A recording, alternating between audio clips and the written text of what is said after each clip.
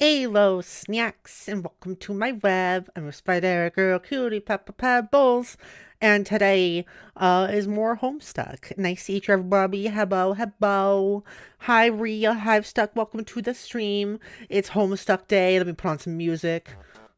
Oh, oh, yeah, oh, yeah, oh, yeah, oh, yeah. That's some shit. Yeah. This. I didn't know, like, the song I put on, I didn't know what song it was going to be. It was just the song that was, like, next up in the list of Homestuck songs from the last stream that we hadn't gotten to yet. But this is what we're listening to for the next however long the song is. Hello, everybody. Hi, also, Joshua Andre. Welcome to the stream. Sorry I'm late. You're not late. We literally started less than a minute ago. You are all good.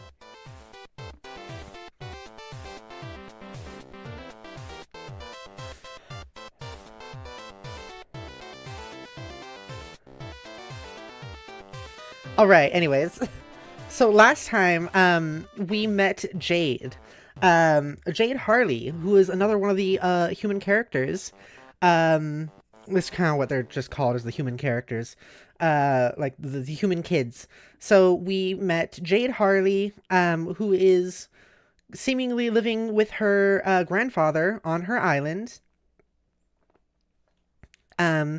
Next her grandfather's a billionaire, of course, and they're living on the island next to a volcano. And Jade seemingly has the ability to, like, know things that she normally shouldn't know, like whether it be things that are going to happen, the things other characters are thinking, stuff like that. We don't know exactly how. She has a weird technology also, like she has the purifier. She has one of those, like, teleporter thingies. She has a shirt that changes the symbols on it. And she has a bunch of plants. She has a fucking gun, all that sort of stuff. I think last stream was also when we saw, Wayward Vagabond, who became the mayor, and, inside his, like, that underground capsule beneath the desert in the future, but not too far in the future, accidentally start the capsule, and it flew out into the sky across the continent. And we saw, like, abandoned post-apocalyptic versions of each of the characters' homes, each of our human kids' homes, until it landed where we now know is Jade's future post-apocalyptic version of her home. And we don't know what's going on with that, but that's like a quick little tiny summary of what happened last stream. Hello, Slavkas Gotcha. Welcome to the stream. Today's Tuesday, right? It is, yes. And then tomorrow's Wednesday, right? Yes, that is accurate. Our nice, good old Joshua Andre day of the week update. Hell yeah. It's also about, it's almost 70 degrees today. It's 67 degrees Fahrenheit. Mostly sunny in good old New England. Yes. Yes. I'm a little bit toasty, a little bit, but not too bad. Not too bad. It was 80 degrees the other day. Like last time, if you remember, last stream, or was it the stream before? I don't remember. I had to have a fan on. I think that's probably last stream because that was Homestuck. Not Homestuck, that was Minecraft. That was my Minecraft stream, right? Yeah, that was my Minecraft stream where we made Fan Chan because I had the fan on. Yeah. Yeah, that was 80 degrees that day. Today it's almost 70, which is still toasty for me, but not as toasty. Let's go over to the screen. There we go. We're on the screen. Here we are. Bam, bam, bam, bam, bam, bam.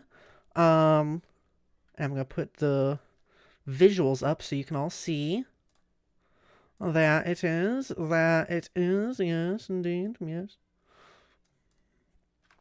Okay. Here, yeah, we're putting the music on there, as you can see as well. This is where I was just playing that song because remember all the mixtape that Jade was listening to from Dave. So we're going through all of these. Oh God, not that one though. Okay, potential verdancy. Oh, that's a different tone. I like it. I like it. All right, let's continue where we left off. Jade, be the other girl. You're now the other girl several hours in the future. It appears a secret passage in the mausoleum has been opened. It's getting awfully toasty in here. You gather up your belongings, including your dead cat. Rose, descend. It is getting a little bit toasty in here, isn't it? Like I said, 70 degrees. That's probably the temperature in her mausoleum here, right? With all the flames. That makes sense. Also, okay, class. Class. It's everyone turn your Homestuck textbook pages to 839. To page 839. That's what page this is. 839. All right. All right, everyone. All right. Is Easter day over? It is. Yep. Easter was on Sunday. Yeah. And so a couple days ago, it's over. The Pope died. Hooray! Hooray! Yeah. Sorry. So yep, we are on page 839. I put the link to the unofficial Homestuck thing in the description below if you want to download it and read alongside me. It is kind of a big download, so just so you are aware, it is a lot of data to extract. It's not hard to do, it's just might take a bit because it takes a long time to download to install, basically. Also, I would recommend getting the slur mod, to make it less frustrating. Yeah, and if you want to read alongside, that is a link in the description you can find, and you can read alongside me starting today with page 839. That'll be in the description for every one of these Homestuck streams from here on out. Oh my gosh! Slavic, thank you! I can't believe Molly stole your money. Thank you so much. Thank you so much. Thank you so much. Thank you. Thank you for the dollop. Or it was a pound. Thank you for the pond. Alright, Rose, descend. Oh, it is very green in here. Jade, stop being the other girl and pester John again. You haven't spent enough time for now concerning yourself with the future of your friends. John will not be available until later, but then he will have his hands full as will you. Yeah, here's all these messages we saw before. Yep.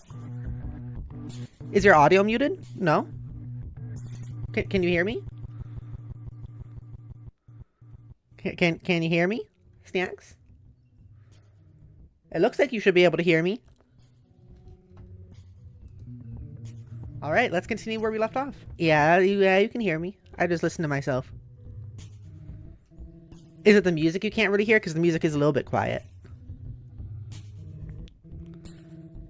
What's going on, Slavic? You have made me hyper aware. What's happening? Anyways, I'm going to keep going. You pack up your lunch top and get ready to take care of some business downstairs. Oh, I think the song just ended. Perfect timing. Potential verdancy. Perfect. Okay, so, sound. Jade, descend.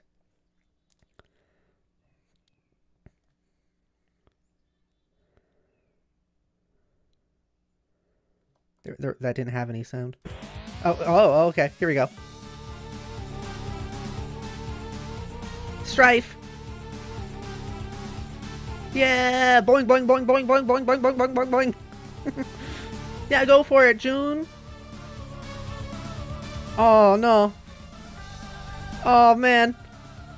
Oh, that's not fair.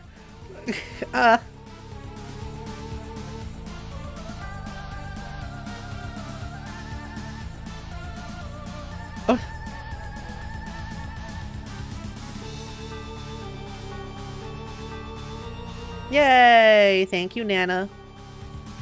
And Nana can heal us. Interesting. It looks like it's just starting over now.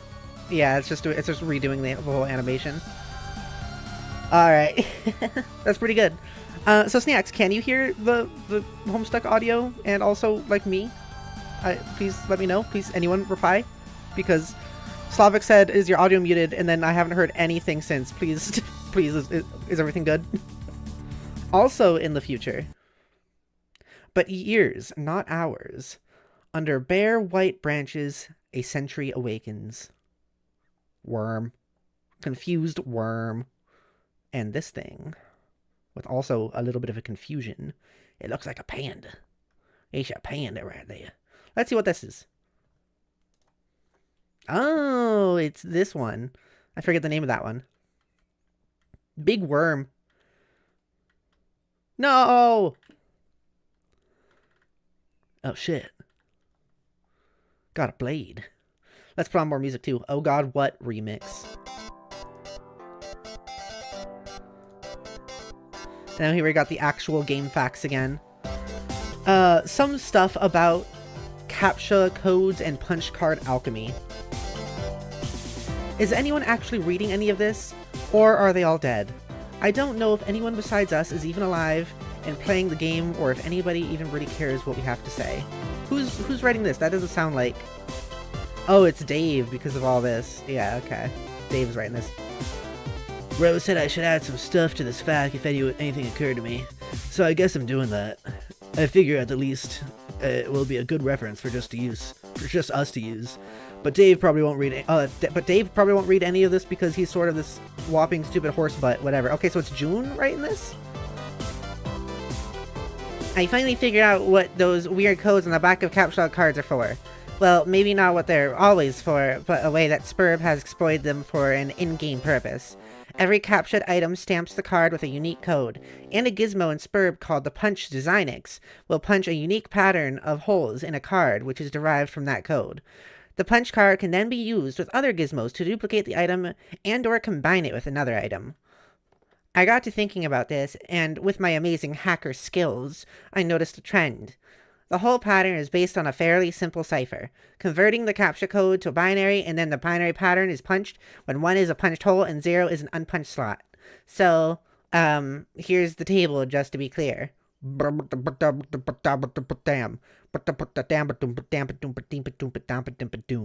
a lot of numbers.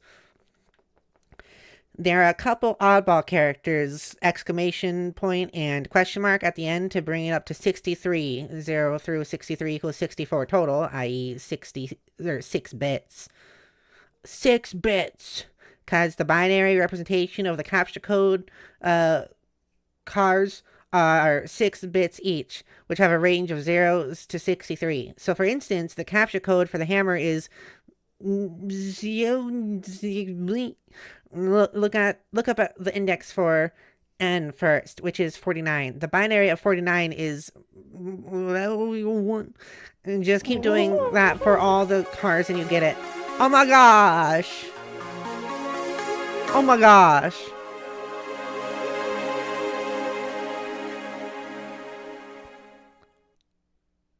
Hey, I community posted about my cat she's sick. Can you R3 post to the 1SE awareness?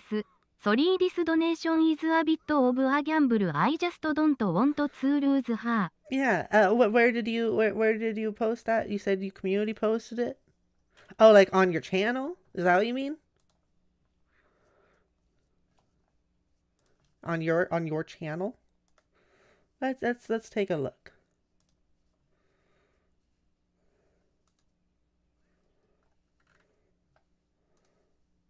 I don't know if it lets you repost it. Yeah, like YouTube doesn't really... Oh, I do have... Okay, it does have. Never mind. Sorry about that. Repost.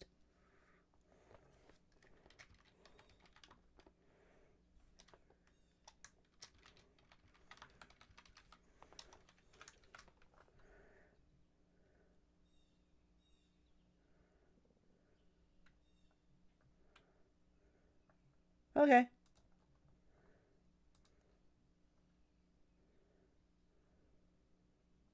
I have reposted it. There you go. It has happened. What do you mean my audio is off? You said that. What do you mean? Can you hear me? What audio? Do you mean... Do you mean my game, my in game, or me, or what? What can't you hear?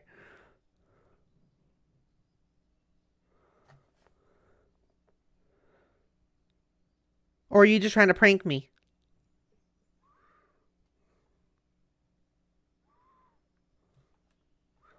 I'm gonna play in game, or in game, whatever. I'm playing this.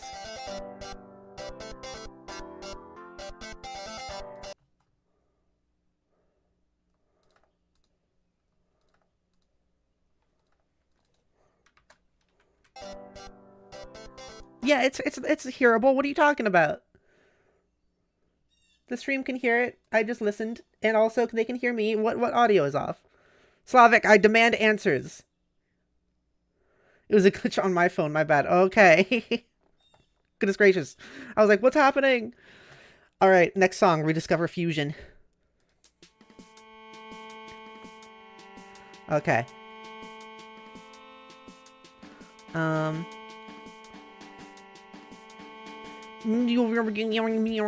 Okay, that's the pattern that will be punched on the card, but the bits are arranged top to bottom, left to right, in 4 columns like this. Or punched on a card like this. Oh, that's a lot of stuff. Wow, okay, that pretty much looks like shit, but you get the idea. So, to combine 2 items, you just overlap 2 punched cards. Only the places where both cards have a hole will show through, so it's sort of like a bitwise and operation on both cards. The new pattern gives you the code for the new item. For instance, combining the code for a hammer and a pogo ride gives a new code with less holes, obviously, which translates to this. That whole pattern went on to make the pogo hammer, which is so rad you have no idea. I've also wondered if you can combine items in other ways, like a bitwise or... that means combining the cards to get more holes, but not less. i.e., the new pattern has a hole for every hole on either card. This pattern would be accomplished by double punching a card. Like 2 codes, 1 card. I've got to try that sometime. But there are some mysterious things about all this. First of all, with all the hole slots, there are 48 bits in total, which means there are almost 300 trillion possible codes, and 300 trillion sounds huge. But when you consider it is supposed to account for all conceivable items, including all the wacky combinations of stuff, it suddenly doesn't seem that big. This leads me to believe that not every combination of item has a viable duplicate. But this is kind of obvious anyway, since there are many combinations of punch cards that will produce either a blank card with and, or a totally punch card with or. So there are lots of dud combinations out there, and many that will just lead to the same pattern. Like, for instance, a gun and an atom bomb could make some sort of ultimate death ray, but for that to matter, a shoehorn and a potted plant could lead to the exact same pattern. So weird. Also, it seems like combined items will always have patterns with either much fewer holes or much more holes than more ordinary items, which will occupy the vast, meaty middle of all possible patterns. It is strange and counterintuitive that more complex objects have simpler patterns, but hey, there you have it. But all this sort of makes me guess this system can be cracked in some way. Like, if you have a complicated item and you want to extract simpler item components from it, then there might be some algorithm for deriving the pattern you want, or at least narrowing down the possibilities. There might also be ways of charting through the simpler patterns on both ends of the bit spectrum, and pinning down the ones that will make cooler stuff. Who knows? I want to ask Jade about this because she's really good at this sort of thing, somehow, even though she doesn't have my elite hacker cred. Too bad she makes herself so scarce all the time. Jade, if you ever read this, let me know what you think. And then it's the symbol. It's June's symbol. Okay, and also we finished this song. Next one is Crystallanthemums. Crystallanthemums. Punch card calculator. Oh, image URL. Oh,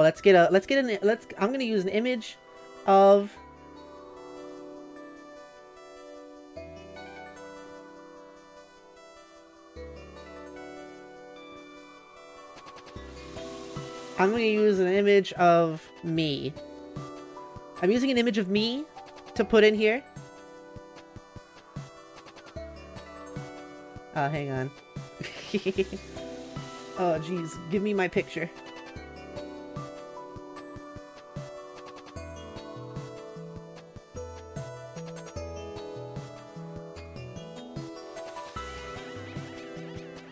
I'm using this picture. Copy image address. Okay.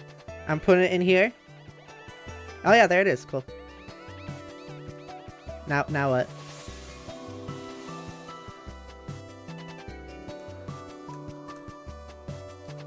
Now what?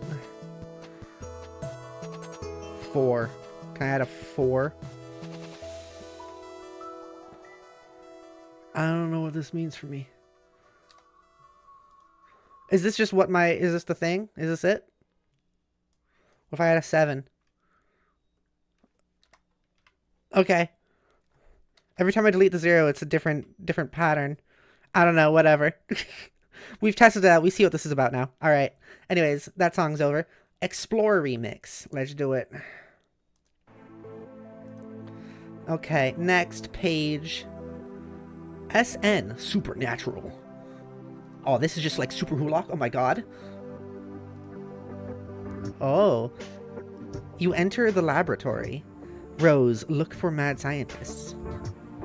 There are no scientists to be found, mad or otherwise, or anyone for that matter. The lab appears to be deserted. There is a kiosk, though. I feel like this music actually kind of works for this bit. Oh my goodness. That's a lot of stuff. Why do you have this under your mausoleum? It looks like the kiosk monitors the lab's enormous hub grid. Is this just once again like a chessboard? Jade, transportalize as far down as you can go.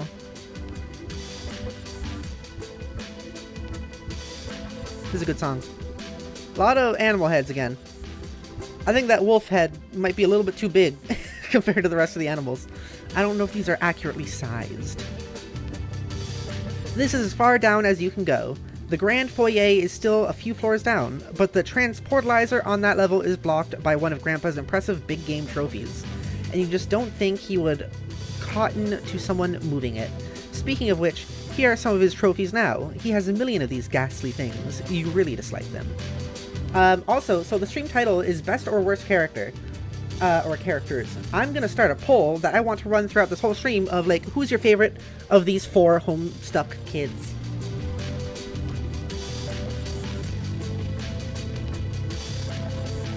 We got June, Rose, Dave, and Jade. Start poll. And I think this will help us figure out who is the best or worst of these 4 kids. At least according to this community. I think there's also things to talk about, like, with who is the best or worst, like, actually, like, written-wise. And I think we can say that there's a lot to say there. They all have very different personalities. I think you could argue that Dave isn't great because of all the subtle racism. There's that. Okay, so that's all of our music that we were supposed to listen to from the remix mixtape thing. So I'm gonna go back to putting on my music for the characters. Proceed. Oh geez. You look rather happy about this, Jade, about whatever's going on out there. Is that the volcano? Nice rim lighting. You hop down a level. Grandad also likes to accumulate valiant knights from his travels. These are pretty cool, you guess. Those are some valiant knights right there. And there's a fox. Yep. Is this the same room? This looks like the same room, but now there are also knights in there. Jade, keep going. Oh. Oh dear God. What the fuck is that? Oh. I'm just fucking jump scared by this thing. Oh yeah, how could you forget about his stash of decrepit mummies? God, you hate these things. That's something, alright. I don't think this one counts as a mummy. I think that's one of those, like, old-timey, like, taking dead parts of different animals and putting them together to make them look like a mermaid thing. I think that's one of those. We don't have any votes. Who's not voting? Oh, it's only Slavic is watching. Well, alright, hi Slavic. Slavic says, you have a really nice voice, thank you. I really appreciate that. I really, really do. Slavic says, also, I don't know if I should point this out, but your voice has gone through an insane transition compared to the channel ad, respectively, from a fellow trans person. Well, kind of more, GF, NB. GF. NB non-binary, but what's GF? GF. But also, thank you. Even from my channel ad, like the Haru, like that one. I didn't realize my voice had changed since then. Gender fluid, that makes sense. I don't know why I didn't put that together. Yeah, no, that makes sense. Gender fluid. Come on, fucking Pepper. That's what I am too. Come on, Pepper, you bitch. How could you forget GF? Jade, don't stop. Who's that? Just no reactions. Why are they glowing? This is your grandfather's collection of what he refers to as his beauties. I don't like it. No lovely lady will be fit for his collection unless her portrait has spent at least 20 years bleaching in the front window of a beauty parlor. Weird. A sort of establishment he's plundered no less frequently than ancient tombs. You guess they were sort of like your sisters while growing up, and you were always encouraged to look up to them. They are awfully pretty ladies, you suppose, but it was always hard to get as excited about them as your grandpa. Jade, study hard and keep your rifle at the ready. When adventure summons, I know you will rise to the task and take your rightful place among the daughters of Electica. That old coot sure is a bag of wind. A bag of wind. Yeah, that's interesting. Complete your descent. Rawr. You're swimming in that gender fluid? Oh, fuck yeah.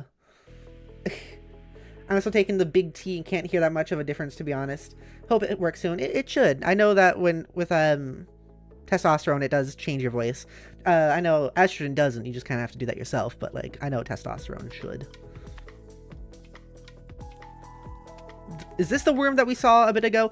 Also, just putting some stuff together here. Fucking, what's his face? The grandpa is a billionaire and he plunders tombs. This guy sucks. You reach the ground level. This is the stupid thing blocking the transportalizer. It is unspeakably hideous. Down the southeast hall is the grand foyer. You'll have to cross through it to leave the house. Kinda looks like Dream, lol. Oh my god. Holy shit, it's Dream. Looks like someone is pestering you, even though you thought you logged off. Jade, answer. Carcinogenicist began trolling Gardenostic at 1304. Oh shit! I know what this is about. Snacks, you don't know what this is, but I know what this is. You don't know what this is, but I know what this is. Oh shit, here we go. Here we go. We're getting into the fuck. We're getting into the fuck. I mean, you can kind of figure it out because troll slum carcinogenicist or geneticist. We are reaching the alien characters. The trolls are starting to show up. This is the first time we have had any reference to that besides just seeing this, like, list before. Oh, shit. It took 859 pages. So, carcinogeneticist began trolling Gardenostic at 1304. Hi again, idiot. Oh, no. So I guess today is finally the day you fuck everything up. Is there nothing I can do to change your mind? You can leave me alone. How can you even be talking to me after I blocked you? And after I logged out? You don't get that I am better and smarter than you in every way forever? I'm going to change the voice a little bit. I'm going to play around with the voice. You don't get that because you are incredibly stupid. I get that you're a jerk and you should shut up. Goodbye, you jerk. Also, I'm getting the thought process that Jade's grandpappy is British, and so I'm wondering if I should make Jade British. Snack, should I make Jade British? Hi, Bats, welcome to stream. We already at the trolls. This is the first showing up of a troll. Snacks, also, should I make Jade British? Rose, look at the kiosk. Oh, we're at Rose again. Beep, beep, beep, beep, beep, beep, beep, beep, beep, beep, beep, beep, beep. Looks like a mapping of each hub's index. It appears one of the hubs was recently unlocked. Bat says, yes. Slavic says, yes, do a British accent. Okay. Go to the center and do a goofy dance. JL says, ahaha, I caught it this time. Hell yeah, JL, hell yeah. At the center, you find a little stage that looks perfect for supporting spectacularly silly dances. Or it would if standing on it didn't make you a little nervous. And also if that didn't sound like a bad idea given the circumstances. It looks sort of like the various contraptions you've been deploying in June's house. You wonder what it does. Take a sip. Okay, thank you for the sweets. I shall take a sippy. So, we have now reached the trolls. And we have also reached another bad word. How many of these I'm surprised that there's still, like, this many. I'm kind of disappointed. Rose, attempt to plug laptop into nearby hub. Oh. Oh. The grimoire fell out. Oh, no. Oh, no. The kitty. Great, you just vaporized your dead cat. Oh, well. Ashes to ashes, you guess. There's got to be a better way to deal with this lousy tree. So yeah, Rose doesn't know what this is, but we know that that's a purifier, transportalizer, or whatever. I guess transportalizer is the thing that sends it. A purifier is the place where it shows up. But yeah, okay, so Cat just got teleported somewhere. Rose thinks it's been turned into ashes, but that's not quite true. I guess she's happy she probably didn't stand on it, because that she would have assumed that meant that she turned to ashes. Are you any percentage ethnically British? If so, it's canon lol. I'm pretty sure I do have some British in me. I have like British and French in me.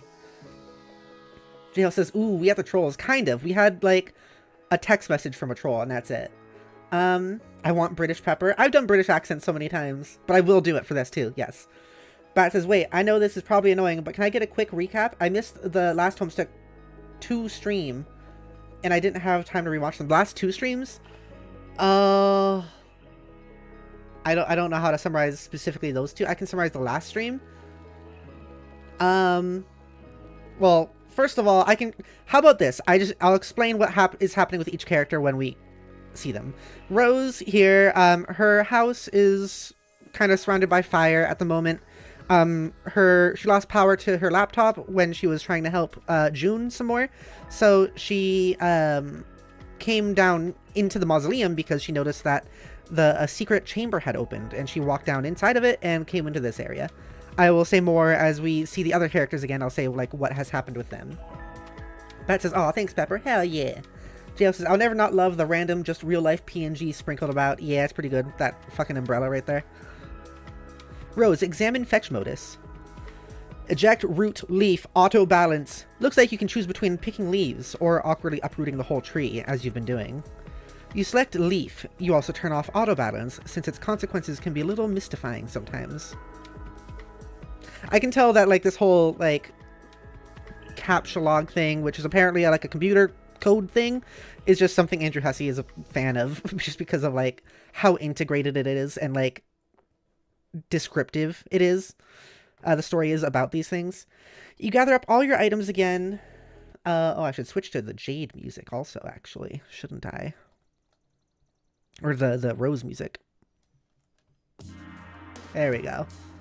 You gather up all your items again in an order that places your laptop in a conveniently accessible leaf. You're not sure why you didn't do this a lot sooner. Probably because the audience chat didn't choose the right answers. Kind of a funny looking tree now, but your concern for structural elegance is at an all-time low. Hey, Kumi, burpee.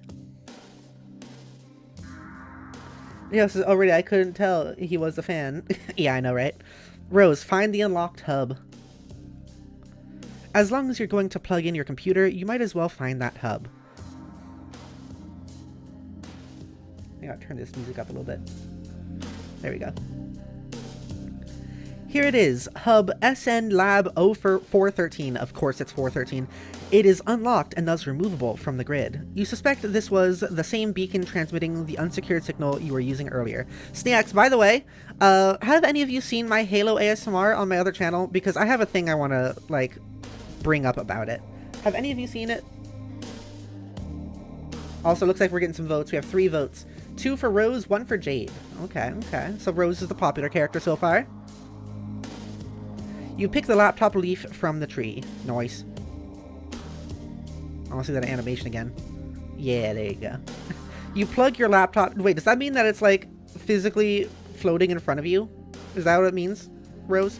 You plug your laptop into the hub, then caps log the hub and then the laptop. There must be a better place around here to set up your computer. This huge grid of electronics is sort of uninviting. You look around. Hey, what's that?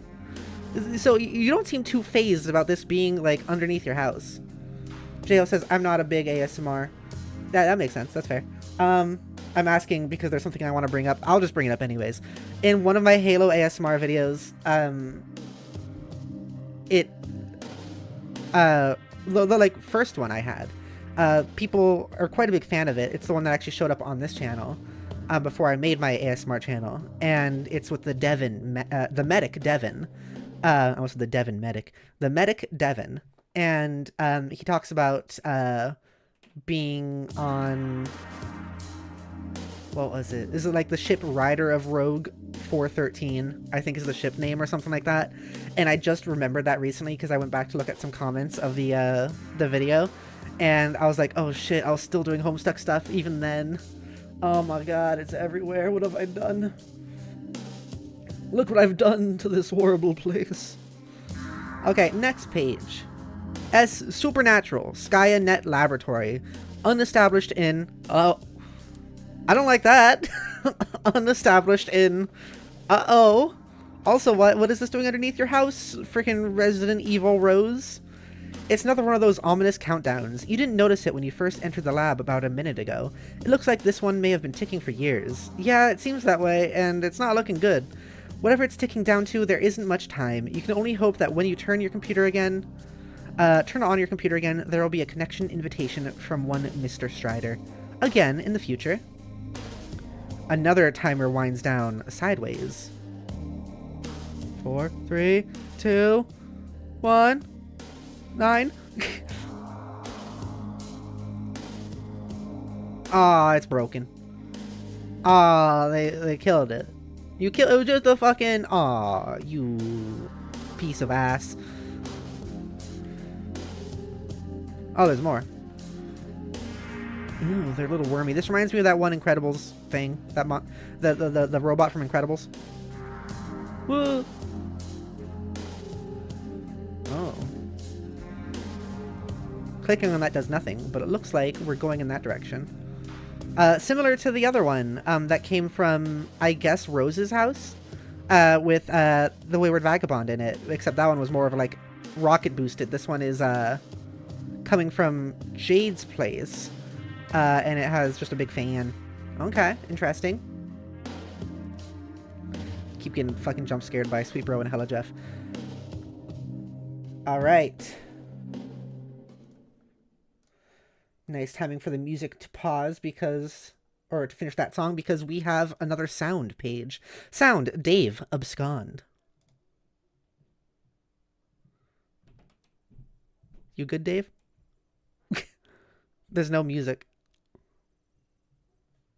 Abscond. Can't abscond, bro. Round 2. Oh, shit. Hey, it's a thumbnail.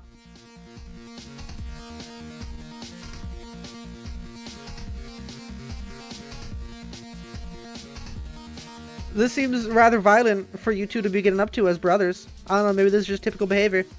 You're both pretty good at it. You're floating in midair.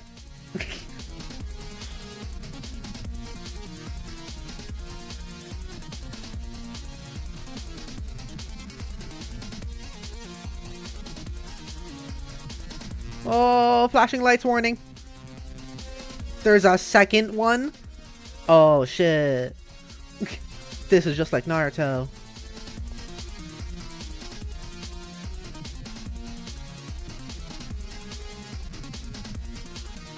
I warned you about stairs, bro. I told you, dog. I warned you about stairs, bro. I think it's just gonna keep happening, isn't it? Yep, it keeps happening. Alright. Anyways. What does? You don't have time to humor every random thought that pops into your head. The clock is ticking. Rose, look around for anything else of importance. There it is, Russian Badger. What do you mean?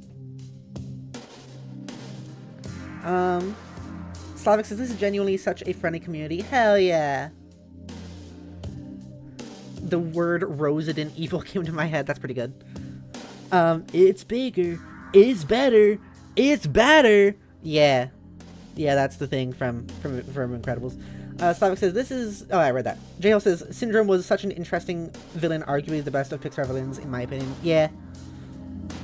Yeah, it was good. Still, like, having his motivations be that are still a little funky. Like, I recently read a thing about how the Incredibles, like, storyline is pretty conservative, if you think about it. And that's true, but also, like, that movie's still really fun and good and well written. And yeah, I like that movie. Back says, meanwhile, Dave's getting his ass handed by a puppet. Yeah. Bat says, wait, was bro moving so fast that it looked like the puppet was moving itself? Yeah. J Hill says, oh yeah, I guess I should tell you about what happened with Dave. So Dave well, not much has happened with Dave since for the past couple streams.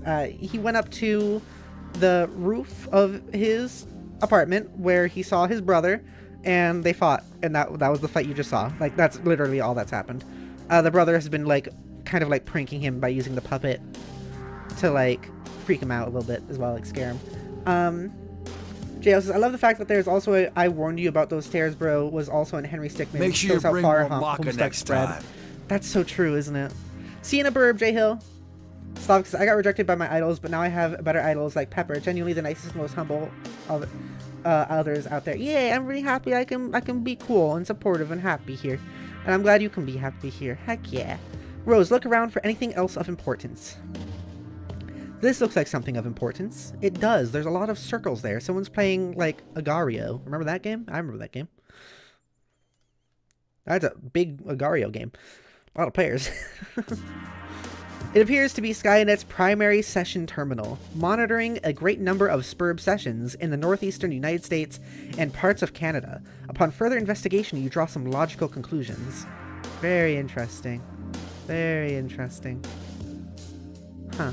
A lot of people playing it, I guess. I don't know what the different colors mean, though. Impact. Oh, so like how far they are into it. A lot of impacts happening here, which is, I guess, where Rose kind of is, because she's seeing all those meteors around. Interesting. It looks like each session consists of an IP address and a physical location.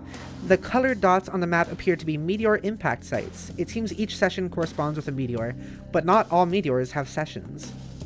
The color of the dot appears to indicate the status of the meteor's descent. The red dots indicate meteors that have already landed. Yellow dots are imminent collisions. Green will impact later, and blue will take the longest to touch down. I see. There is a pattern to it. It doesn't seem completely random.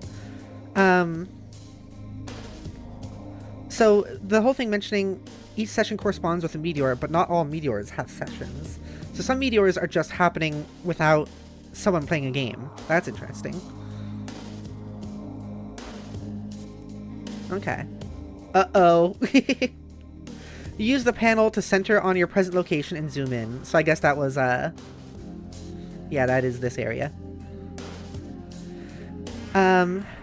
Surrounding the lab are, of course, hundreds of smaller meteors that have been raining down steadily throughout the evening. Most of these meteorites have either landed already or will shortly. Centered over the lab is a significantly larger imminent collision. You can't say precisely how imminent, but you could certainly take an educated stab at it. Yeah, maybe that timer. Just southwest of the lab, centered suspiciously near the location of your house, is an even larger looming collision, though this one appears slightly less imminent. The terminal looks like it can monitor any meteor or session around the world. Search filters can be applied as well, restricting results based on size, time of impact, location, and so on. So who was using this lab? Is my question. Like, who was using this lab other than, like, my thought is, like, maybe her mom, because it's below their house and Rose didn't know about it, and the only other person living here is her mom. So, like, did she look in this place? And also the question there, though, is it seems the only time that using this lab would be of any importance is to monitor the meteorites. And when you have a timer to when those meteorites are going to happen, like we saw on the wall, then wouldn't monitoring them only matter in these past few minutes that we've actually been seeing the meteors land, or starting to land, but yet no one's down here except for Rose. Okay, next. You zoom way out and narrow the search based on size. The two at the top of the list appear to be the biggest by far. You examine only their coordinates. The second biggest is centered over a US city. The biggest by a landslide is, luckily for the Earth you suppose, way out in the middle of the Pacific Ocean. Is that Jade? I think that might be Jade. Rose, turn on your laptop and check on John. So is this where... No, because it said, like, East Coast, right? Is this where Rose is? I don't know. Whatever.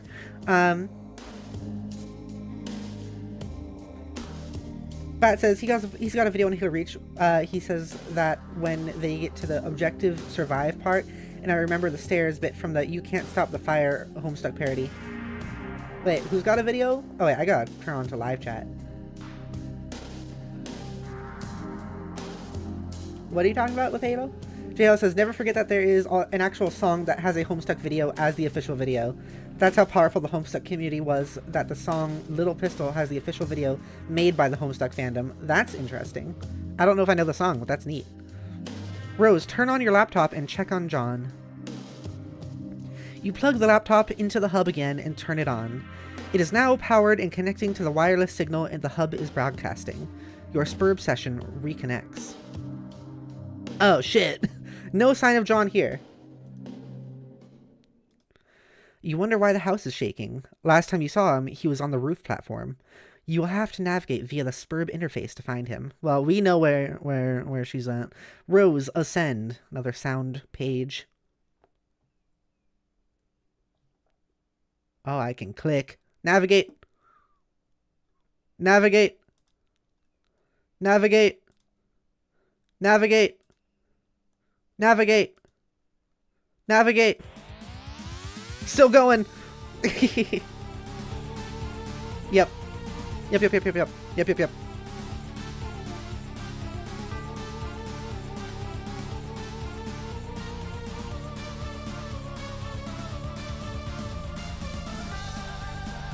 Oh my god! Laser Nana! Ooh, did that like break the hat or horn or whatever that is? What are you doing? Boing. Okay. That's an interesting technique. I'm glad that she's helping out. That was awesome. Hell yeah!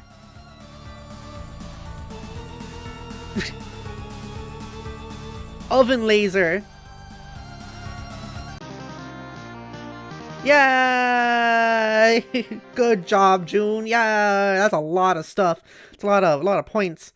Freaking triple teamed them. That was awesome. Actually, I did like that. That was good animation. JL says, I remember from the "You Can't Stop the Fire" video. Why is shaving cream so flammable? I don't know. I don't know if I know. High five, Nanaquin. Hell yes. Left hanging long enough. The arm's just over here. June looks intense. I mean, that makes sense. She just survived a death battle. So, yeah. Good work, John. Oh, hey, you're back. For now, I'll have to leave again shortly. It looks like there's another large meteor headed for my present location. Oh, so you mean Dave connected with you? Not yet. I'll explain later. But I think I've determined that activating the timer in your game is not directly responsible for summoning a meteor to your location. The countdown seems merely to exist as a kind of warning to the player, as well as a strange coincidence. Okay. I don't really think I get it. Is this relevant? Probably not at the moment, and certainly not to you. I have to go. Okay, later. P.S. Try not to waste too much of that grist while I'm gone. Okay. Climb that ladder. How far are you gonna go, boy Skylark? Like fucking Fairly Odd Parents? You rocket up the ladder to the dizzying heights of the vaunted boy Skylark rung. Your new feather is hard-earned and well-deserved, and alarmingly fashionable. Hell yeah. Bat says, that's just me during the Quake boss after trying to beat it for like 10 minutes. Yeah, that's also fair. John, collect fat loots. There you go. You and the ceramic pork hollow rejoice in the mound of wealth yielded from your meteoric ascent up the ladder. You are still not sure what all these boon dollars can actually get you, but when pulling in such insane loot hand over fist like this, who cares? Not you. So we were at Green Tyke, and then Juve Squirt, Plucky Tot, Fidgety Bopper, Ankle Biter, Champ Fry, Pesky Urchin, Nipper Cadet, Brave Sprout, Cool Buckaroo, Knee-High Pilgrim, Moppet of Destiny, Gadabout Pipsqueak, Boy Skylark. Next we got Rumpus Buster and Lodestar Youth. Okay. John, pick up as much grist as you can hold. Your expanded cash limit is more than enough to accommodate the grist windfall. You gather up 2,260 pieces of build grist, 1,040 pieces of shale, 490 drops of tar, and 350 drops of mercury. Interesting, and also maybe dangerous. Back to the June music, which also just so happens to be my theme. This song was a song someone made for me years ago before I transitioned, and I haven't been using it as much lately, but I should. You can't wait to find out what amazing items this new supply of grist will be just barely... Or you can't wait to find out what amazing items this new supply of grist will be just barely insufficient to produce. Yeah. How are the votes going? We still only have 3 votes. I see. Oh god, there's grist litter down here too. Those stupid ogres were like huge grist piñatas. One of those big sour grape electric holocaust fruit gushers is jammed in the hole of the platform. You guess there's only one way to get it. I don't know what the point of mentioning holocaust is. That's kind of a weird one as well. Just like, I don't get it. I know it's just another thing of the time, but still. John, don't forget your book. It is your birthday. You are to give a read when you have a moment, particularly the first several pages. Okay, Nana, I will. Hey, Nana? Yes, dear? Since I'm trying to get up to that gate, since you can sort of conjure floating beds and throw me around and all, can you just throw me up to the gate? Yes, of course, John. But that would not serve your purpose well. There is a very good reason why you should build up to it, and then keep building. Oh, okay, I guess that's what I figured. So just one more thing. Do you think that instead of telling me exactly why that is with a clear explanation, you can give me a series of really coy riddles about it and then sort of giggle? John, you are a very fresh young man. Your father has done such a wonderful job raising you. I am so proud of you both. I guess. When you pass through the first gate, everything will change. You'll find the place where the constellations dance beneath the clouds, and then your true work may begin. I suddenly understand everything. Sock says, anyways, I'm back, and also you're awesome, by the way. How are you? I'm awesome, apparently. Thank you very much. I appreciate that. Thank you. I am so cool. Look at my boobs resting upon my desk. Oh, yeah. Thank you. I'm pretty good. I'm doing pretty good. It's a nice day out. Nice and sunny. Still a little toasty, but sometimes that's a good thing. Elsewhere, we find a place. Oh, look at that. That's a lot right there. Where a kingdom lies entrenched beyond an impenetrable veil of darkness. I remember these shots. This is so interesting. Like, I'm so curious about, like, the Photoshop layers behind all this. And, like, where these shots were taken from. Because this is obviously, like, cathedral, like, style architecture. Taken and made to, like, be expanded further and larger and more complicated and all that stuff. And we see stuff over here as well, like in the distance. And also it was kind of edited to have these chest patterns on it as well. Very interesting. This like sort of imagery was very memorable to me from reading this a decade ago. Oh boy. That one's dead. No, I think it's just tired. I like how this one's scared though. Aw. It's accepted its fate. Whoa, did he punch through the fucking wall? Oh, is this a new person? Interesting. Another person watching. Graveyard Stuffers. You are now the Peregrine Mendicant. You are flying westward in your peculiar mobile station. You have no sense of your bearings presently. The door is blocked by a metal column which extended through the entry shaft before liftoff. What will you do? I wonder if the whole, like, you are now thing, like, that was submitted by somebody. Whoops, I didn't mean to do that. So, like, someone submitted to change characters. Interesting. PM, check mail. Mendicant. I can try to remember this character's name by Mendicant, like Mendicant Bias. This message to Dr. Brinner looks pretty serious. To Dr. David Brinner, attention, serious business. And then address. Washington. Okay. There's the sun again. Open envelope. Also, we had that same symbol on the wrist. Never. The mail is sacred, and sacred is the trust between the postman and the recipients of his precious parcels. You have made a solemn pledge to deliver this letter to the doctor just as soon as you determine where this address is, or find any sort of discernible mailing address in this wasteland, for that matter. The mail is freedom. The mail is life. The mail is the very fabric of civilized... Wait. Hold that thought for one moment. This is just like Jodi. Yeah! The mail is the one final hope for resurrecting a dead planet from its ashes. And the letter carriers are the brave soldiers of God in this righteous crusade. They are the defenders of the light of knowledge, free communication, and the exchange of ideas. They are the bold toters of all those little papery conduits of freedom, the white postmarked angels that whisper a message on their deliverance, a promise to the yearning, there is hope yet. Liberty, reason, justice, civility, edification, perfection, mail.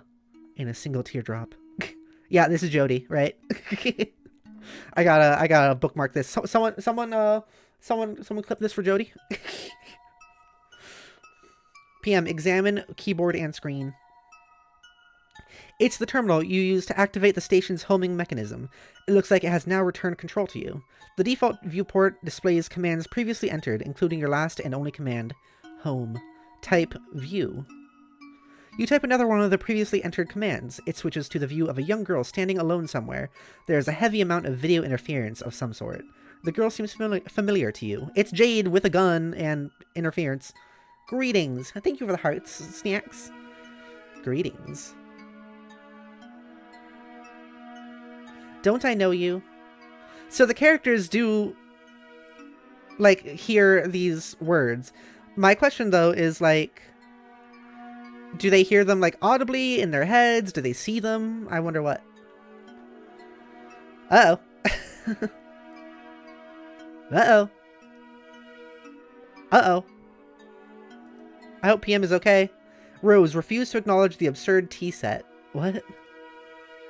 You successfully disregard the tea set because it's stupid and shouldn't be in a place like this. You probe further into the lab. Looks like a little girl's room. This all strikes you as a bit odd. No time for messing around in here, though. We got another wizard as well. More wizards. And then a kitty. Wear the scarf. Be the rider. I don't know why. I love when Rose makes this face. It's a good face. Oh? Uh-oh. Okay, maybe we'll do a little messing around. You are only human after all. Oh, what's that? You are only human after all. What's that? There we go. That was better. You are accosted by a friendly mutant kitten. Suspicious. John, resist great urge to take the wedged shale. You know you should grab this thing, but... You are suddenly feeling apprehensive about entering your father's room. With all the scampering around, it almost slipped your mind how much you hate his hideous clowns. No use putting it off any longer. There is only one thing left to do. Gimme a D. Gimme an E. Gimme an S. Gimme a C. Jump down. Oh, we're finally going into the dad's room. Let's see what that's about. Oh, okay, wait. No, we're seeing Jade again. I was gonna be like, why is this in that room? But no. Jade, scamper... Unless this is in that room? I don't know where this is. Jade, scamper into grand foyer with wild abandon. Last scamper! It's weird, though. And also, she's wearing a different outfit. And this is, like, the colors of the peanut butter and jelly. The weird cathedral thing. We got one of the ogres. I don't know what that thing is. We got a knight, like that's in Jade's place. Don't know what that is. Don't know what that is. And I don't know if this is supposed to be where Jade is or where June just dropped into. Scamper into grand foyer with wild abandon. You scamper your heart out and bump into something. You don't know why he always insists on keeping it so dark in here. That one's got a suit on. Oh, look, it was one of his dumb globes. These things make it awfully difficult to navigate the foyer. We get it, Granddad. You like to travel around the world, going on adventures and stuff. Lousy, goddamn, stupid globes. It's November 24th, 2009 when this one was uploaded. Jade, arm yourself. Grandpa will surely have stern words for you if he catches you without your trusty rifle at the ready. That's just what you need. Another one of his blustering, mustachioed diatribes. You are rolling your eyes in advance, getting them warmed up. But ideally, you can evade him altogether. All you have to do is get past the fireplace and out the front door, and you will be soot-free. What's your good news, Slavic? You got good news? Bat says, I like that sus face Rose got. Yeah, me too. I was like, specifically, Rose's faces are really good. Jade, examine those chaps on the sofa. Oh yeah, also the things you missed about June, Bats, is just that, yeah, she went up to her roof and those monsters were there and then she fought them. She also made her, like, hammer pogo stick combination into a, like a big pogo hammer. Yeah, and then we met this character, but you've kind of seen everything with this character. There wasn't much before, besides just knowing that Jade here can, like, see things that other people see things or know things that she shouldn't otherwise know, like people's thoughts or maybe some parts of the future. It's weird and interesting. Did I say soot-free? That says scot-free. Jade, examine those chaps on the sofa. Oh, it's another one of these. It looks like the cathedral again. It's a weird looking color combination. I know like purple and yellow is kind of like a royal looking color combination, but for some reason, specifically with this place and them being put together with equal amounts, like purple with yellow trim is kind of like royalty. When it's equal sides purple and yellow, it just makes me think of peanut butter and jelly. Slavic says, I actually made friends, so it's awesome. Also, genuinely thank you so much to you and Jodi for the motivation. You girls helped me out so much, genuinely. Hell yeah, I'm really, really happy to hear that. Thank you. I'm happy to be here. I'm happy to be able to be helpful by just kind of existing. That's really cool. Also, earlier you mentioned my voice having improved, and I'm kind of surprised by that, because I haven't, like, done voice training for, like, a year and a half now or so. Did that purely just come from, like, you said that it was in the difference between my trailer or my ad. Do you mean the one where I go, like, Haru, and then, like, choke Haru? Do you mean that one?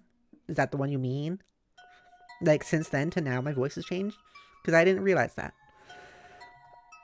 These are the manor's 4 distinguished house guests. They like to gather here by the fireplace for tea time, as well as pretty much all other times. It's all very mannerly and civilized. You know exactly what's going to happen when you try to sneak by. The fireplace is going to light up and your grandpa's silhouette is going to appear in front of the fire to give you a good spook. He is so predictable. Everyone's always sneaking around their guardians, huh? Very interesting. June doesn't want to see her dad. Rose doesn't want to see her mom. Jade doesn't want to see her grandpappy. And Dave does like his older brother, but also is kind of in denial about actually not liking his older brother. Also, I've noticed that there's these faces up here, which are interesting. Let's see what happens. Yep, it's the thing. It's the thing. And there he goes. The old man has the flame. How does he do that? Got a blunderbuss. Yeah, the Harochoik, your voice seems higher now. Interesting. I didn't realize that. That's cool. I'll take it. Thank you. That says, this is also me playing Quake 2, being careful to sneak and not get hit by enemies while moving at -3 frames per second. You're going back in time? Slavic says, but in general, you've come so far in general. Thank you. I really appreciate it. It makes me happy to hear. You suppose you could still manage to sneak by the crafty old man if you are fast enough. Avoiding an encounter would be ideal. Encounters with him are usually intense. Okay, so I just want to look at this, like, area here. We got this fireplace, I guess. And yeah, okay, so this is back in Jade's place, because this is the top of the fireplace, I guess. With her with the nightgown thing. And yeah, this is where the heads were, up on the wall. Okay, so this is in Jade's place. Okay.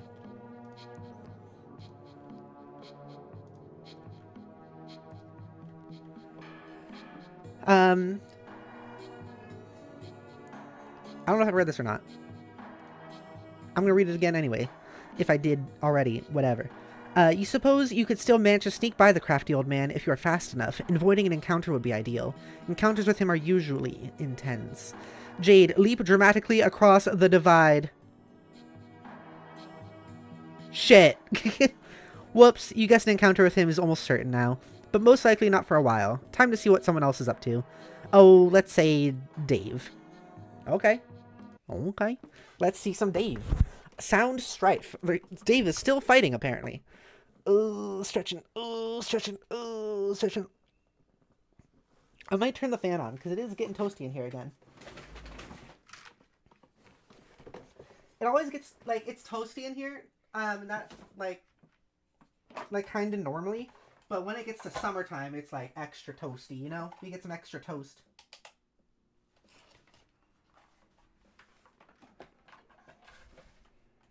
I'm gonna put that right there. I'm putting fan chan. I'm turning fan chan on. Let me know if it's audible or too loud or any of the sort. Okay. Sound strife. There's the Dave shirt symbol. So pixelated and sharp. Aw, snap. Preloader psych out. Oh, okay. Oh, it's a fake. I can see there's a stand, yeah. Oh, wait. Has he been dead this whole time? Is it not like he's actually mobile? He's just dead? And she just is around his corpse? Or is this just like he put this up somewhere and he is like somewhere else? He's either actually taxidermied or this is a statue of him. Uh-oh. Aggrieve. Oh, I can do more letters. Okay. This is what Q does.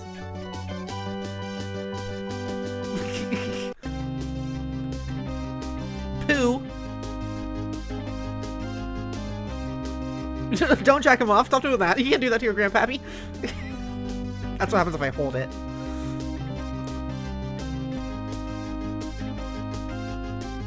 This one's just doing that. If I hold it, it does weird stuff. Pachoo, pachoo, pachoo, pachoo, pachoo, pachoo, pachoo, pachoo, pachoo. Does the gun not actually shoot? Pew, pew. No, the hat! How could you? The hat came back. Poo. Why is it poo? Whoa, that was a sweet move. Don't kick him in the fire, though. Pew. Oh, and now you're just hanging out with him. I don't know what you're shooting at this time. I don't like those knights that look like fluffy. They look too fluffy.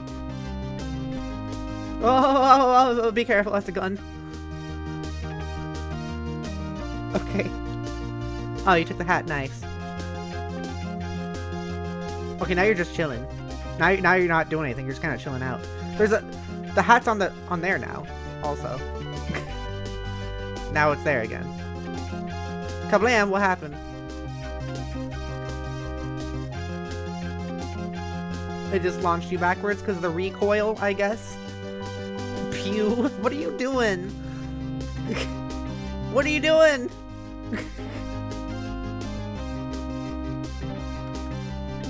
Pew. I like how the text moved on that one.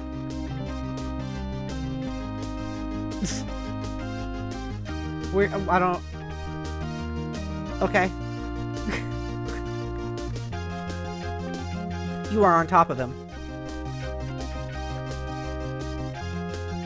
Yep, okay. Sleep again. Z still does the sleep one.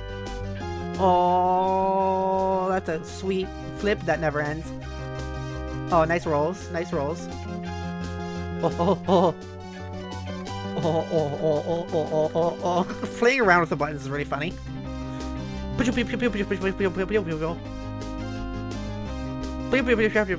catch on fire. The fruits are back. Pew.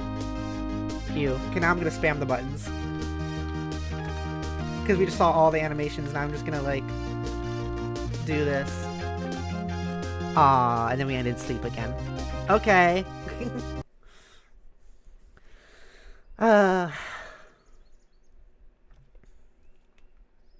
I think she actually fired a shot off on accident. Who am I kidding? She obviously did that. I think that's what happened when there was the recoil the one time. Is the rest of it supposed to be her just like faking it?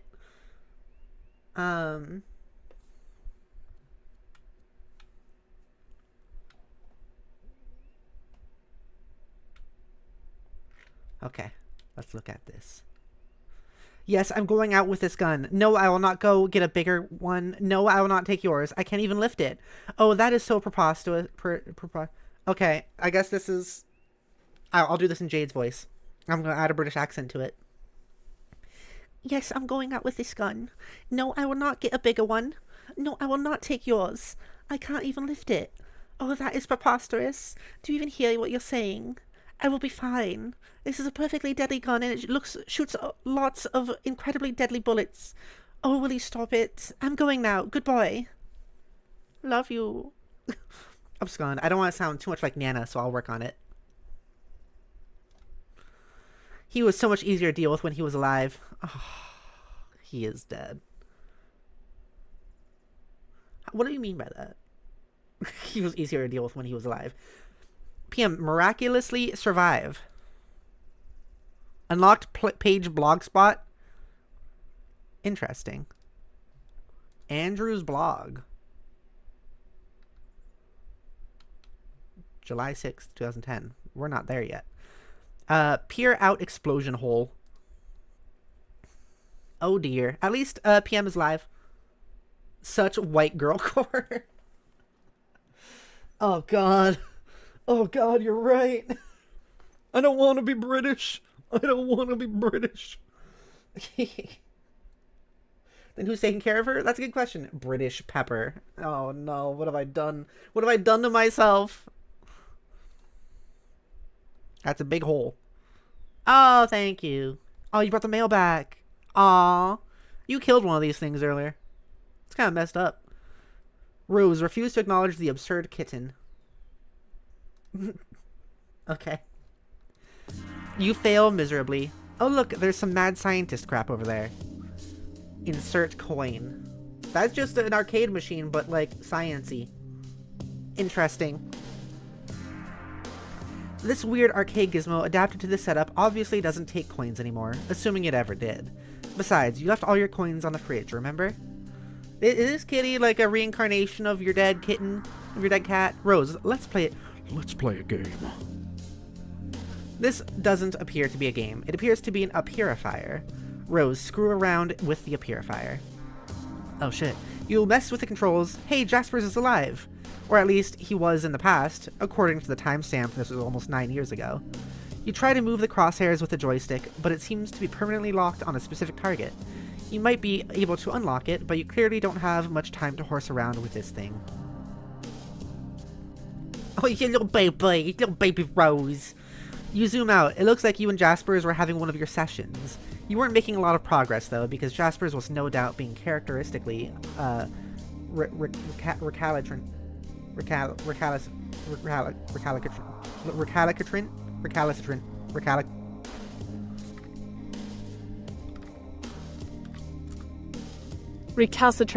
Recalcitrant. You possibly jotted this phrase down in your pad.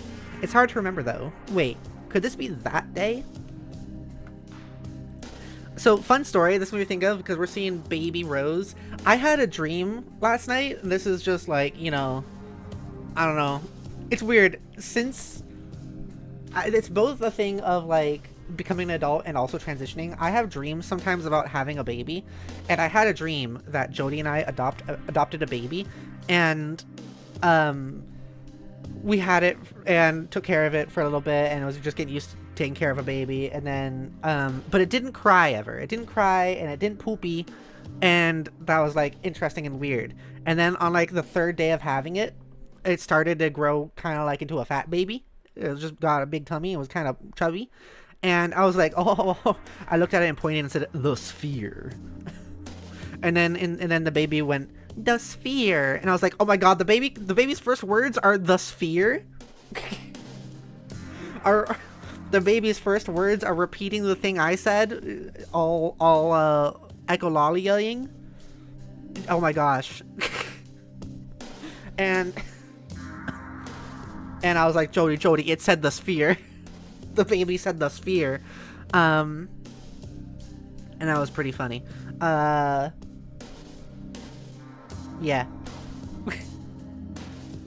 The baby also, like, after a few days after that, grew up into, like, kid, and then a few days after that was, like, teenager aged, and it was just, like, grew up, like, really quick for some reason. I don't know why.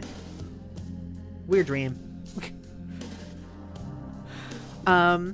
Cause time paradox. You attempt to purify Jaspers. This would surely cause a time paradox, because you can plainly see that he has not told you his secret yet, but it seems that the machine has a safety mechanism to prevent such irresponsible purification practices. Paradoxify! The paradox ghost imprint of Jaspers purifies instead and quickly settles into a mound of sludge. Oh dear. The machine besides it sucks up the paradox sludge and begins some kind of automated procedure. It seems whatever sort of primordial biochemical properties the sludge possesses is being evaluated by the device. What is the cat doing? The device generates a fetal paradox clone of Jasper's. Oh god. The wretched creature exhibits a number of unfortunate mutations, though. The good news is that it will be mercifully unestablished along with a facility shortly. This is also the bad news. You mean it's gonna be killed? You're talking like you're on TikTok. Unestablished. Whoever was operating this machine in the past may have been making unsuccessful attempts to perfect the science of ectobiology. Ectobiology. It's June. Right? Ectobiologist? Yeah. Rose, have a flashback. There's no need for a flashback. Conveniently, you can watch what happened right here on the monitor.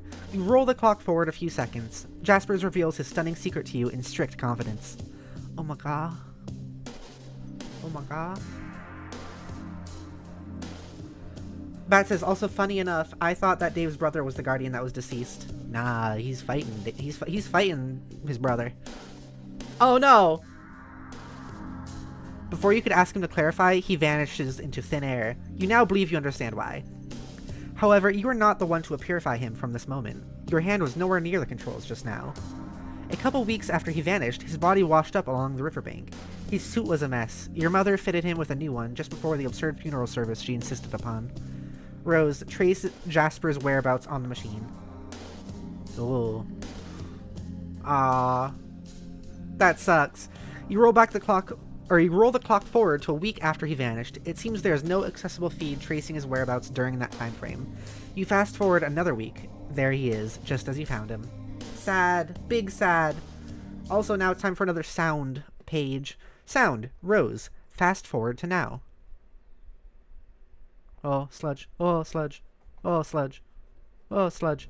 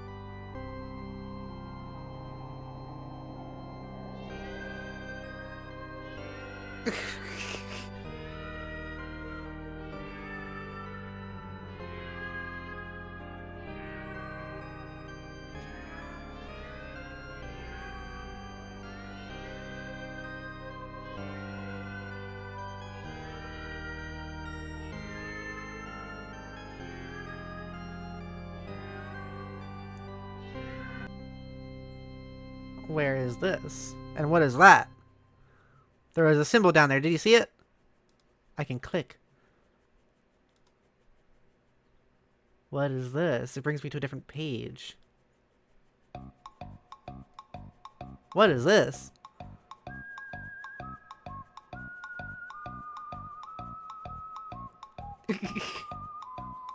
I wonder if I've missed any of these before this. I hope not. This is weird. Rose, are you a horse girl?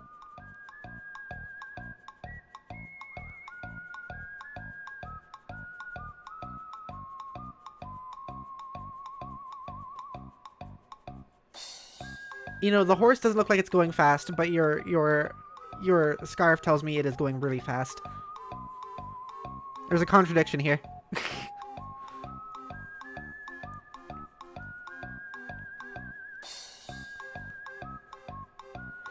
Bat says, wait, so he got teleported to the game and then he drowned in the water? We don't know where he got teleported. We just know he got teleported somewhere else, and then a week later was found dead on the beach. Nay. Nay. Okay. That was interesting. Probably not gonna... I don't think we're gonna worry much about Andrew's blog. Okay, so I'm wondering where this is. Where is Jasper's now? Because we saw that he got purified somewhere else, transportalized, and now we are looking at this. It's Jasper's. He's alive. Well, okay, he's still dead, but his body is intact. Turns out it wasn't some kind of disintegratificator. Disintegratificator.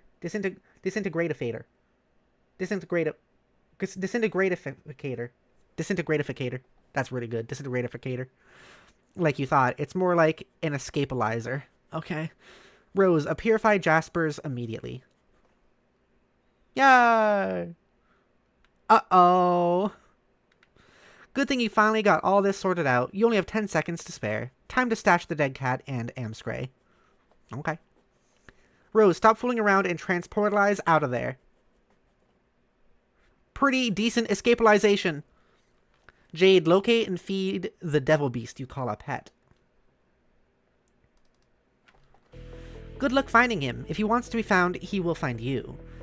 Beckerel has always managed to elude your prognosticative faculties. He is completely invisible to your intuition somehow, a property almost totally unique to him. It used to freak you out a little, but you have long since grown accustomed to it. Okay.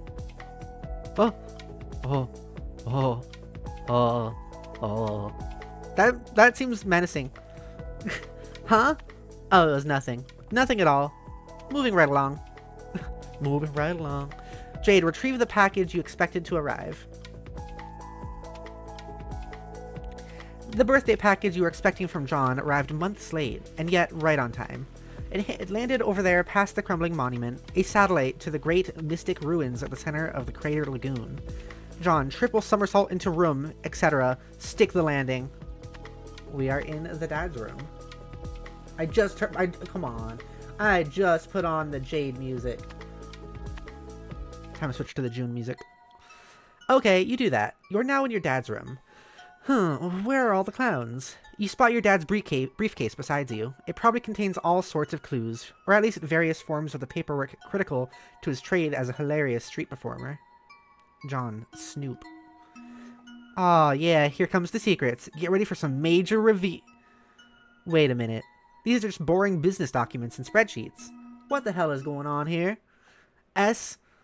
Sound. John, examine your dad's room. Here we go. The reveal. The reveal of the dad's room. Is it normal? It looks kind of like it might be normal. Revelawesome. Kind of a boring room. Just a businessman. Not all that into clowns, really. Most shocking twist yet. Who's this douchebag?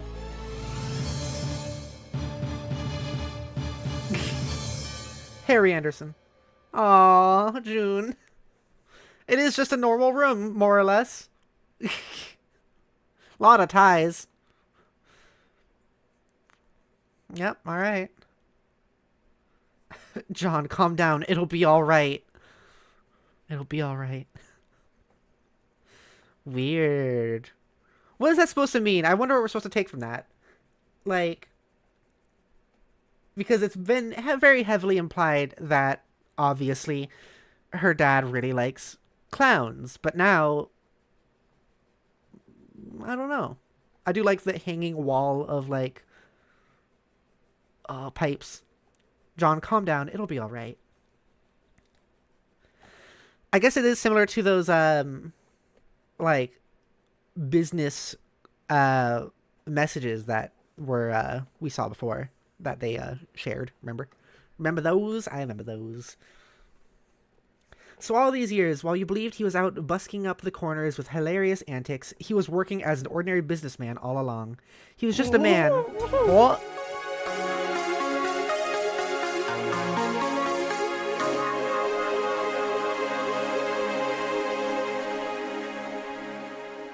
Thank you so much, Slavic. Thank See ya, you. have a great day.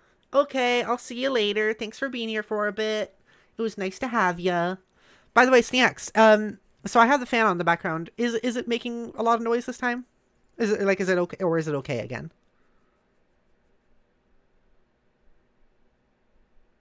Let me know. He was just a man trying to make a good, honest living for his son. Maybe he was just too embarrassed to tell you the truth. Or maybe it was just that you'd never bothered to ask. You guess you always just assumed. The human prisoner has broken out of his jail cell yet again. Attempts to block the cell door with heavy objects have proven futile. Oh yeah, he's able to lift those things. You can't stop him. Nice. This guy again. You're going to need a bigger safe. Who's this guy? Who is this guy? Enter name. Who's this? Spade Slick? From the comic? Spade Slick got a nice ring to it, but you know your own name, and that damn well ain't your name. Oh, okay. Take another stab at it. State, name, and rank. Okay, state, name, and rank.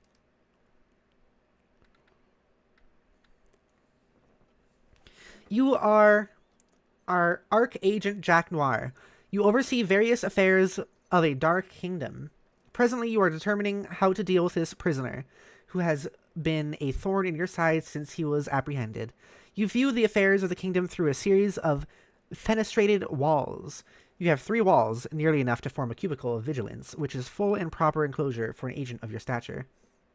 However, much to your utter contempt, your 4th wall was stolen some time ago. Shit. I guess we gotta get a song for this guy. Let's see. I think I have an idea. I have an idea of a song, if I can find it.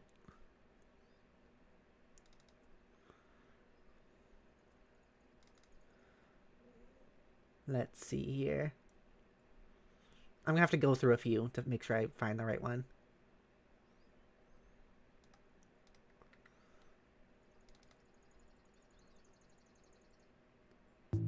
Oh my god, I did it on first try. Yeah, this is the song. I think the song will work well. For someone named Jack Noir.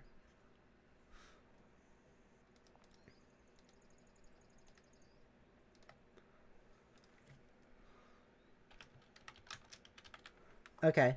This is gonna be this guy's song.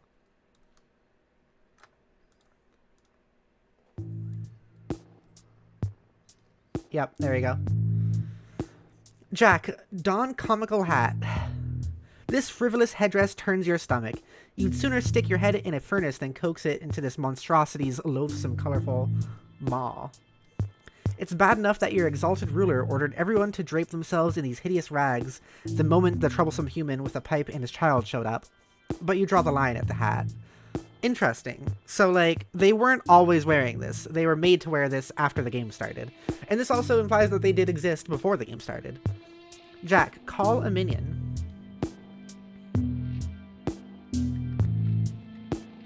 You order one of your burliest agents to the scene. He brings something heavier this time.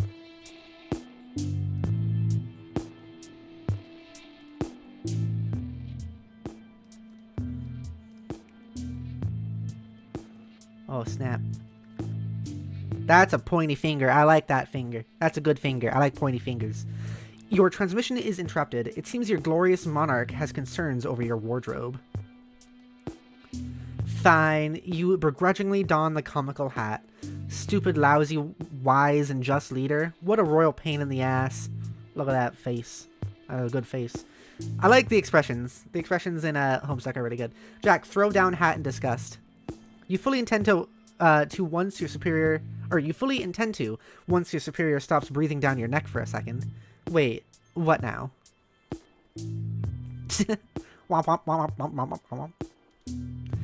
Your blood is boiling so hot you could cook an egg on your carapace. Looks like you'll have to go handle this yourself. John, investigate room for anything Dad may have left behind. And here we are here again.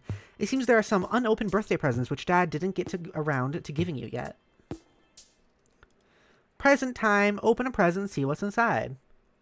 The one on the right seems promising. You open it to see what is inside, and oh god, yes. Fetch modus, control deck, inventory management system, bonus, capsulog pack, and fetch modus inside. Incredible Silex behavioral conglomeration at your fingertips. Oh my god. Obtain sweet loot. You tear into this thing and put a mean peep on that sweet loot. In addition to the modus control deck, you got a bonus array fetch modus, plus another 12 cards, which are practically worthless by this point. But hey, you'll take them. First thing you do is flush the extra cards into your deck. Okay, really, this is way too many cards. Equip array fetch modus. The array modus allows you to store and retrieve any item from any card at any time. It seems exceptionally serviceable, albeit difficult to weaponize. Boring. John, read instructions for control deck. Bat says, damn, Dad got some strength. It's the guy whose tribute introduced me to the series. Ain't gonna name him. Oh, never mind. He named himself. Oh, interesting. That's the guy that introduced you to Homestuck? Tell me more. There's nothing to read, really. You just pop some modus cartridges in the slots, fire it up, and see what happens. You start by putting the stack and Q modi in the slots. Your Silex now behaves like both a stack and a queue. It seems like it can be removed from either the top card or the bottom card. Cool.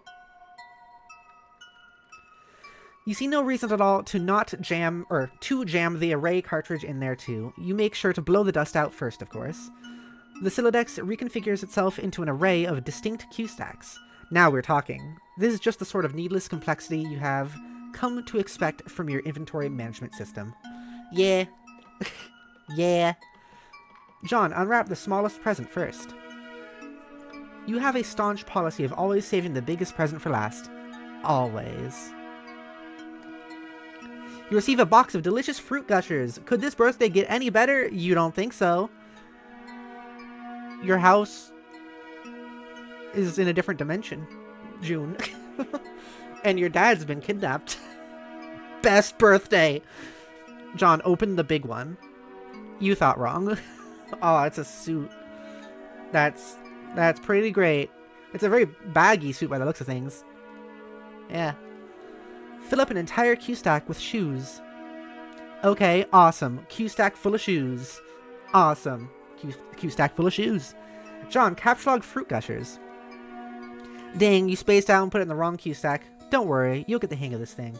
I think the capsulog things are the things that are probably the most confusing to me. Like, I get the basic idea, but like, I don't know, it is a little bit much for me to remember like how each and every one of them works in detail, especially with like all the math or things like that. This one isn't terribly difficult, but it's still just like, I think a little bit unnecessarily complicated for something that doesn't have a huge impact on the story. John, closely inspect Fruit Gusher's box. So delicious. You can't wait to capsulog one of these packs and make like a million gushers. Screw all this building nonsense. You'd rather make candy. Wait a minute.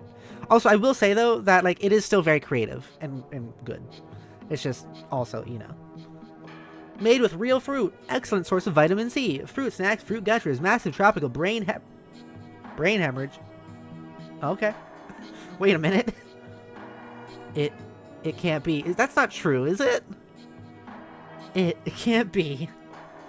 The heinous batter witch has her gnarled claws and everything. What do gushers have to do with baked goods anyways? How does this make sense? Why? Why?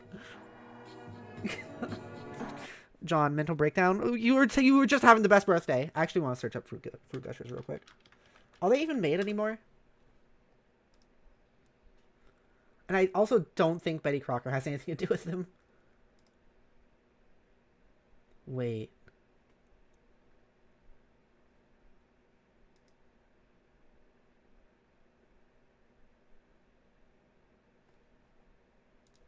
Do they? Are fruit gushers? I found one picture that has the Betty Crocker thing on the fruit gushers, but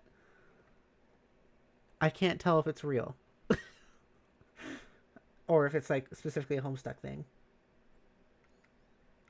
It seems like most of them don't have the Betty Crocker thing.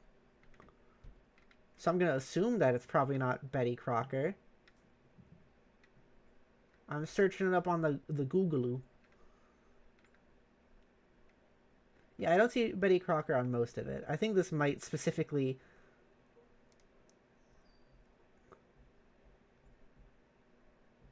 I think this must be a Homestuck image.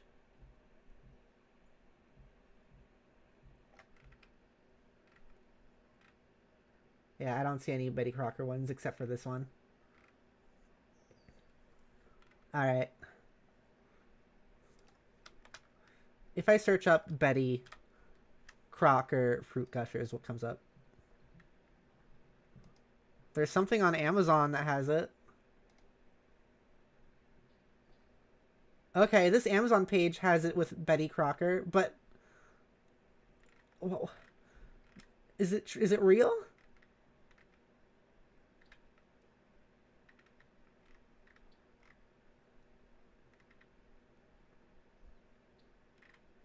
I need to know.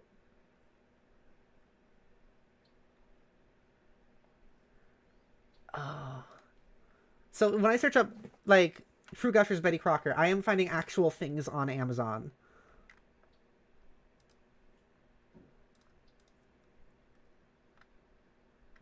Oh, yeah. BettyCrocker.com.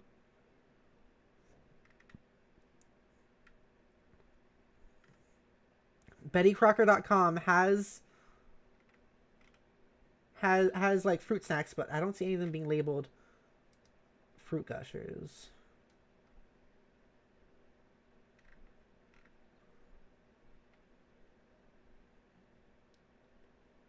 Weird. Fruit Gushers, also simply Gushers, are a Betty Crocker branded fruit snack introduced in 1991. Okay, that's the Wikipedia. I guess I'll believe it. I don't know. I also wouldn't be surprised with like the intense and like huge influence that Homestuck had on the internet if that is just like false information. Because like on the Betty Crocker website, I'm not seeing any like listing for Fruit Gushers. I'm seeing like fruit snacks and gummies, but not specifically Gushers. She also says, I love that Betty Crocker is a powerful enemy in the series. Yeah. Bat says, it was with the rock song Counting Bodies Like Sheep by Perfect Circle. The song itself has a dark vibe to it, but it fit well for the death happening to the innocent looking cartoon characters. Yeah, Gushers are being made. I remember ads for them, and I had a few as well. I mean, I've had Gushers before. But like, and I bet Homestuck like boost their sales. But is it really...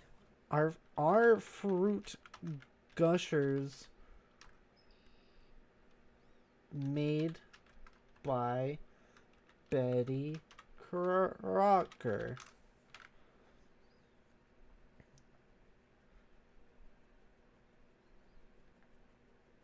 Betty Crocker also makes fruit by the foot and fruit roll-ups? Really?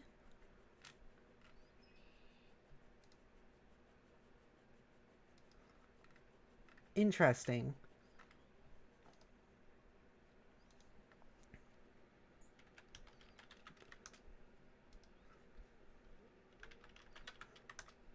I'm looking on their website now. See, I'm finding fruit flavored snacks, but nothing that says Gushers on their actual like the Betty Crocker website.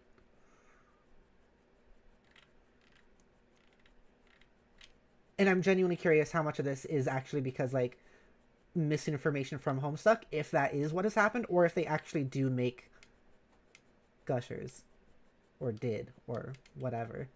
I don't know. I'll leave that up to you, Snacks, to figure out or come to your own conclusions on. Okay, S. Sound. John, mental breakdown. Uh-oh. With more clown music, too. Cool fructose monsoon, kiwi mango, colonic rush, wicked watermelon, something, mixed berry social anxiety disorder. Neon green ectofacial blast, jam and sour, wild cherry, ranch dressing, Betty Crocker, Fruit Gushers, This is stupid.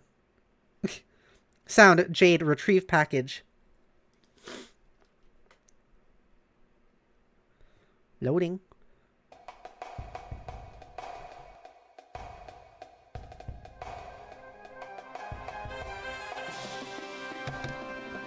It's the dog. So is the dog really your guardian that you have to, like, fight, I guess?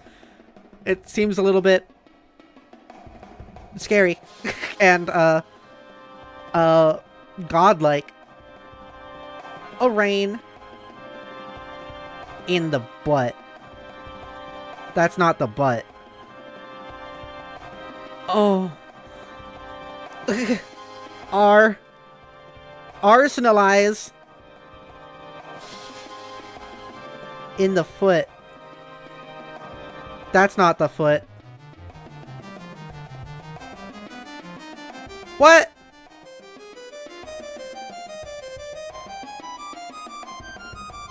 That's kind of messed up, but also really, really cool, actually.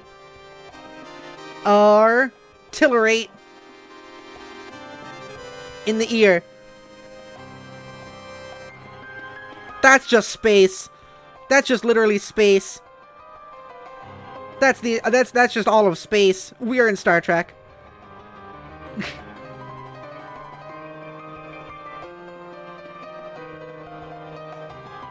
Arf. Arf, arf. That's what the dog says.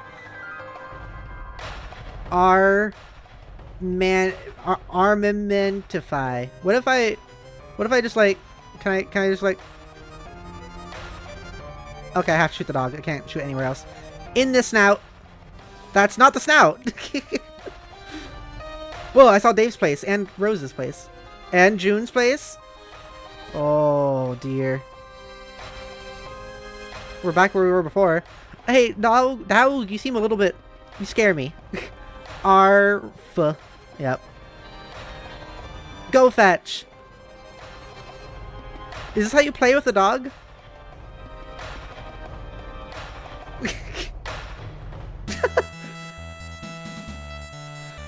That was great. Yay! Carefree victory. Good dog. Yeah! Good god dog. Best friend. Yay! We have a lot of dogs that are gods lately. Okami and this. Good dog. Best friend. Yay! Yay! The dog's dancing too. Good boy. Best friend. Yeah! Doggy!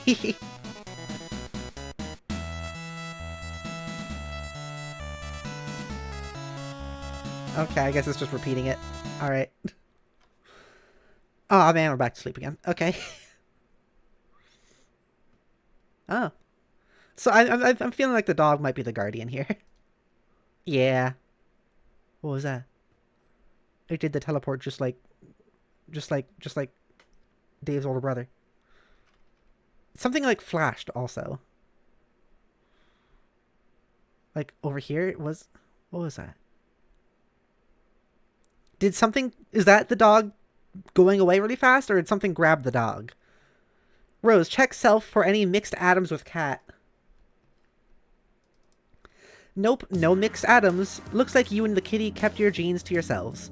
Your new kitty, whose name is... you'll think of one later. Hey, where the heck are you anyway? Rose, look around room. Oh, you're back home. The well-stocked bar and the vantage from the window tells you this is your mom's room. Or at least what you thought was her room. Interesting. So she has a teleporter to that whole lab area in her bedroom. In her quote-unquote bedroom, apparently. You decide not to be especially melodramatic about this revelation. Watch the meteor impact. Huh, that's funny. Shouldn't that place be unestablished by now? The downpour of smaller meteors has stopped. It's a lot of fire. Oh! Oh shit, there we go.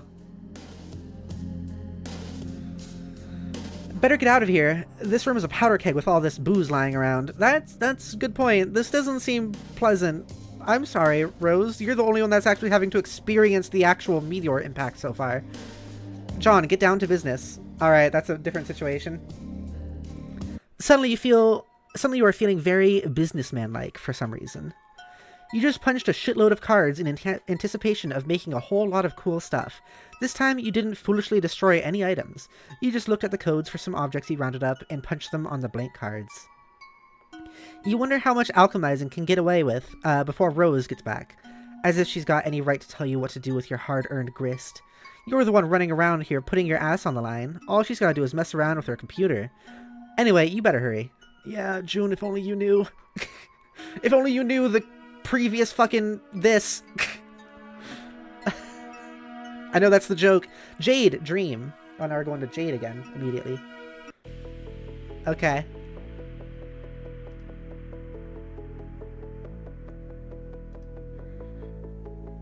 Oh. Oh, God. Robot Jade. Why is there Robot Jade? And why is it so... Oh, we have... What? Huh? I don't remember any of this. I remember this outfit. That's all I remember from reading this like a decade ago. You are now dreaming. Your dreambot is awake and active. Okay. I see. That's okay, all right. I was more concerned about the idea of it like being around while you were sleeping and doing things without you knowing, but no, you are just controlling the robot. Okay. And it's your bedroom, but it looks different. Okay, and you have an outfit. Alright. Why do you need a robot for that? Jade, obliquely foreshadow future through interpretive dance. Also, we had a picture of you in this outfit above the fireplace. Was that a picture of you inside a dream? Interesting. Your silly dance foreshadows nothing and is essentially meaningless, but it sure is a lot of fun. How long ago did your grandpappy die? I wonder. Like, where did you get all this stuff? Was it before or because of him? One of the two? Or like, was it when he was still alive and he got it for you? Or is this post his death? Or do you have the billions now? Many questions. Anyways, it is medicine time. I'm gonna take some medicine. I was gone for a sec. I thought she got roboticized. Yeah. That's fair.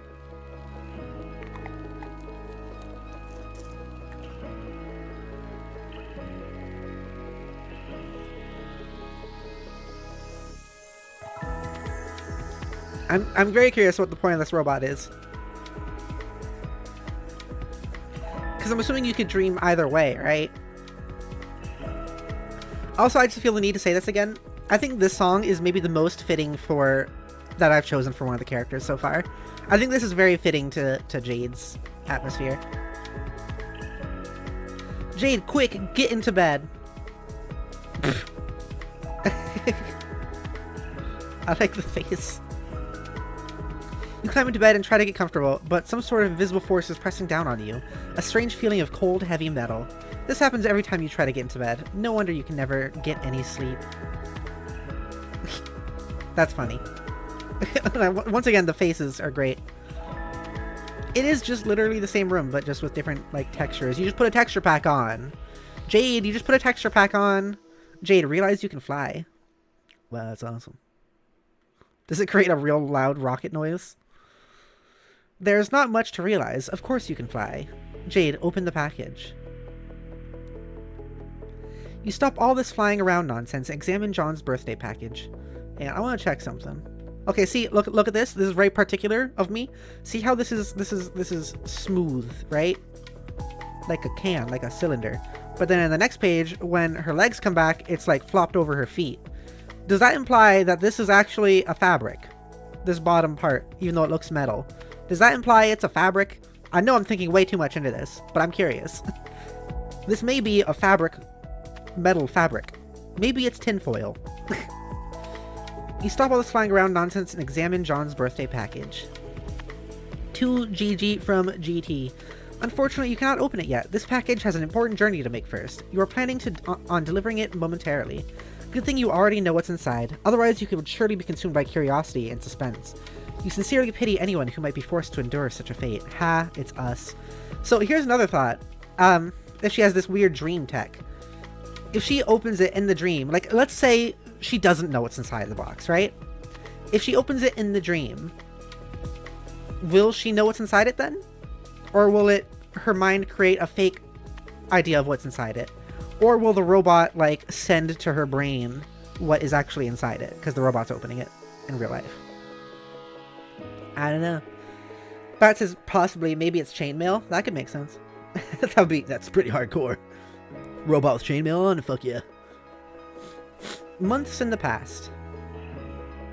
It's snowing. It's pretty. Enough for the above weather. Enough for the above weather to be seasonably reconcilable. It's in December. Which I guess is also, this came out in December, it looks like. Ghosty Trickster began pestering Gardenostic. Ghosty Trickster? Isn't he ectobiologist? Not Ghosty Trickster? Different username back in the day, I guess.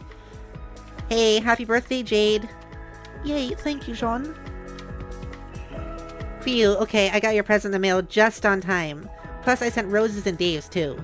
Why do you guys' birthdays gotta be all bunched together like that? Why are you running me ragged? I know, but it's nice of you to think of us all like that. I'm worried the voice is sounding a bit too much like the Nanas.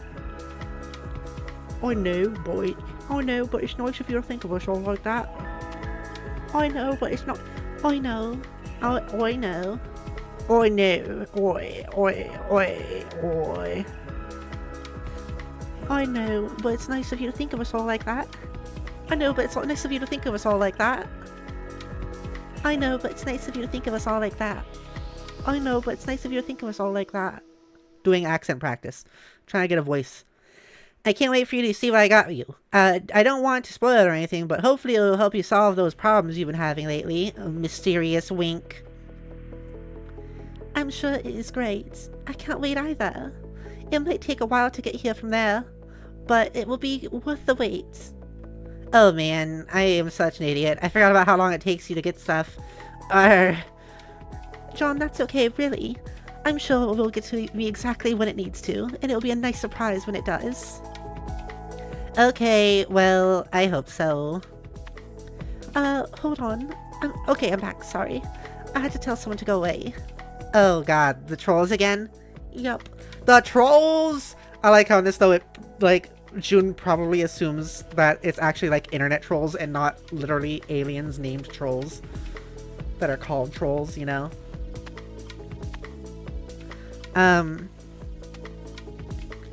They have been such a pain in the ass lately. It seems like there are so many.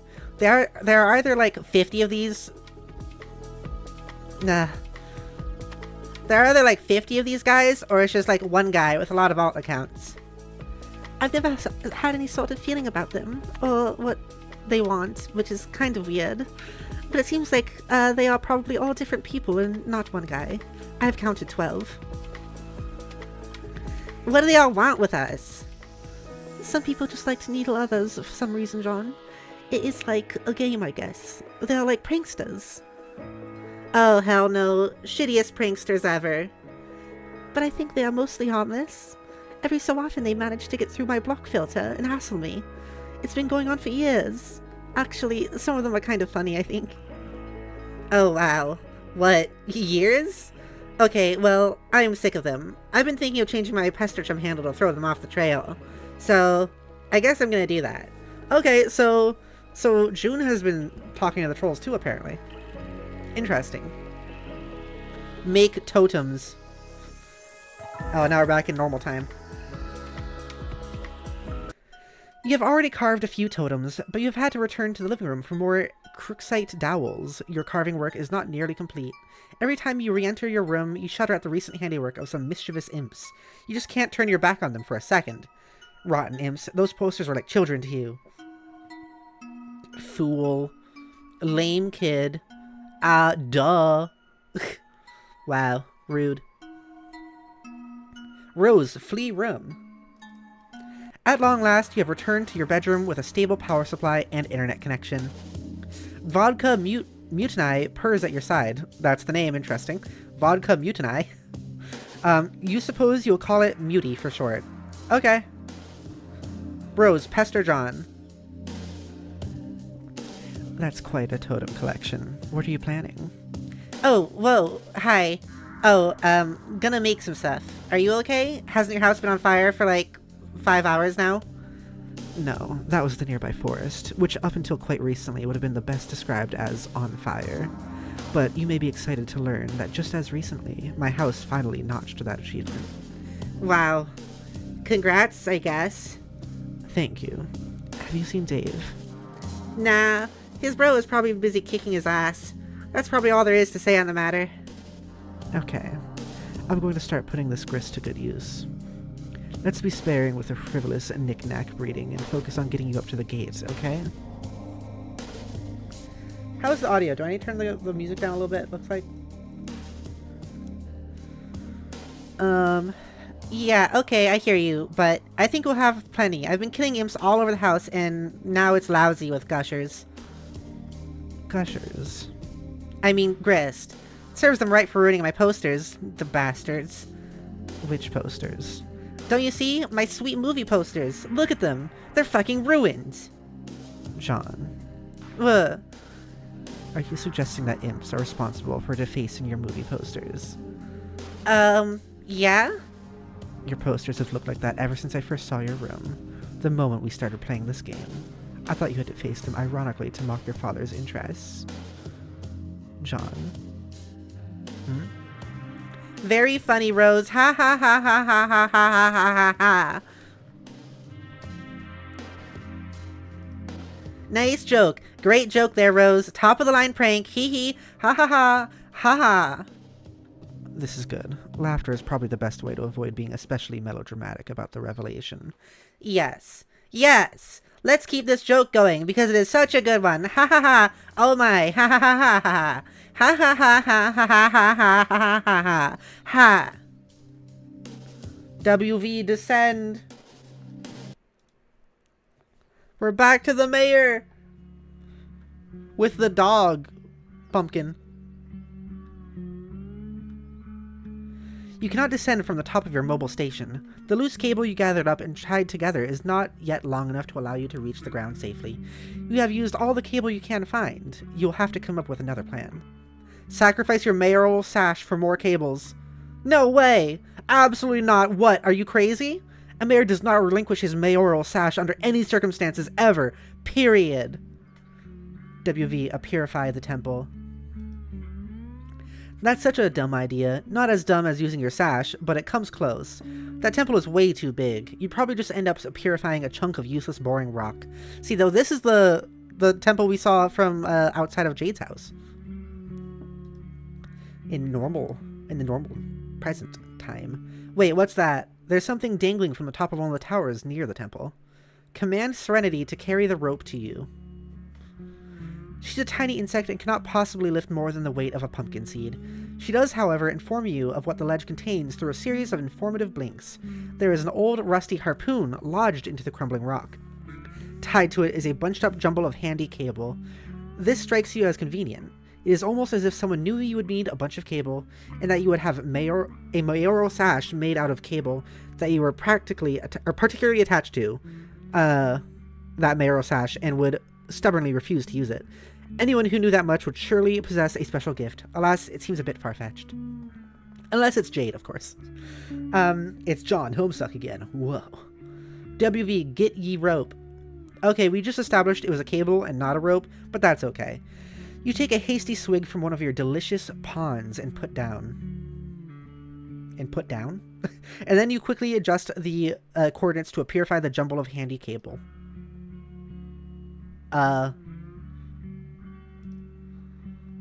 Interesting. The gift. Okay. To Mr. Mayor, and that's Jade's handwriting. Huh. Why does Jade know everything? Just like the Nana Sprite. Oh, of course, the time wasn't set to the present moment. Somehow it got reset to a few hundred years ago. A few hundred years ago? I thought it was only like a few years. It said like, oh, in the future, but not far. A few hundred years ago was pretty far. Or a few hundred years in the future is pretty far. It is some sort of present from the past. In the present. Alright. So you know you're in the future. Attached is an envelope. It looks extremely important. To Mr. Mayor. You open the envelope. Inside is a letter and another envelope. This is all highly confusing to you, and you do not know what to make of it. Still, it is obviously critical mayoral business, which you take very seriously, and you will defend this package with your life. Yeah. Try to purify the cable again. You set the time to the present and purify the jumble of cable. Take obvious course of action. Hang on, I want to see this again. Yeah. There's the cable. Okay. It doesn't appear in, like, the formation it was beforehand, because before the cable was, like, a lot of it was leaning over. It just kind of appears in a jumbled mess when it showed up. Luckily not tangled, though, by the looks of things. You tie all the cable together and carefully lower your precious pumpkin bindle. You then rappel down the station with the package, which must not leave your side. Years in the future, even more in the future, which is to say the present moment precisely. Oh, okay, so never mind. Who's this? With a flashlight? But not a flashlight, like a scope. But not like a telescope. It looks like a scope from like a gun. Without the gun part. Oh, okay, and there's that. Which is also here. Unlocked albums, Homestuck Volume 2 and Volume 3. Click here to check them out. Oh my god.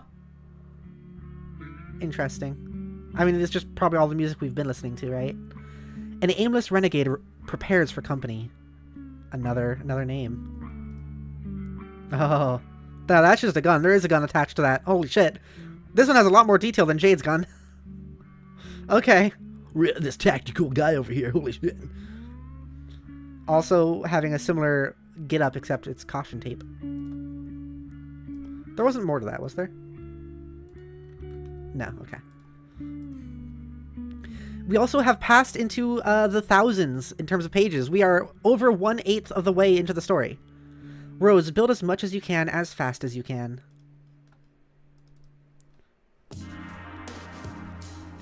Okay, while I make some stuff here... Actually, we should put on the June music.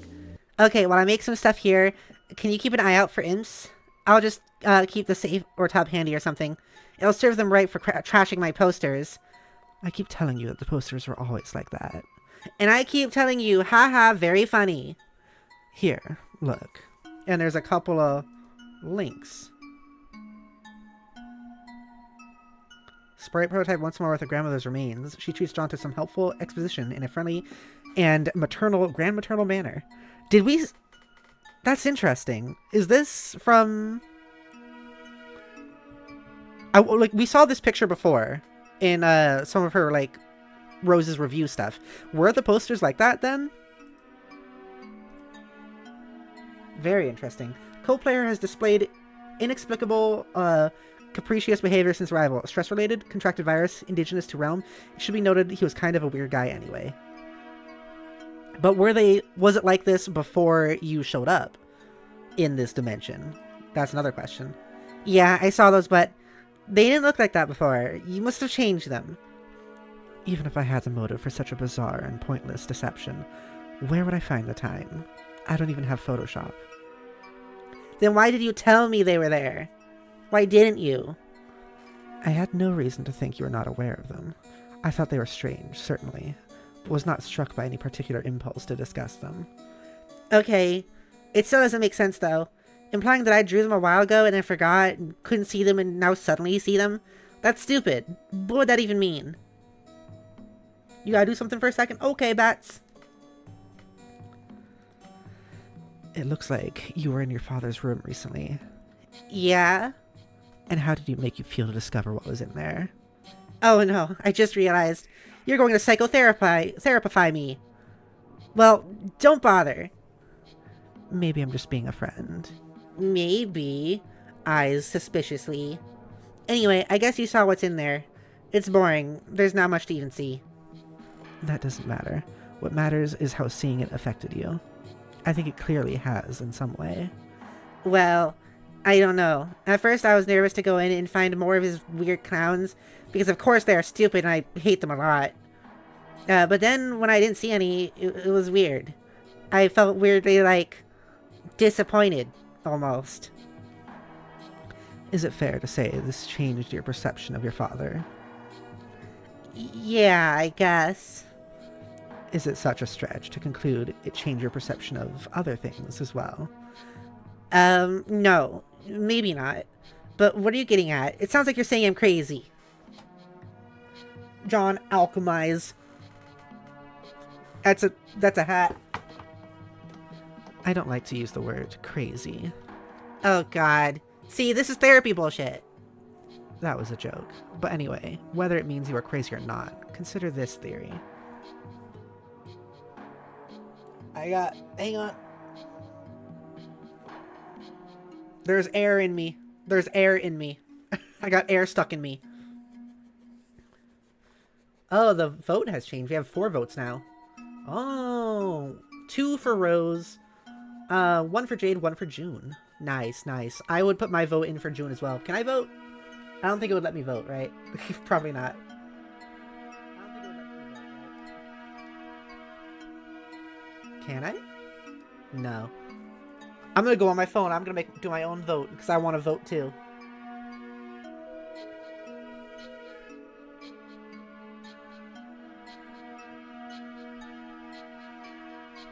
There we go. I have adjusted the vote. Jayla says you can always use your other account. Yeah, I just did. Also, I'm not mobile anymore. Hang on. There we go. Now I'm mobile again. So now it's 5 votes. 2 for June, 2 for Rose, and then 1 for Jade. Sweet. So yeah. Consider this theory. Your presumably long-standing tendency for scrawling this imagery is really your subconscious trying to express something disturbing within you. Possibly something from your past, which you have blocked out, and since you have suppressed it, your conscious self cannot acknowledge the drawings. Therefore, you have been invisible until now.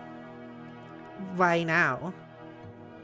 Perhaps because you have seen evidence that conflicts with the worldview of your subconscious that it has constructed to obfuscate the truth. That your dad is not necessarily the clown-loving maniac you thought he was. All along, this negative attribute buried in your psyche may have been projected onto him, and subsequently reviled as a sort of defense mechanism. But this is absurd. My dad loves those shake hounds. He's got all these statues and paintings everywhere. It is unthinkable that over years it was he who believed you were the one with the precision or passion for clowns. Because of all the strange drawings in your room.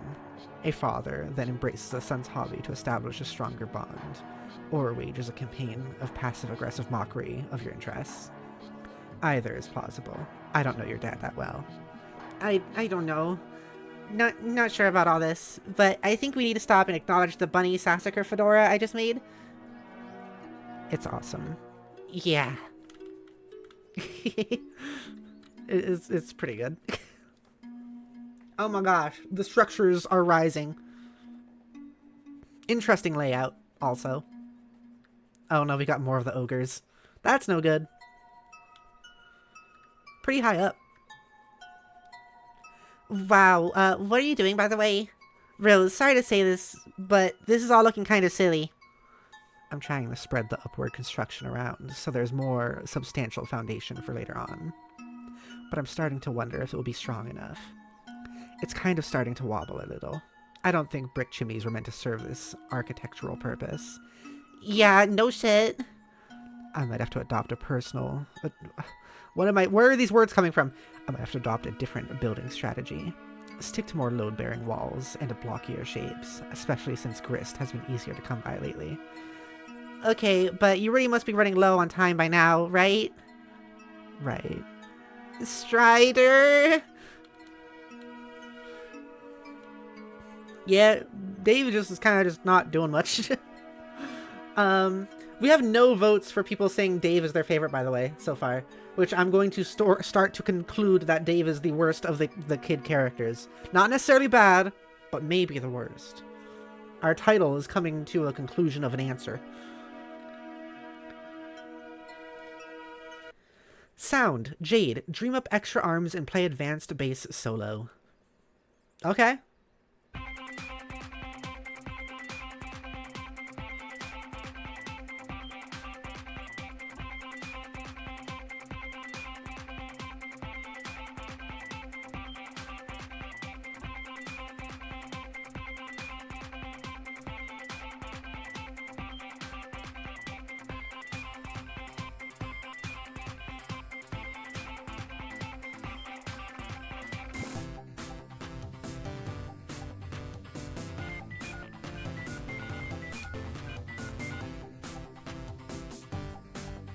Why are the pumpkins pulsating? I don't like that.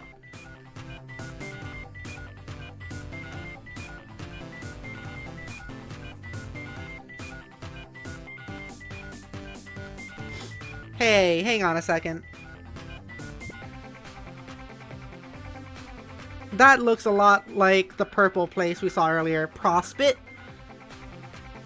Prospit. I remember that name. So, is Dreamland one of those places? There's Skya. So when she dreams she's in fucking Skya? How is that happening, Jade? What are you doing? Fucking, you were a mystery to me. It's making me lose my mind. What do you mean? You're in Skya in your dreams. And you're on the fucking lightness planet moon thing. What the fuck is this? Wow, what is happening? I hate you. But not really. I just have so many questions. This is what happens when you grow in media literacy and then you reread something. It's just like, what is happening? Because like when I read this as a kid, I didn't have media literacy, to be honest. I like knew I could recognize things that were happening, but like even outside of themes and stuff, like I had trouble following a lot of things. Like it's just like things occurred and that was about how far it went. And so, and also I just forgot a lot of it since reading it back then. So now I'm just like, what does any of this mean? I think the best way to put it is I didn't really ask questions as much back then. I kind of just like read and accepted things as they came at me. Ugh, okay. You know, something else.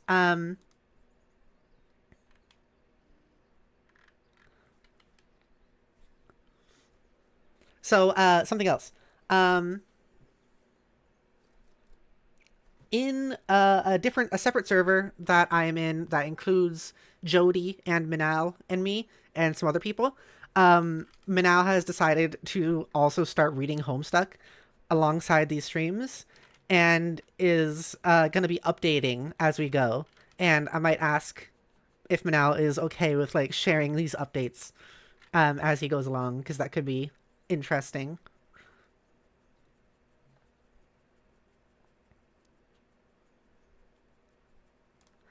All right.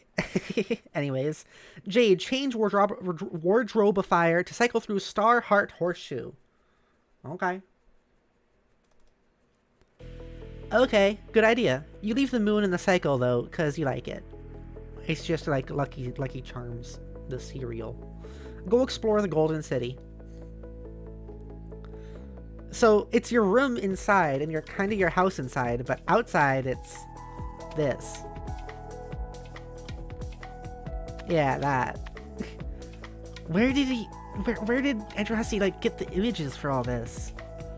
That's so interesting. Like this is drawn. This might not be. But then this is like images. And then all this is images. Weird. I would love to like traverse this place to see what it looks like. I love landscapes. They're interesting. Yeah, see, it's just like it's just her house though. Weird. Oh, and there's people. Go and make a new friend. But like, how much of this is completely mirrored? Because obviously the buildings aren't there. Like, if she goes farther down here and the robot hits the ground, what happens? Go and make a new friend. Whoa. That's really cool. That's really, really cool. That looks like PM.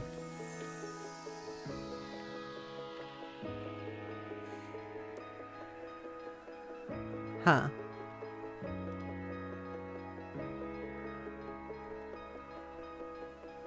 And there's the actual PM. Hang on. It's the same shot. It's just now it's covered with water, the lily pads, the dog's there, and then it's the same thing, see? Now there's no water, it's sand, and PM is down there. So like they're both looking at... I'm assuming the other one was also PM, staring at Jade, and they're looking at each other from different years, I guess. I wonder what their lifespan is, and if that really is PM in the other, in the Golden City. Prospect. WV, eat letter and envelope. Will you cut that out? You have company. Look behind you. See, over there. WV, read letter. Dear Mr. Mayor, go here. See? How do you know? How do you know, Jade? You anger me so, the questions you put in my brain.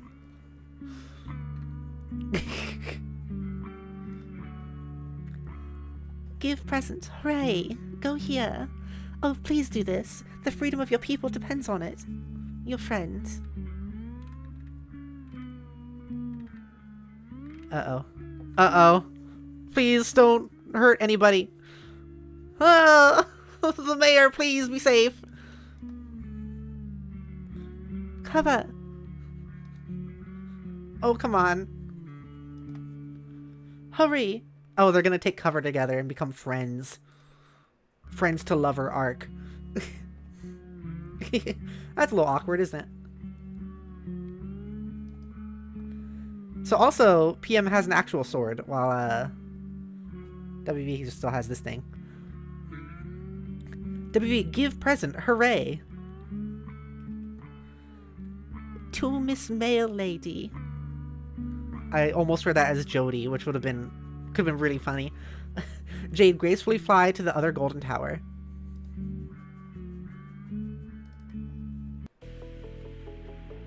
You decide to check on your neighbor. So, when you fly over there, is that still down? Like, you don't rotate with the gravity or anything? Are they in there walking like sideways? Inspect neighbor's tower. It is very much the same as your own. The only difference is that this one is home to a young boy instead of a young girl. You peer through the window. Oh my god.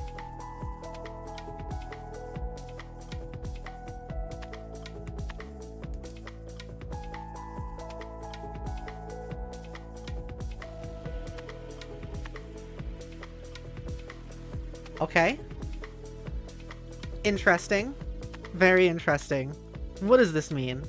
Also, that looks like the one with the silly hat we saw earlier.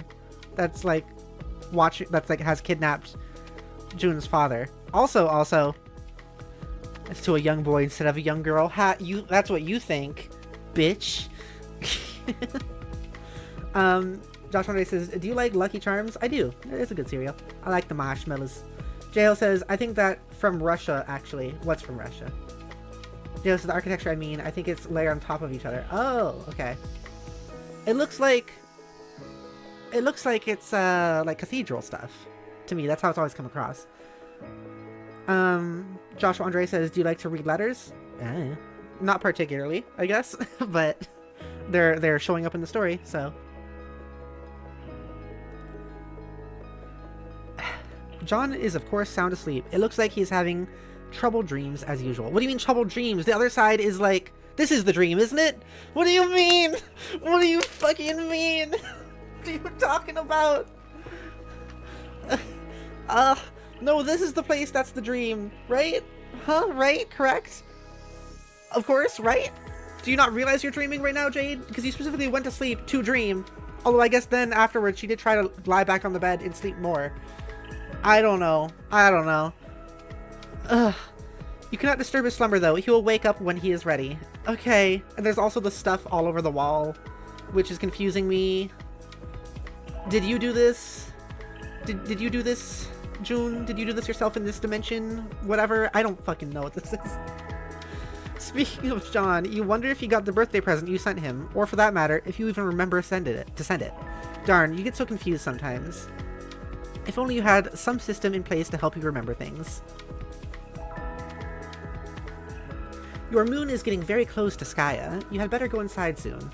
It is never a very good idea to be outside during the eclipse. Okay, that's concerning. Oh, God. Maybe you can take the opportunity to log onto your computer and ask John about his present. You just know he will think it is awesome, and it will be a great way to thank him for the wonderful present he got you. So... I really like that as a concept for like space and planets. Like there's big planet, there's Skya, which illuminates light it seems. And is in of itself a planet that acts as their sky because it looks like a sky. And down here is where they live, on the moon of the planet Skya. And on the moon they have a chain that goes out to another moon of their own that rotates in front and blocks the light from Skya, creating an eclipse. Very interesting. I love that sort of stuff. That's really cool. Very unique. Okay, John, alchemize in a 1980s time-lapse montage. That would be pretty cool, and would promote the appearance to the audience that a whole lot of getting done in not much time. That a whole lot was getting done in not much time, but it also sounds like a kind of a pain in the ass, so you decide to play it straight up this time. Rose has moved the alchemizer back down to the deck while she reworks the building project up there. Just as well, because it will save you a lot of legwork. Between this thing, the Designix, and the lathe, that's a whole lot of scrambling around.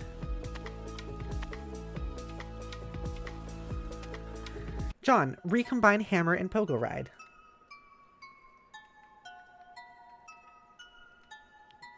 Wow. This time, instead of overlapping and the two cards which created the pogo hammer, you use the two codes to double punch I guess? A blank card, producing a different hole pattern. That's not really I, but I don't know what that symbol is called normally. The result is the Hammerhead Pogo Ride. It doesn't look like it's as much fun as the original ride, but to be fair, it's probably a lot safer. You think so? Because I feel like this looks like it's a lot more easy to fall off, and if you do, it's gonna fucking hammer you. Like, it's not gonna keep... Like, the momentum will still be there, and it will hammer you. Or the back will stab you. I feel like this looks a lot more dangerous, because it also looks so easy to fall off. Double punching cards creates patterns with more holes rather than less holes by overlapping cards. This strikes you as a viable method for combining more than two items without whittling down to too few holes, or too many. Just mix up the overlaps and double punches, and the sky's the limit. John, combine the ghost shirt and suit. Fuck yeah. Awesome. You make the green slime ghost suit. Pretty swanky. But you are not completely satisfied with the wardrobe upgrade yet. Combine Ghost Suit and Wise Guy book. Hell yeah. This is a look I remember pretty clearly too from June. Wise Guy slime suit. Hell yeah. You make the Wise Guy slime suit. This is so much better. It seems there are lots of secret trickstery gimmicks concealed in... Oh shit, there go the cards! I wish I had an alchemizer. I would make some cool things. Bats says, yeah, damn, overheating. Missed a significant amount of the stream. I'm sorry. It was like 20 minutes you were gone. Not a huge... Oh, okay, some stuff did kind of happen. Jade went to sleep, turned into a robot in her sleep. Like, while she was sleeping, a robot in her house awakened. And I don't know if you saw this part, so I'm just starting here. Robot in her house awakened, and apparently her mind, when she's sleeping, is in the robot, so it was just doing what she wanted to do in her dream, but also in her dream, she was in a different dimension that was like a golden planet, that was like that light planet that was talked about earlier in the story. And she flew around, and it was in Skya, which is in the game that they're playing, so in her dreams, she's inside the game for some reason. And also she saw a sleeping version of June here, which I don't know what any of that means. We're going to find out, I hope. It's very confusing. But I know it's supposed to be on purpose. John, combine glasses and PDA. That doesn't look helpful.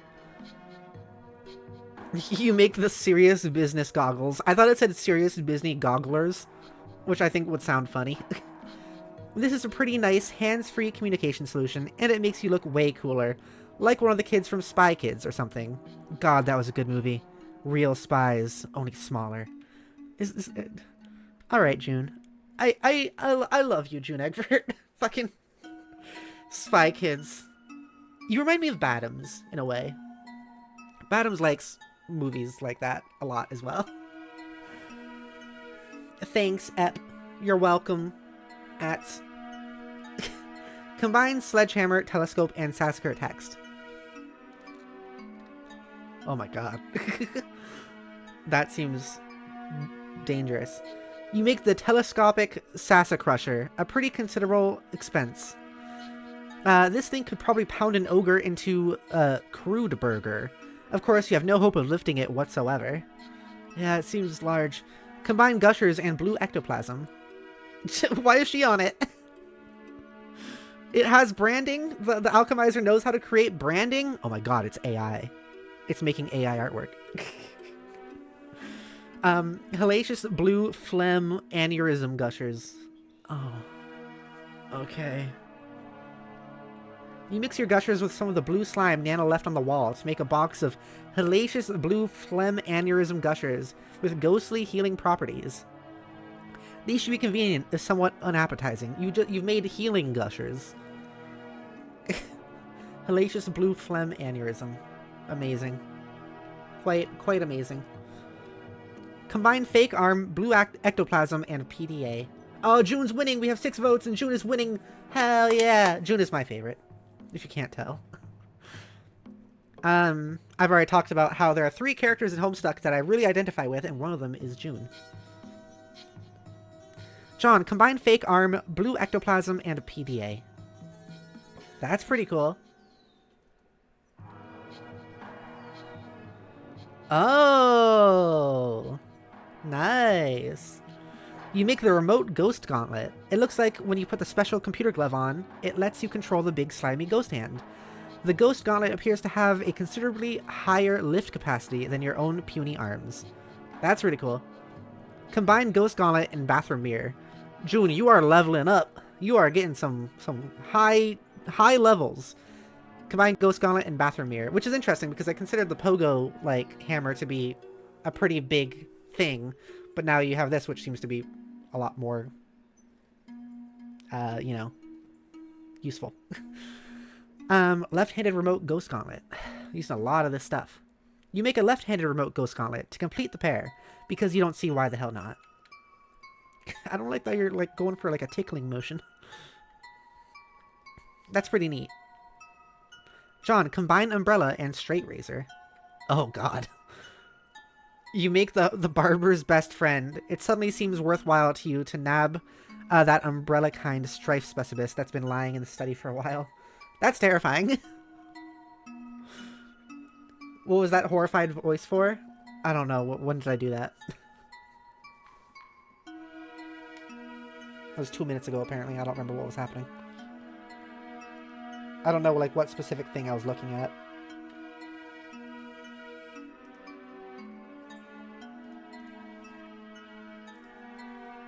This, maybe? I don't know, just the silly eyes. When you first read the Gushers box? Like this one? I was joking that she's on it. Even though, like, how is she on it? That means the alchemizer can make branding. It brands it itself. It takes her slime and then goes like, yes, I know how to brand the fruit gushers. It knows how to do graphic design.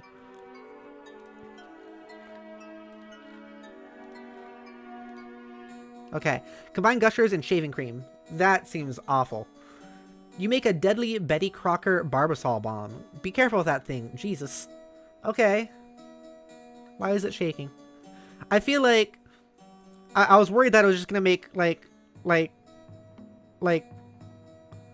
shaving cream snacks, and that doesn't sound good.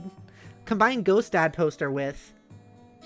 Okay, you have a cool idea for something to do with your Ghost Dad poster, but it looks like you drew shit all over that one too without realizing it. Lousy, goddamn, stupid, subconscious. Anyway, you think you have an idea of how to clean it up. You don't need to clean up the Ghost Dad one, that's okay. You don't need to bring, like... You don't need to bring Bill Cosby anywhere into the story.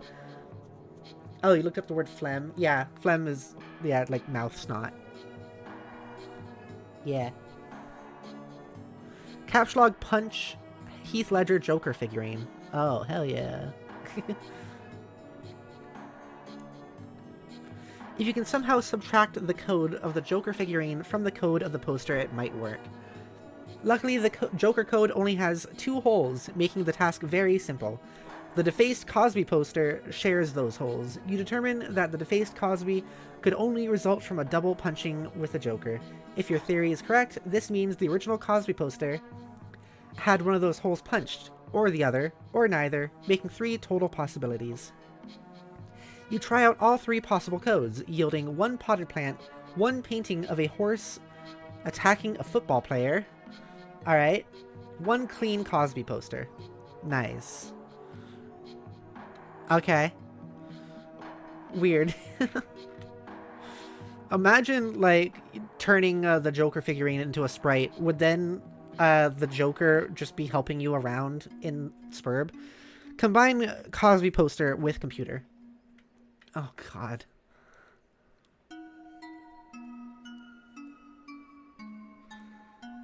Why would you do that? Yeah, I agree with this facial expression. You make the Cosby top computer. This thing is probably a useless piece of shit, but making it has caused you to feel an alarming sense of satisfaction. I disagree. Bat says, kill it! Kill it! Was this before people knew that, like, Bill Cosby was bad? I don't know. Probably? That's such an interesting choice of a thing to do. Combine Dad's hat and Problem Sleuth game. Alright. Fedora plus candy corn. You make another ordinary fedora with 4 pieces of candy corn inside. That's funny. It's just, like, useless. Combine hammer and Problem Sleuth game. Whatever this item is, you cannot make it yet. It requires a ludicrous amount of grist, some types of which you have not even encountered. Ooh, I see. Combine iron and pogo hammer. Oh, God. That's menacing. It still has the pogo parts, too. That's terrifying. Hiss. You make the wrinkle fucker?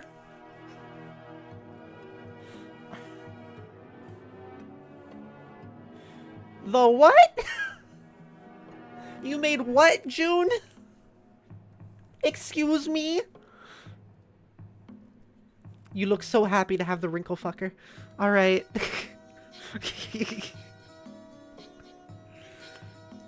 Yeah. She's so happy. Also, I've noticed that, like, her glasses are still normal too, so does she still have her original glasses? Goodness gracious. It's like Christmas. What a good birthday.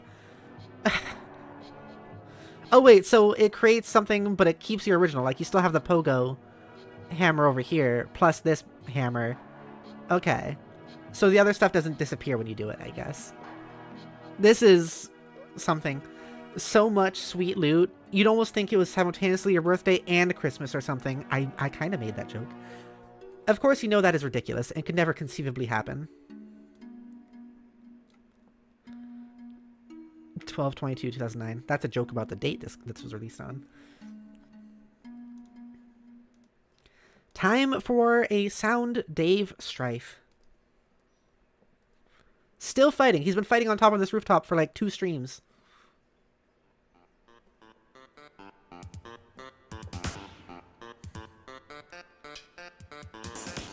Final round. Final round. Fight. Strife. I'm sorry, my bad.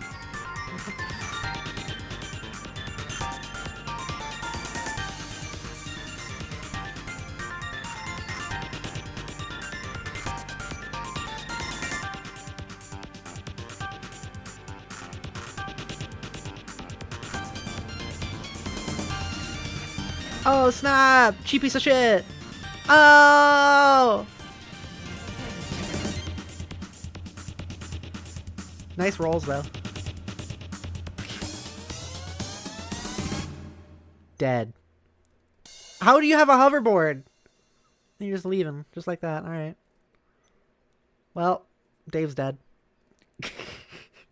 This is by Toby Fox. Oh my gosh, the Undertale guy. That's just an iPhone. Okay. Turn tech god had been pestering ectobiologist. Bro, just kicked my ass. That rocket board is so cool. Says Pets. Hell yeah. That's really all there is to say on the matter. Sound Jade Pester John. Oh.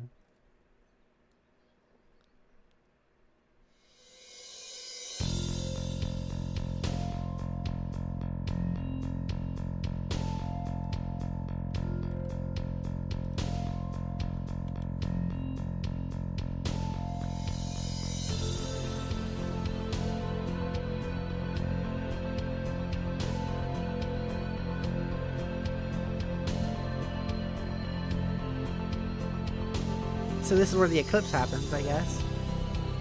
But also, she's on the extra moon that shouldn't be getting eclipsed because it's the one creating the eclipse.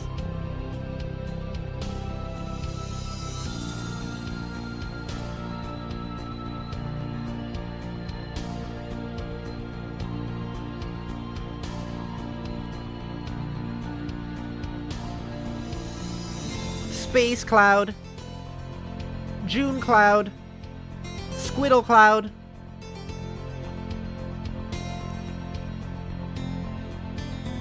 Oh.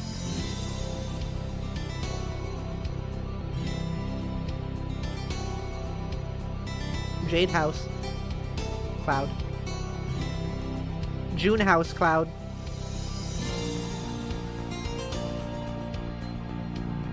Rose Firehouse cloud. Lot of stuff, a lot of clouds. Is that how... Oh. Is that how she sees everything? And knows stuff that's gonna happen?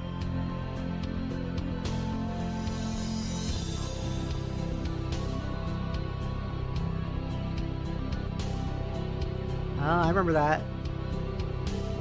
That text.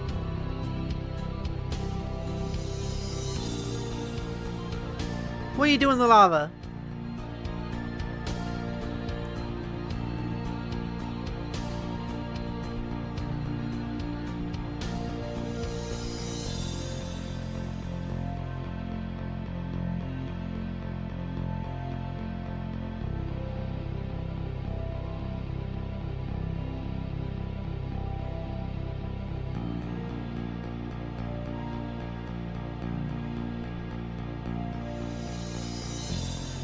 Oh?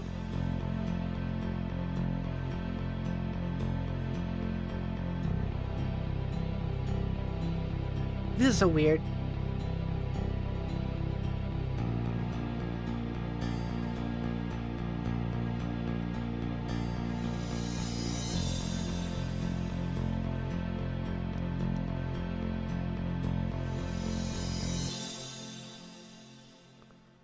That was earlier during that nap, I guess? Okay. That was a lot. Still very confusing, and doesn't really explain much, but it shows a lot, I guess. Didn't really add more questions or answer more questions, but it just showed a lot of stuff. Oh, were there more votes? Oh, June and Rose are tied. Interesting. Interestinga. Gardenostic began pestering ectobiologist at 13:25. John, did you get my package? Oh, hey, no, not yet. Don, are you sure? It was in a green box. Oh, well, yes, but it was in my dad's car and he's still out at the store. He should be back soon. Okay, we already read all this forever ago. Yeah, no one can save the world, that whole thing. I remember this from forever ago. That was probably like the first stream. But that text didn't happen to like June at this time. That was when June before like the whole game and everything. Okay. Interesting. Gardenostic began pestering ectobiologist. I guess this one's more modern time, probably. Hey. Well, there you are. How's your adventure going, John? It's okay. I am making some progress, and Rose finally connected again, so she is helping me now. That's good. Oh, but like, I don't think I'm actually saving the world here. I don't know what I'm really accomplishing, but I guess it's not that. Well, I think whatever it is must be pretty important. Don't lose hope, John. I think it will all turn out for the best if you stay positive. Just keep listening to your grandmother's advice. Yeah, you're probably right. But, I don't think I mentioned Nana to you, did I? So this was...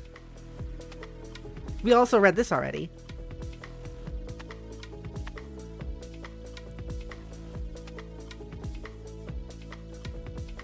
I'm gonna reread this one because it might add some stuff.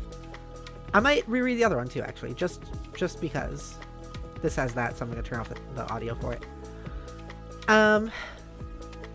Yeah, I'm gonna reread this too. So this is on 1325. John, did you get my package?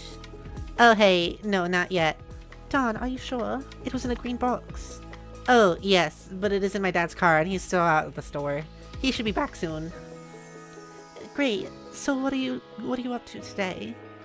I am up to my neck in this birb stuff. TT is making a royal mess in my house. Well, what's birb? Oh, it is this game. It's okay, I guess. I'm still figuring it out. Whoa, what was that? What was what? There was a loud noise outside my house. It sounded like an explosion. Wow, really? I'll go outside and look. Oh man, alright, but be careful, okay? I will. And that was what we just saw. With in the dream going outside and being blocked by the dog and all that stuff.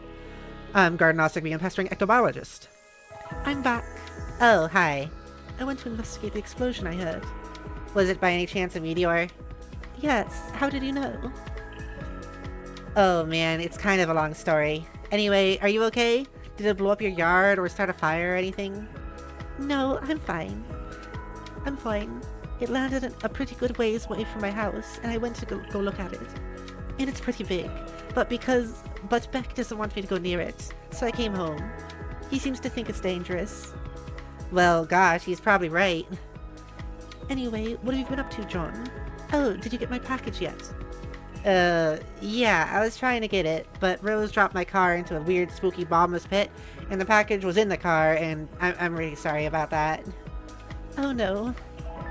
Wow, okay, I guess I should start at the beginning. See, a meteor blew up my neighborhood. That's terrible, John. I'm so sorry. But I'm okay. And my house is too, sort of. That game I was telling you about, Spurb, which I was playing with Rose, sort of transported me somewhere at the last minute. But now I'm trapped here, and it's weird and dark, and I can't find my dad, and I just lost the car and my copy of the game in the pit, and I think I have to save the world from apocalypse. Well, it sounds really crazy and kind of scary, but it also sounds kind of exciting. I don't know, John, maybe this is your destiny. If anyone can save the world, I think it's probably you. Wow, you think so? Yes. Well, okay, but it's not even that simple. I was about to connect to Rose to help transport her and save her from meteors and fire and stuff, but she lost battery power and I lost the game disc. So I think I have to get TG to use his copy to save her, but that jackass won't shut up and stop rapping and stuff. He's so silly. Yeah, anyway, I should talk to him about it, so, Birb. Hi, Nonbean, welcome to the stream. Also, hello, Stowaway, thank you for stopping by. Stowaway says, doesn't explain much, but it showed a lot. Is a perfect description of most sound pages. It really is, isn't it? I voted Rose because we share an aspect. I just joined, so I don't know if you know much about aspects yet, but I will let you learn about them when they come up. Okay, thank you, Stowaway. So, my story with this is I read Homestuck, like a decade ago, in like 2014 or so, something like that. And I only read up to the hiatus, never finished it. And also now I'm an adult, and I was a kid then, so like a lot was lost on me, and I am reading it now to kind of actually understand it better than I did then, and to kind of just like go and look at it more critically and just have a good time. So I have read the story before, but not the ending, and so I do know what aspects are, but we are still keeping it spoiler free for the audience, for all the new people who haven't read Homestuck. Also, it's completely tied up now between June, Rose, and Jade. Dave only has 1 vote, it looks like, out of 10 votes. Okay. Gardenostic began pestering ectobiologist. Hey. Well, there you are. How's your adventure going, John? It's okay. I am making some progress, and Rose finally connected again, so she is helping me now.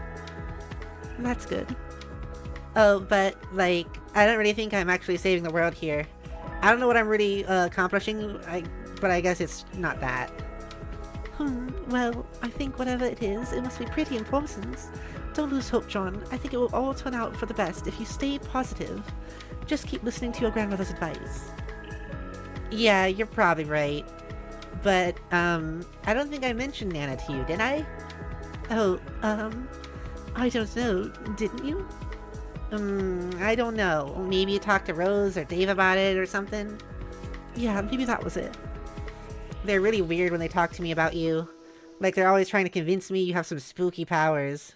But I'm always like, no, she seems like a pretty regular girl to me. But then when I think back, maybe there are times when it seems like you know some things. Like, maybe you should know more. Maybe you know more about a thing than you are telling me. I don't know. Oh, well, John, I wanted to explain a lot of things to you. Some things that I know. I'm just waiting. Waiting for what? Oh, John, I forgot I was messaging you about the meteor that fell near my house. Oh yeah, whatever happened with that? Oh boy, well, it turns out I was confused about it. Really confused. See, I guess I fell asleep for a while and lost track of time. That happens. Yeah, I know. Tell me about it. Maybe you should, like, wear an alarm clock or something. So what was the deal with the meteor? Well, it's hard to explain, but I know what it is now, and I know everything's going to be okay. So, the meteor only fell in her dream, right? Also, why was the desert there in the dream? Was the desert something? Why did it... Well, it was only in the dream. That was the main thing. Stoy says, OMG, that was my experience with it too. I grew up with this comic since I was like 11, but I didn't actually finish it and really understood everything until I reread it last year. That makes a lot of sense. That makes a lot of sense, and I'm hoping to go back to it and kind of understand it myself with this reread as well. Thank you for stopping by the way. I do hope you enjoy. My name is Pepper, and yeah, as you can see, I'm reading Homestuck. We are on page 1074, for anyone who wants to read along still as well. Yeah, I read it when I was like a young teen, when I was like 13, 14, 15. Around that age. Okay. Where was I here?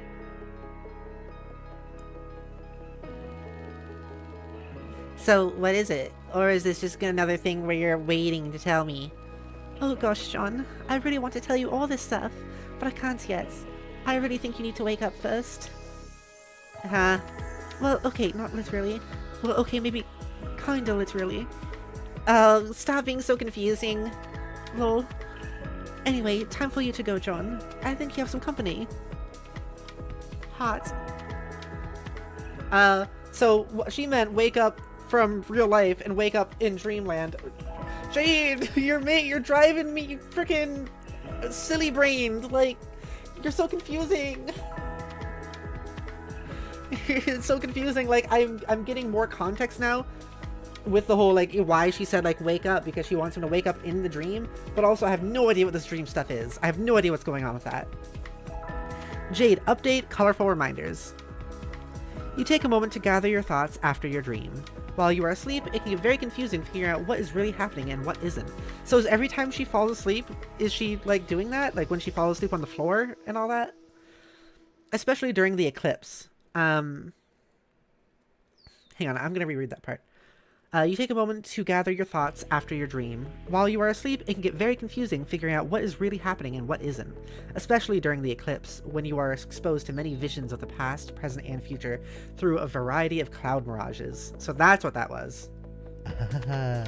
Stowaway became a snack. Thank you for subscribbling. Thank you. That makes me very happy. I hope you enjoy and I hope to see more of you. It can get very confusing figuring out what is really happening and what isn't, especially during the eclipse, when you are exposed to many visions of the past, present, and future through a variety of cloud mirages. It is only after you wake up that you are able to start making sense of it all, and your reminders help you do this. So she knows things because of the clouds, I guess. It's not like an innate power or anything, although she still has a lot of things that the other kids don't have, like everything in this house being the granddaughter of a billionaire and all that, and access to a lot of technology. Is it the robot that allows her to go into? No, it isn't. I was gonna say, is it the robot that allows her to go to CrossFit? But it's not, because, I mean, there's a body of June there as well, so there's that. Stowaway says, yay, I will definitely stick around. Heck yeah! Heck yeah! Heck yeah! Thank you. I'm glad. We always could use more friends here. It is only after you wake up that you are able to start making sense of it all, and your reminders help you do this. But on reflection, there wasn't much in the dream about the future. You were quite surprised to see your dog in your dream, though. It was the first time the crafty guardian has ever appeared in a dream. The story is directly referring to it as a guardian now. You have learned that today is his birthday, just like it is for your other best friend. You have always wondered about this, and never had the chance to throw him a party and bake him a cake. Now you can. But if you do, it seems that you will need a lot of candles. What do you mean? What do you mean? What do you mean? What do you fucking mean, Jade? Stop! Stop! You have given me thousands of questions. I can't keep track of them all. What are the dreams? What is Prospect? Other than, like, the thing that the Nana sprite described. What? The dog is a god, for some reason. It also shares a birthday with June, I guess. And also, your dreams, you have the robot. Why? I don't know. So you can do things IRL as well as in the dream, like the texting and all that, I guess. But then also there's the fucking, like, is the dream a different dimension, or is it just a different time period, or both? I have no clue. I'm so confused. I hope a lot of this gets explained. Oh, my throat's getting dry. I'm out of water too, though. I need to go grocery shopping.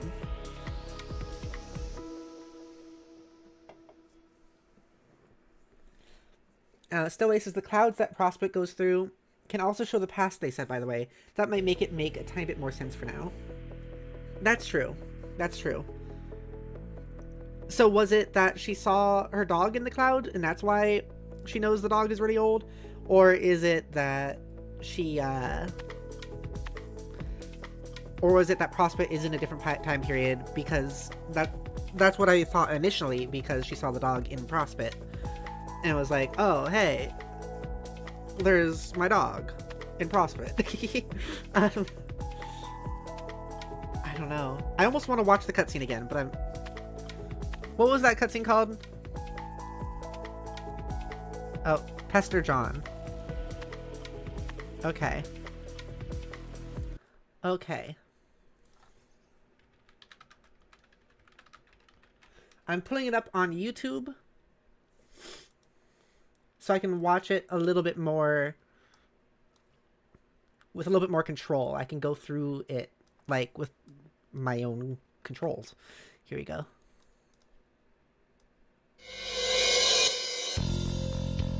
Oh my god, get the Pepe's off my screen.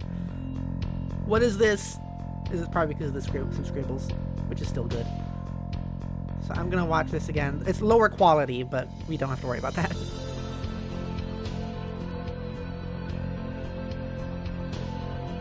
So yeah, the eclipse happens. It sends, because the eclipse happens because specifically this planet is rotating into the way of this one, blocking the Skya light from reaching this like moon thing, Prospect.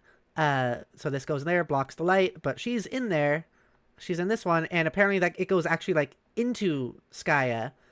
At least maybe she does. I don't know if the whole ball itself does.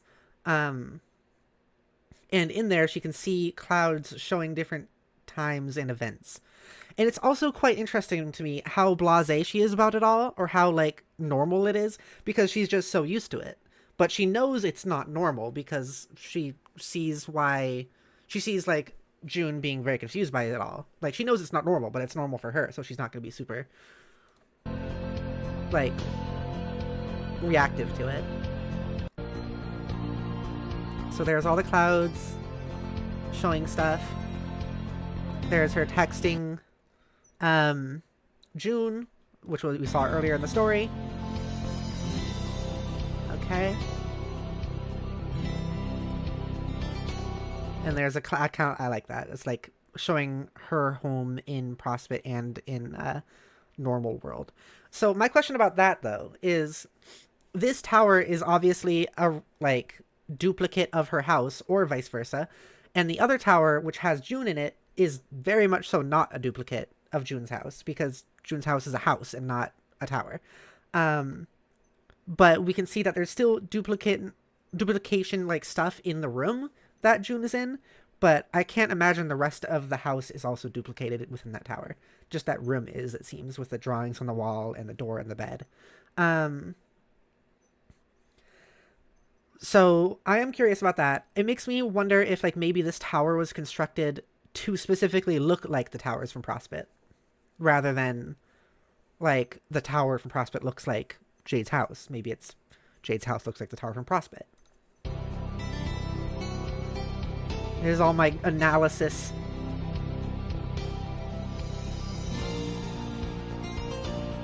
So yeah, that's all stuff of her seeing things that are happening in different times and all that.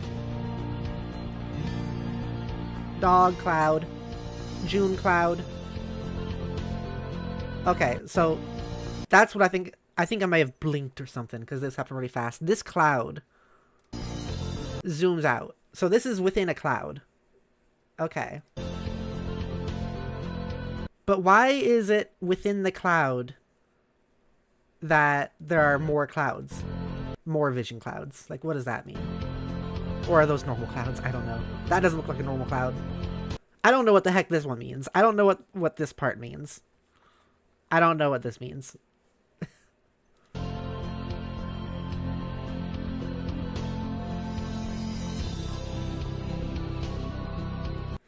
Okay, so... Okay. So she is... This is the part that confused me because I was like, wait, why was the, like, desert there or the rocky stuff there if she's on Prospect? That wasn't there before, but it's because that was within one of the clouds. So outside her dream house right now, there are the clouds, and in one of those clouds, that meteor just hit. Okay. And she was like, oh yeah, an explosion just happened. Meteor. And within that meteor was the dog, I guess, for some reason. So this did just give me more questions rather than any answers. So she goes into the cloud? Is that what this is?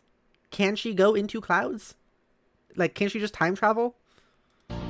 Or travel through space and time through these clouds?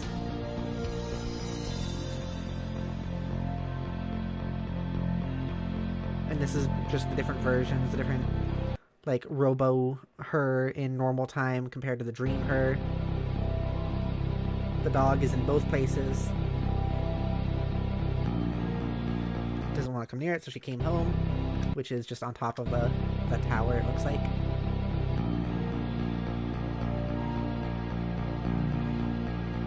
June is away from bed and is also floating. And this is when she took a nap earlier, I guess. Almost woke up.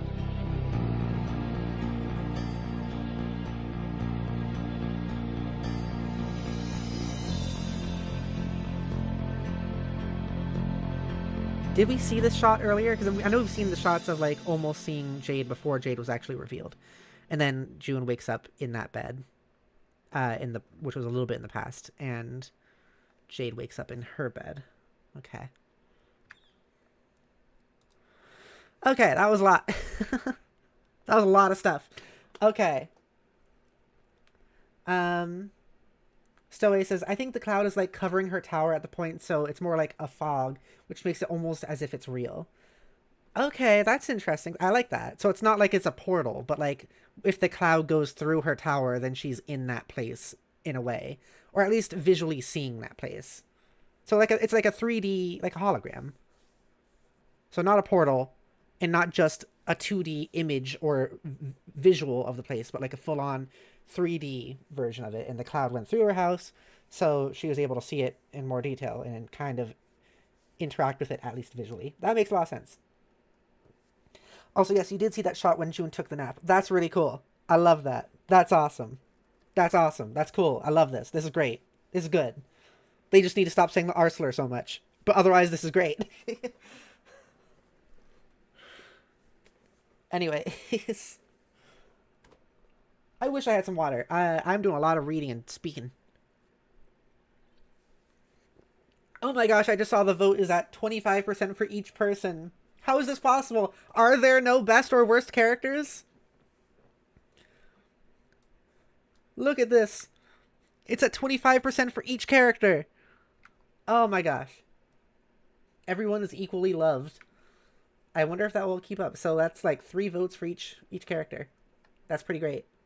Who out there voted for June? Who are my June friends? Okay, now I am able to gather what happened in that video a lot better. We might do that from now on. If we get those detailed videos like that, we might watch it once and then go back through it to watch it again to like look at it more specifically. That says the stars are aligned. Yes.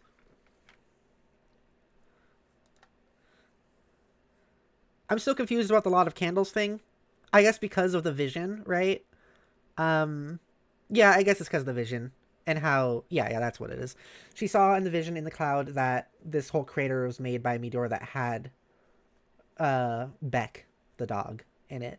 So that's how she knows that Beck is old. Yeah, okay. Makes sense. Stowaway says, I think that's a good idea. So much can happen that it's easy to miss. I think that is very true. And it's hard when, like, the pages aren't really pausable like YouTube videos are. So we'll just, like, watch it normally and then we'll go back onto a YouTube version of each one of those that have a lot happen in them and go through it more slowly and analytically. I'm sure that's also what confused me a lot reading it when I was growing up, was because, like, you know, it was one of those I couldn't really rewatch it easily, so I was just like, I don't know what just happened, I'm moving on. That was a lot of images. So yeah, at first I like thought like, okay, that didn't show much, but or it didn't answer much, but it did show a lot. I think it did actually answer some things now. I think had a lot more depth to it now that I was able to go back and look at it a second time. Okay. The dog's sleeping. Beck has never allowed you to enter the mystic ruins for some reason, or for reasons you never understood. You always assumed it was on account of your protection, but your dream has strongly suggested to you that is where you need to go now. Since your dream bot is secured in its chamber and does not need to be looked after, Beck is taking a nap in the grand foyer, as he usually does. Perhaps you can take advantage of this and sneak out of the house another way. Okay, so yeah, the dog is definitely the guardian, actually, of Jade, which is interesting because we know there's also the grandpappy who's just dead and happens to be there. I'm kind of curious. In those shots, can I... Hang on. I want to bring up the... I'm bringing it up again because I want to see here where the meteor hit.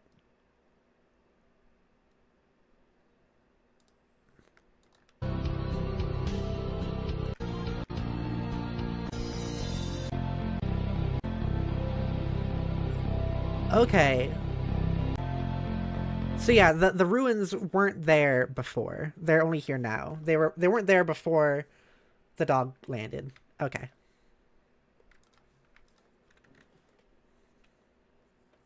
Jade, grab your harpoon gun.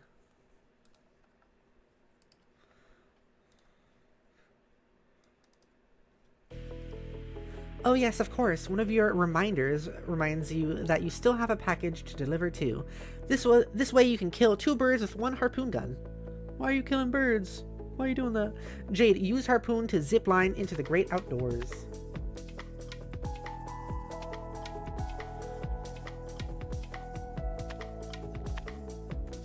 This was just an image. I thought it was going to be a GIF, but nothing's happening. Anyways. Pachu.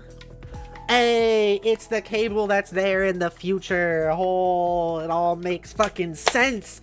It's all coming together.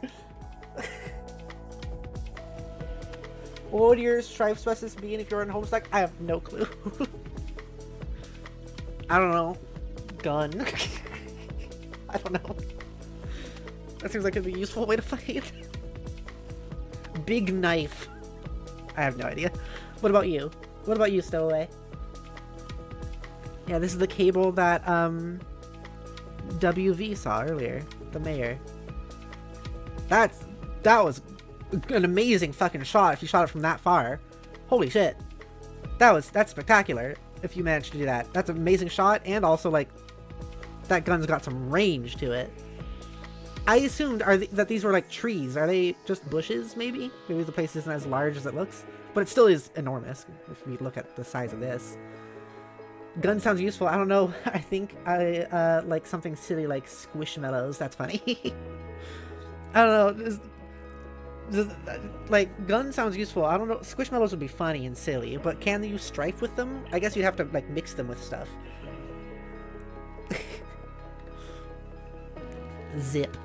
Finished building. Oh, you actually made a whole house out of it. That's quite an interesting structure. Architectural perfection. You just made a full-on, like, building. Even with windows and stuff. Where is June in all this mess? Oh, God.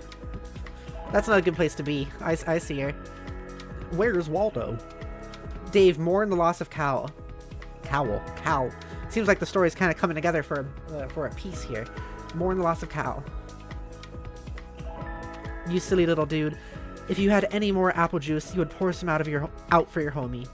You'll have to remember to double check your closet for more juice. Dave, go get a goddamn new sword. Gotta put on the Dave music. Hang on. There we go. Perhaps you will, but if you do, it looks like you'll have to break it first. You have to break it first. Perfectly good strife specimens down the toilet. Thanks, bro. Capture log beta.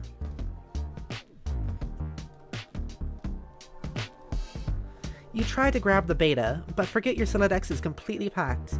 You wonder why you jammed all this useless crap in here in the first place. Maybe you assumed you would weaponize it all during one of your customary hash rap battles with your bro, but in retrospect, that probably just would have been a huge chore and would have made the battle drag on forever. It's like, what are you made of? Time? Dave, eject your modus and set it to Scrabble values. Oh god. You dump all this crap all over the roof. You then set your modus to the Scrabble hash function for some reason. This function always makes it a little less intuitive to calculate hash values for items, and therefore more cumbersome to rap with. But you guess that's kind of a moot point now that your bro flew off fuck knows where. His mysterious ways transcend irony once again. Yeah. Bat says, bye, that's a cool house. Stoy says, Rose did a good job with that house. Yeah, that was a pretty good job with that house, yeah. Dave, get beta. Dave, become beta. You get the beta, now yielding a radically different hash value with the Scrabble function, which is to say, a radically exactly the same value. Okay. Dave, pester Rose. Turn Tech Godhead begin pestering Tentacle Therapist. Okay, I got it. I hope you appreciate how much gross spongy proboscis I had to fillet to get this game. Hello? What are you doing? Anyway, I'm going downstairs now and installing this thing later. Yeah, you know, Rose is just chilling out. Warmly. Yeah, oh, we can switch to Rose music then. You finally finished your building project. You have done about all you can do for John. You don't think you can provide much assistance against all those ogres this time, but at least now John appears to be armed to the teeth. All there is left to do is wait for Dave. Rose, capture log and send John code for his present. That would certainly hasten the parcel's delivery, but the gift is not finished yet. You have spent months accelerating your knitting skills to be able to make the gift of perfect sentimental appeal. You even incorporated a cherished heirloom you have had as long as you can remember. It's like a head or something, decapitated head. When he sees your staggering gesture of sentimentality, he will finally understand. He will understand that in the game of facetious sentimental gestures, no one gets the best of Rose Lalonde. Months in the past. Dear Rose. Dear Rose, happy birthday. Crappy, sorry. Thanks for being such a great friend all these years. I know you like to make it out like you're playing it cool and don't care much about the people in your life, but I know deep down you really do. Hell, not even that deep down. It's like, your subconscious is having a wet t-shirt contest. Yeah, that's the comparison I'm going with. And you being all aloof is this totally soggy shirt doing no good at all, hiding nothing. Oh wait, it looks like two can play at this game of cracking all these highfalutin psychology books. Aw, snap. But yeah, I got you this because I think you're really creative and you can make something nice with it if you put your mind to it. And it might help you take your mind off a lot of all this serious business you're always absorbed in. You know, all this weirdo pseudo-gothy stuff or whatever. Frankly, it's kind of depressing. Anyway, you're the best, Rose. Have a rad 13th. I'll catch up with you guys soon. God, you're all so old. Ghosty trickster, John. Noise. Rose, answer. Vicious. Look at that vicious face. Oh, shit! We got another character! Oh, goodness. We got another character. We got another character. We got another character from the Trolls. Oh, I'm excited. I'm so excited. I'm so excited. Okay, okay. Grim Oscillatrix. I gotta... hang on.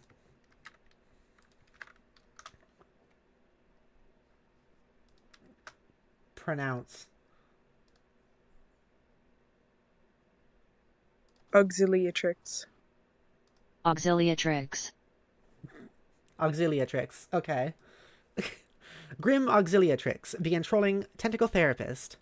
Okay, let's come up with a voice. I know who this one is, just because of the text color and vague memories. I have to figure... And also the typing text. Yeah, the color of the text and also how it was typed. Oh, I'm so excited! Oh, man, I am such a fucking nerd. Woo, Jade in the lead now. Oh, man. Fuck. But June, though. The things could have stayed balanced. Okay. We got another... I'm going to do another British voice for this one. Why is it that when the subject of temporal mechanics is broached, your sparing human intellects instantly assume the most ingratiating posture of surrender imaginable? Time is not that difficult to understand. It is a utility that a universe may resort to in order to advance a desired degree of complexity. Or may not resort to, if that is the case. It's all pretty pedestrian. But no, when time travel comes up, you present the face that a man shows when the breeze gradually alerts him to his absence of nether dressings. I don't see how we are to properly agitate you all if you continue to insist on failing to understand basic concepts which common infants effortlessly manage to describe via scrawlings in their own puddles of sloppy discharge. Discharge? Ew. Have we spoken before? Yes, in the future. You and your friends never cease to invent ways to strengthen the credibility of your assertions. Oh my, is it your human sarcasm again? I enjoy listening to it, and I wish doing so could serve as my primary form of recreation. There, see, I just did it too. Saying the opposite thing to emphasize my contempt. But suddenly I feel more primitive and hate myself a little more. It was like this funny miracle just happened in my heart. I would admire the sophistication of you and your fellow future dwellers a little more if you seemed to be aware the word human only functions as that sort of adjective in bad science fiction. But I won't be rude and change the subject. There's still a bit of unflagellated straw poking out of your rhetorical effigy over here. So sassy. Oh, goodness. Oh, dear. No, we aren't from the future. But we are already in agreement that you don't get it and never will. I thought you said we spoke in the future. We did. Your future. For me, it was only a couple minutes ago. I understand. You exist in some temporal stratum through which we have communication access to various points of my timeline. It's not that complicated. Timey-wimey, you know. It's fucking Doctor Who, innit?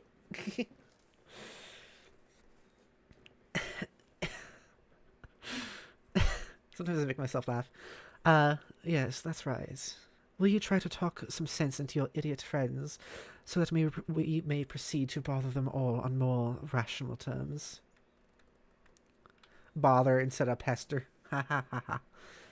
I try to every day, with mixed results. But you see, it's not that I don't understand you. It's that I just don't believe you. Because it's nonsense. Albeit persistent and coordinated nonsense. Why would a bunch of temporarily dislocated trolls want to harass a group of friends throughout completely random points in time? I will admit this campaign of provocation wasn't all that well thought out. Don't tell anyone I said that. Alright, maybe you should get some trolling tips from us humans. Our sparing intellects are probably better suited to it. Yeah, maybe. Why don't we be friends? You want to be my friend? I think so. I think we're supposed to. You suggested as much earlier. You mean I did in the future? Yes, a couple of minutes ago. Probably because I remembered you mentioning it in the conversation we're having now. That's likely. Your commitment to this role-playing scenario is intriguing. What choice do I have but to accept?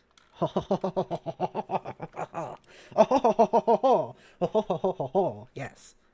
That voice is so fitting. Thank you. I like doing voices. Voices are fun. Brad says, is that my girl? I don't know, is it? Dave is now fucking tied for the lead? Fuck you, Dave. I just noticed. Fuck you, Dave. Stowaway says, the funny thing is how that is exactly what the timey-wimey is actually used to explain when it is said in Doctor Who. I know, right? That's kind of like what made me think of it as well. It's the same bit. This did come after that, though. Like Homestuck, this is 2009. I think that episode was like 2006 or something. Okay. Hang on. Actually, I want to check something there. This is still in the past. So this wasn't current Rose answering that. Okay. Because if it was current Rose, it'd probably make more sense for her to be like, okay, yeah, maybe you have something. There's like ridiculous stuff happening. I'm more open to believing things now. Bat says, no, it should have been June. It should have been June. It should have been June. It should have been June. You're right. I will only accept anyone but Dave winning or it all being a tie. That's what I'll accept. Now we are looking at Dave in the past, in a city that looks less toasty. Dave, you're wearing the wrong shades, bro. Wearing the wrong shades, bro. Dear Dave. Dear Dave. Yo, sup, shit. Happy birthday. I just want to take a break from telling you how much your gay butt stinks all the time and say what an awesome friend you are. Seriously, on any other day, I would be downplaying how you aren't really as cool as you think you are. But just between you and me, I think you might actually be that cool.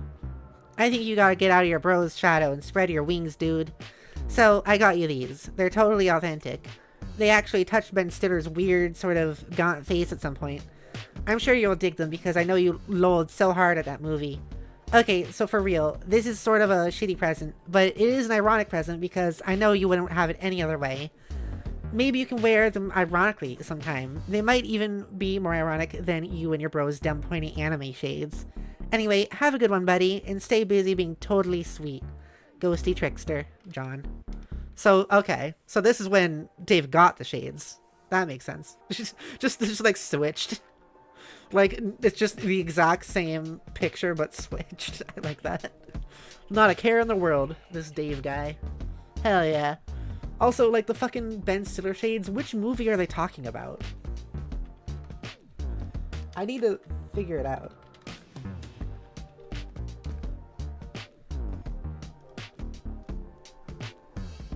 This one.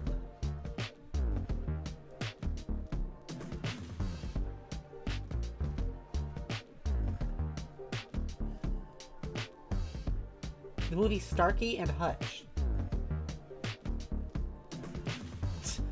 It's just... Okay, hang on. It's this.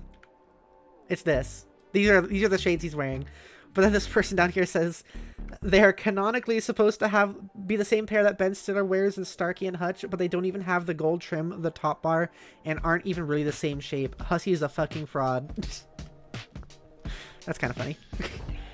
Maybe they do. It's just like, I mean, Dave also doesn't have like arms half the time if he's just standing, you know?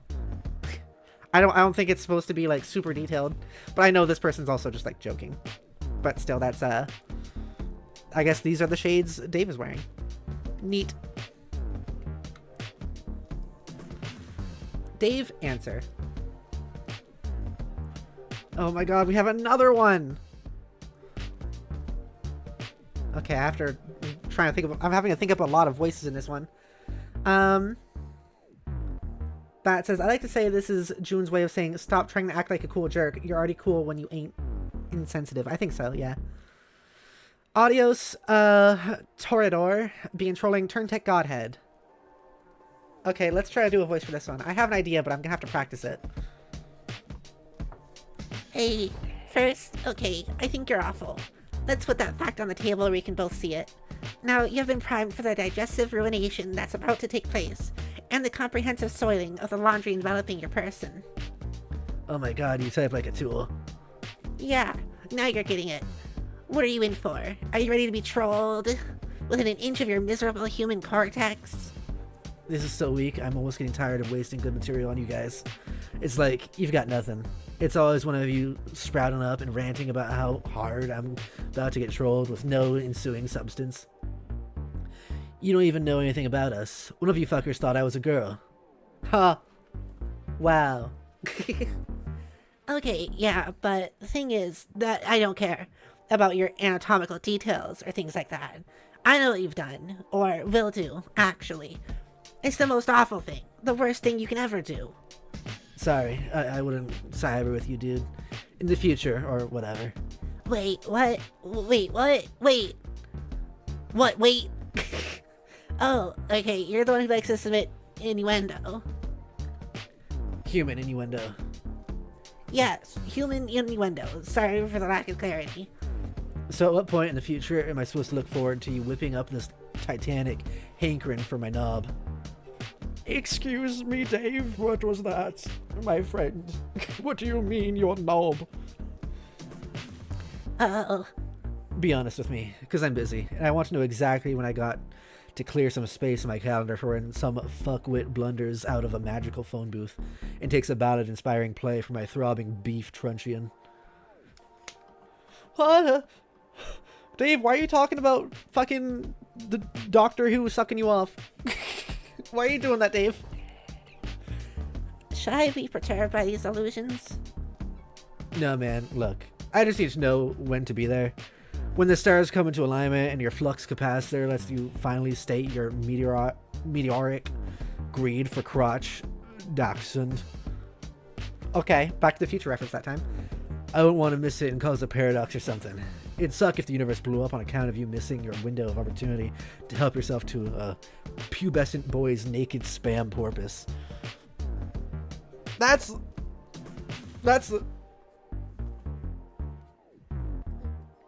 a sentence. That's what I'm gonna see. That's just a sentence. That's what I'm gonna say there. That was a sentence. Orange Troll. No, this is like brown. I know which characters these are, which is why I kind of know what voices to do. So he says, Omaji, another fitting voice. Thank you. I really appreciate it. I like doing voices very much. I like this. They're totally different vibes. They really are. Brown Tex would totally be beaten up by Dave in like high school. If Dave was even actually brave enough to beat someone up. I feel like Dave would be like, yeah, I'm cool enough to beat people up, but also like I'm too cool for that. But also then he would, but then Brown Tex would definitely be a character that would get beaten up.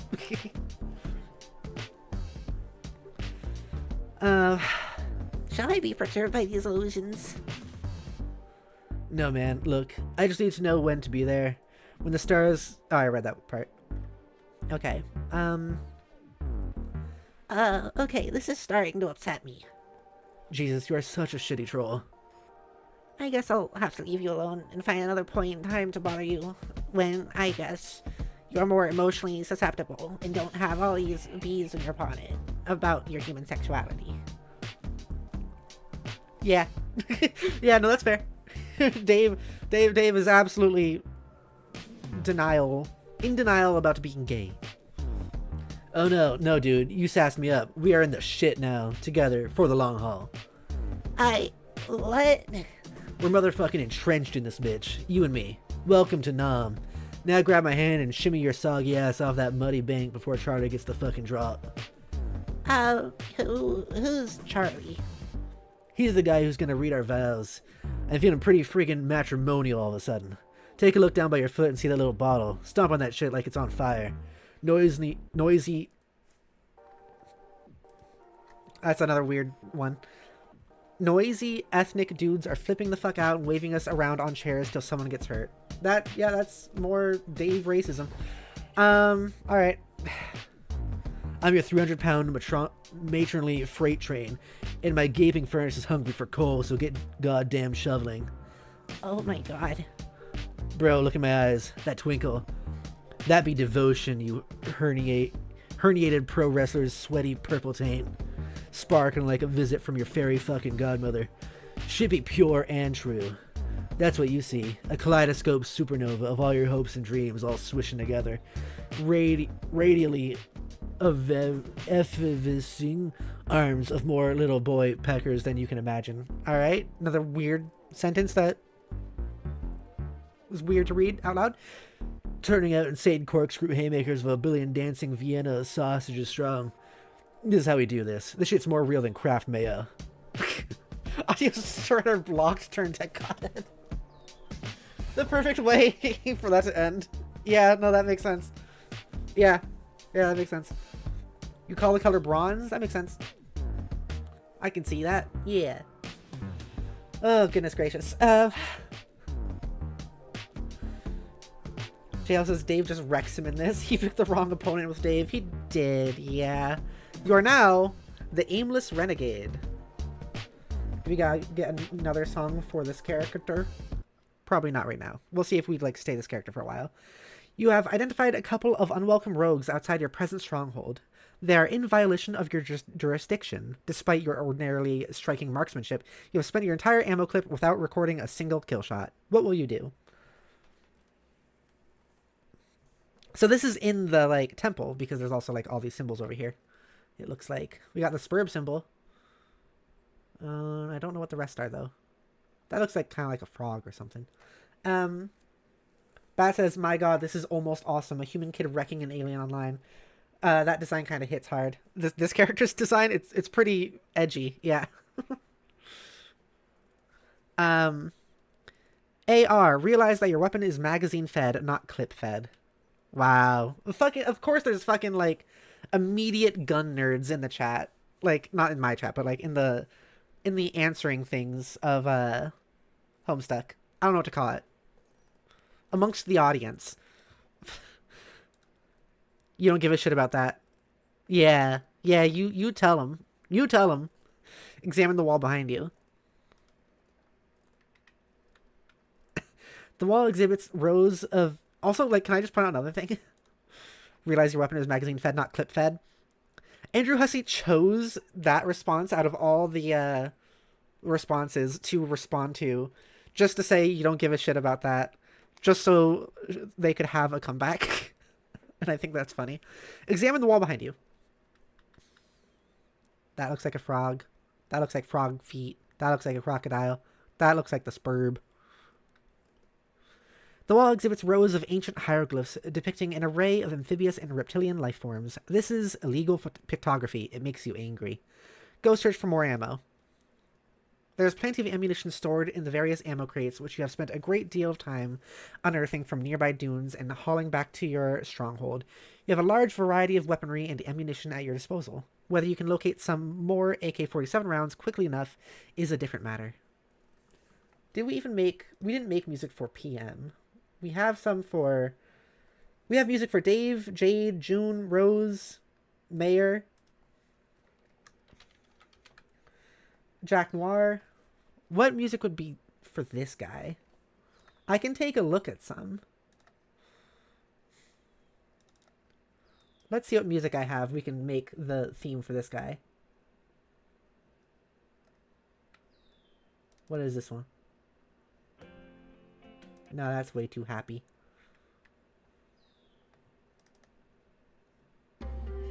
Nah.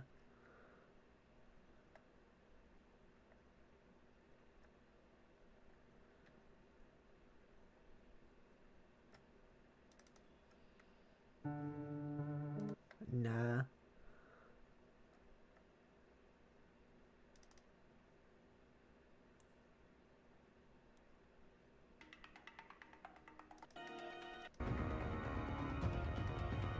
That's pretty dramatic.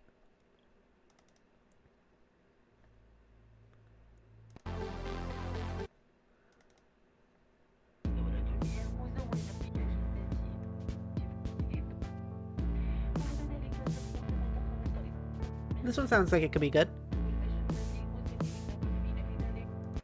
Let's use this for this character. What was it? Renegade? Was that it?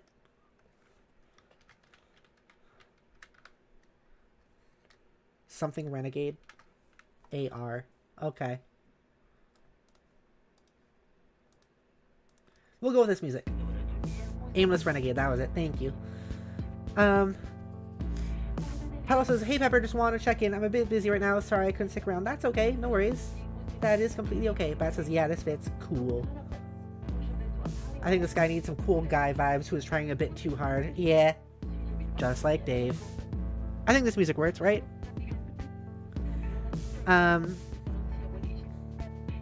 Quickly retrieve sidearms. Ha ha ha ha ha. You retrieve a pair of deadly sidearms, but you'll need a longer ranged weapon if you are to continue your enforcement. Find a rocket launcher. I should be just playing like the Black Ops theme or something, like Call of Duty Black Ops. Here's one. Befriend the unwelcome rogues. You wonder if you should reconsider your grievance with the offenders. Perhaps you should let it slide. They seem friendly enough, and it's been so long since you've had company. It would also be quite a pity to blow up that tall, attractive female. But then again... Wait a second. The face. The face on here. The face on here. It's the Grandpappy. It's the Grandpappy. It's all connected. They are both in flagrant violation, trespassing through several zones which you painstakingly marked as off-limits while you conduct your investigation of this crime scene. It is your duty to investigate this illegal monument and get to the bottom of its illicit amphibious idolatry. Just thinking about all the sloppy footprints they are leaving in the sand makes your carapace steam. The law is all that's left to hold onto in this unforgiving dust bowl. You cannot afford to loosen your black claw's grip lest justice slip through your fingers. Law is beauty, order is peace, judgment is the very basis for all that is pure, and... Hold that thought. You did take a moment to wear something ridiculous before you continue your spiel. Yeah, because they all are. Like, we got a mayor, we got, like a mail carrier, and now we have basically a police officer.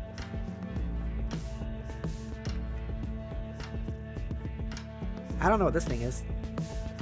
Oh, that's a fucking... There's a stick through, like, a smoke grenade or something? I don't know what the cans are. Oh, geez, you're a judge. That's what you are. Okay. We got jury and everything. Alright. Order in the court. You will have order in this courtroom. If everyone does not settle down, you will clear out this courtroom. You swear to God. I mean, at least all these characters are very imaginative. Examine moving platform. It appears to be a large stage serving as a kind of elevator, but it can't go down because there's something jammed in it. Looks like a peculiar musical instrument, probably centuries old. Oh geez, it's Jade's thing. But yeah, the jury agrees. You've got to blow up these trespassers. Place present on monument. Oh. Okay, Jade place present on monument. We're back to Jade then. Back to the Jade music. You put John's present down in just the right spot, along with a letter you prepared a little while ago after a particularly interesting series of dreams. Should be any minute now. There we go. Getting the gun back out. You put down the time bait. It's out of your hands now. The time bait. Okay, I mean, this is the thing that the mayor will come across in forever. You guess you could swim. Maybe you can think of a better way to cross, though. PM, read the letter. Okay, now we gotta find music for PM. What is the PM music?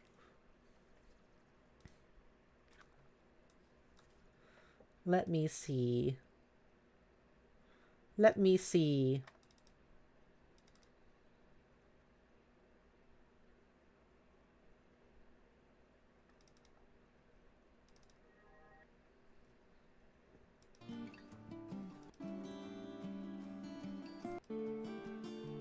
Maybe.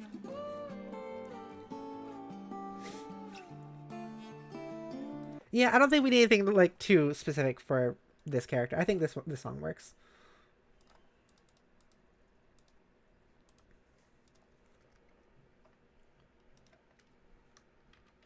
Okay.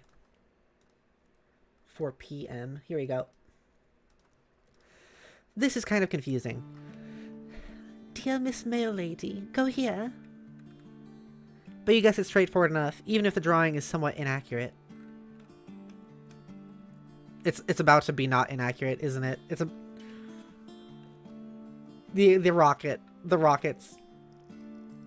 Yeah, there you go. Oh no. Berate self for unauthorized demolition. Stupid, stupid, stupid! You had them right in your crosshairs. You have no idea how a crack shot like you could have missed. It's practically inconceivable. Well, I will say that rockets don't tend to be the most accurate thing. Be the law. You reload and take aim. That fair carapace, how it sparkles in the desert light. No, you cannot afford to be distracted by such thoughts. You are busy being the law. What is that? You are the law, whoops. I am the law. Wave about in a distracting manner. Oh, it's this guy again, and his little blinking bee. So outrageous. Lob. Clonk. Sweet throw. The can ruse was a distraction. PM, scamper quickly to the newly created hole. You have the cargo. Why is the text looking like that? Don't... Oh no, don't hurt the mayor. Also, yeah, this is like what rockets do sometimes. I don't know what... Oh, that's smoke from the other thing, I guess, yeah. Wait. I guess it is still kind of close. Read the next step of the letter. Deliver here. Yay. Last thing I asked you to... Oh, something else. At the bottom of the letter is a series of coordinates along with further instructions. You know what you must do. Liberty, reason, justice, civility, edification, perfection. Sendificate. Mail. Years in the past. Butterfly. Butterfly. Oh! Oh, jeez. Come on now. Come on now, Grandpappy. Why? Oh, he's a little baby. It's a little baby Jade. It's a little baby Jade. I like this theme. Yes, cool. Today is your birthday. Your grandfather decided to celebrate by introducing you to the thrill of the hunt. But suddenly, you and Beck are wandering off. Where is this silly dog taking you? You find a present. Efficate. Pumpkin seeds. You open it to find a shirt that is way too big for you, and pumpkin seeds? There is also a letter. Dear Jade. Interesting. It's Dave's letter, or not Dave's, June's letter to Jade, but I'm assuming June didn't mean to send it to baby Jade. Dear Jade. Aw, dang, where'd I go? Blur, so terrible. Happy birthday. It's hard to thank you enough for your friendship over the years. Heck, if it weren't for you, I wouldn't have even met Rose and Dave. So that is like 3 times the friendship. That is almost like too much friendship. I only wish I could get you something for your birthday that could remotely make up for what you've given me. But of course, that's impossible. So here are a couple of silly things anyway. I went to a weird Asian store the other day and saw this rad shirt. So I got it and I'm wearing it now. But there was a blue one too, which was way more awesome. And I wanted you to have it. I know you like green a lot, but maybe you'd like to try wearing blue sometime? I bet you look like $1 million. They do have opposite shirts compared to their text colors, don't they? Also, I know you've been frustrated lately about your pumpkins about how your pumpkins keep disappearing. Well, I can't begin to explain why that's happening. All I can do is give you these so you can plant some more. Don't give up, Jade. Whatever those dumb old pumpkins went off to, I'm sure you know the fun is in growing them and taking care of them until they're ready. Phew. Gotta head out to the post office now so this doesn't get to you too late. Talk to you soon, ghosty trickster. Yawn. Who is this John claiming to be your friend? And these other friends he mentions. Whoever he is, you think he might be onto something. Blue is a very pretty color. Also, growing some pumpkins sounds like it could be fun. Maybe you'll ask Grandpa if you can use the atrium to do some gardening. This will be exciting. Yeah, that's interesting also because, Like, how old is baby Jade? How because apparently she can read, so, but also she does a lot of things that I don't understand, so I don't know. WAP. Flashing lights warning. WAP. WAP. You bear the vicious brunt of this story transition directly in the face. You are getting really tired of this feisty man and his busty fists. Busy fists. Not busty. Oh, yeah, those busty fists. Jack killed John's dad yourself. I don't like that. Here, stick this in your pipe and bleed to death slowly. That's just a switchblade. Oh, shit. Hell yeah, June's dad. Hell yeah. Are you, like, putting it out now? Okay. You release the prisoner. He's free to go. Sweet. Play guitar to summon the giant lily pads, Jade. Alright.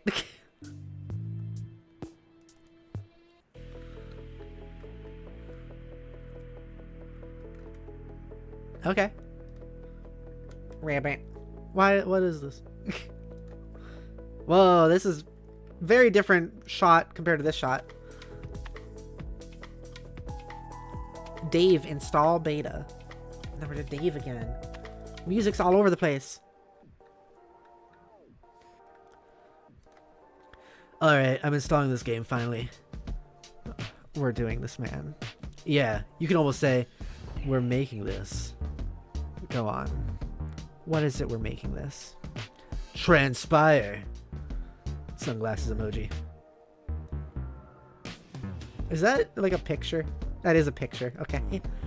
Excellent. Let's make shit take place. S, enter.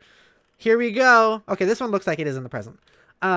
Dave is finally starting the game. Sound, enter. Let's do it. Only 1,149 pages in for Dave to start playing the game.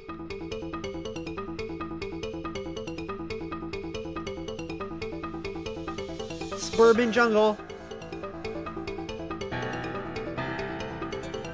Piss bottle. Don't drink it. She's just chilling out.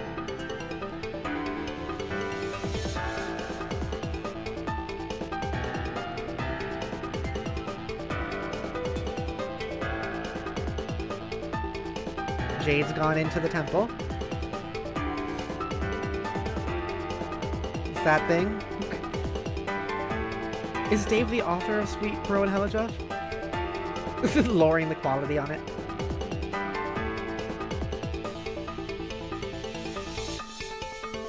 Birb.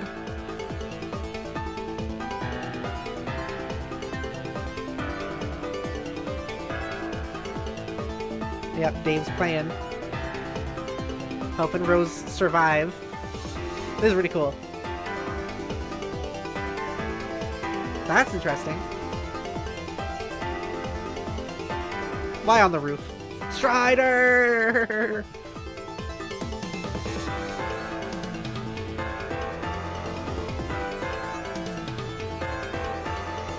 Oh, there's that.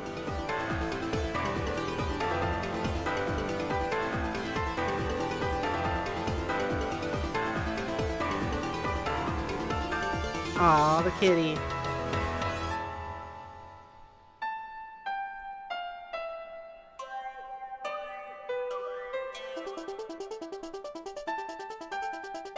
Uh-oh.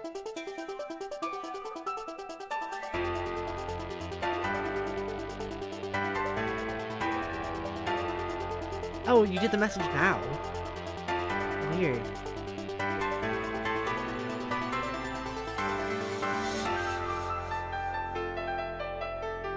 Love you, Rose. Hell yeah.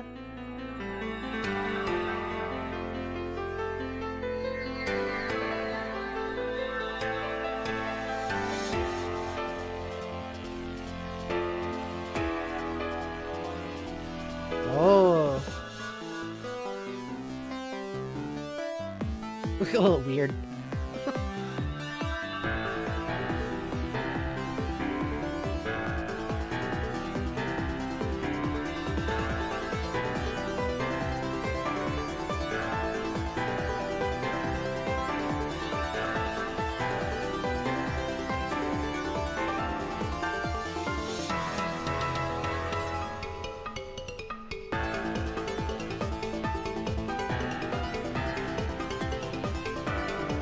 Yeah, June, yeah. I also love you. You're awesome.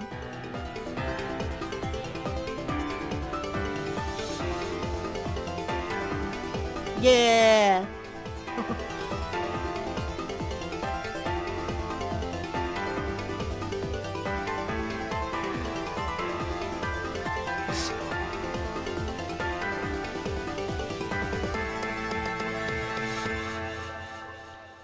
Wow. That was a lot. That was a lot. And I think we're going to have to go through that one again as well. And I think after that, maybe we can end the stream here because I feel like this is a pretty big spot, I would say. Let's search up the video for that.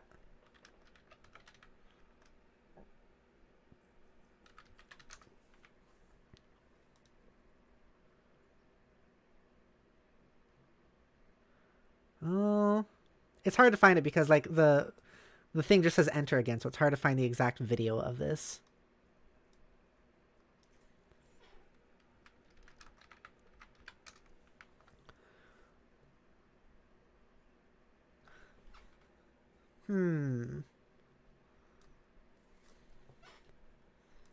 Let's see. Can I do like install beta?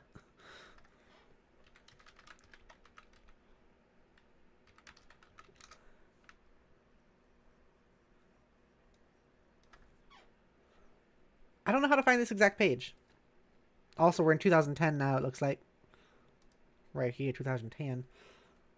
Jasper Sprite.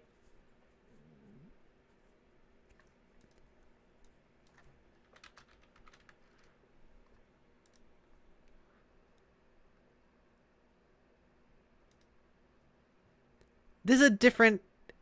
Oh, this is... Okay, I thought that we had seen S enter before. But no, it looks like this is it. Okay. So he says, I love him. Jasper Sprite. Dave is the author. Oh, okay. Wow. Wow, Dave, you're hilarious. Enter is a good one. Yeah. J-Ho says, I always love that scene. He ready to stab him, only to get his hat destroyed, so he lets him go. Yeah, that was pretty good. Bat says, Dad and Noir are going at it. You mean they're fucking? Bat also says, I'm liking Dad. He don't ask questions. He broke out of an alien jail, bunched his way through imps, and is straight up beating an alien. Yeah. Yeah. That's true. That's true. Dave is winning! Oh my god, I fucking hate all of you. I don't even dislike Dave, but like... I dislike parts of Dave more than I dislike any other parts of any other characters. Specifically the races. But like, come on, come on. Why is Dave winning right now? You're all the worst. Anyways, let's go through this again. So we got, first of all, Dave is opening up the game, being a gamer. Jade is going into the temple.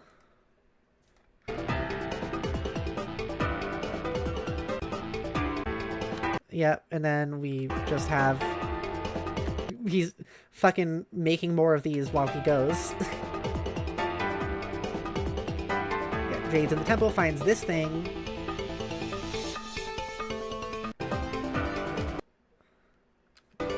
House is still being bad. This is Dave helping Rose. Got rid of her bed to put stuff there instead. I don't remember which thing is called what. But there's that one. That one. She's like, Dave, what the fuck? Why up there? Yeah, why does this look like that? There's a comparison being drawn here, except this one has another timer. Which is, I guess, similar to the timer in the lab underneath Rose's house. And you put another one there, and she gets upset. Rightfully so. Oh, it's because there was not even a door there. I missed that. He had to put a door there for her. That's funny. And then he, I don't know what the point of that was. But then he got rid of it. I don't know what the point of like putting that on there was. Was that just to like open it so this the sprite came out? It looks like it. Jade fell asleep, of course. Um,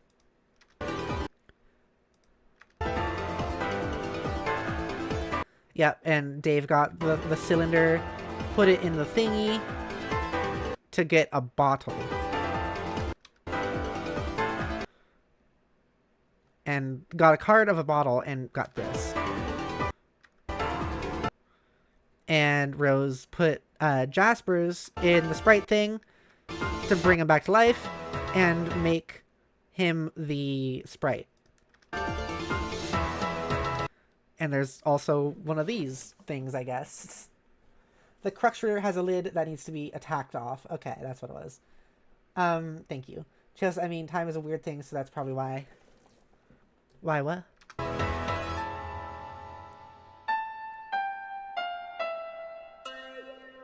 I like this whole part here.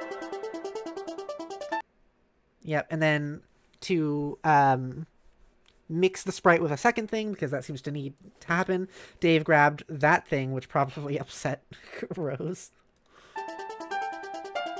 That knocked the bottle. And I forget what exactly the bottle is. What is that supposed to represent?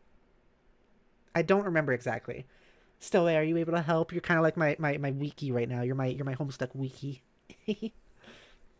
Homestuck Wikipedia.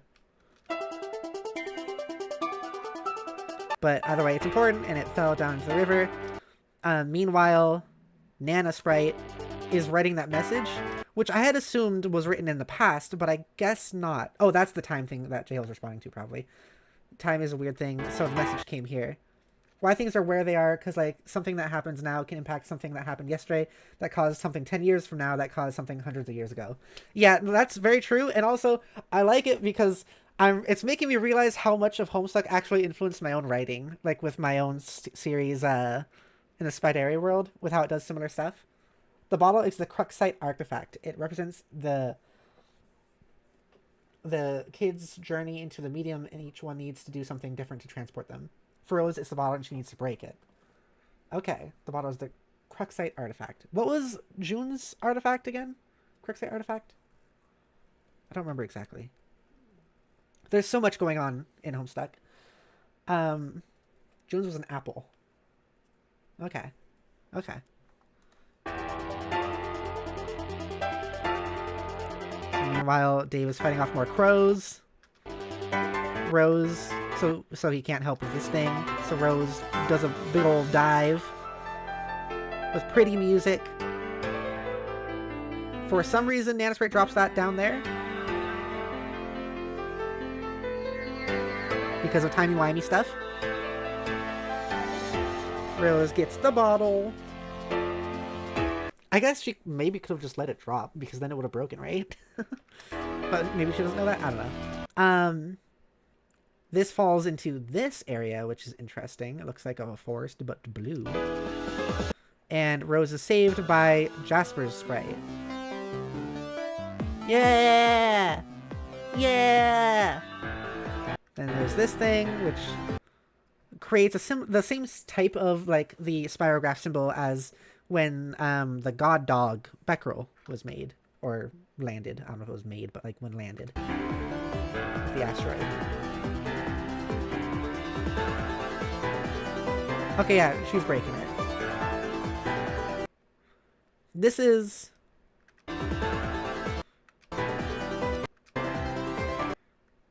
You gotta, like, watch these in slow motion sometimes. This is the... Is this, like, once again with the mayor on it and everything? I don't know exactly. Oh, look, it's the fucking top of a bottle.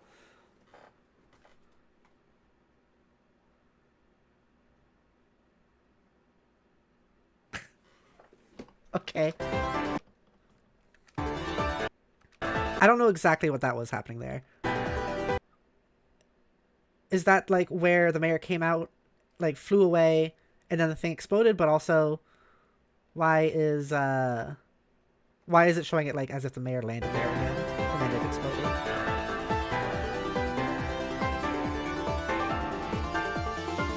So yeah, Rose broke it, and it teleported her house away as well. And then Jade got these letters, which we saw before, but I don't remember where. Meanwhile, June. PM was in a flying apple too, which had worms. You're so right. You're so fucking right. You're so fucking right. Alright, there's so much to these. And then it's just June going up and fighting and losing the laptop and going to the top and going in the thing. Okay, and that's where we are.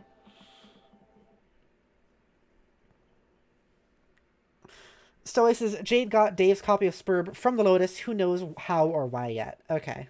It's one of those things where there's so much happening at once. Sometimes I don't know what I'm supposed to know and maybe just don't remember. Or things that I haven't been told yet. And there's like a reason I don't know. You know what I mean?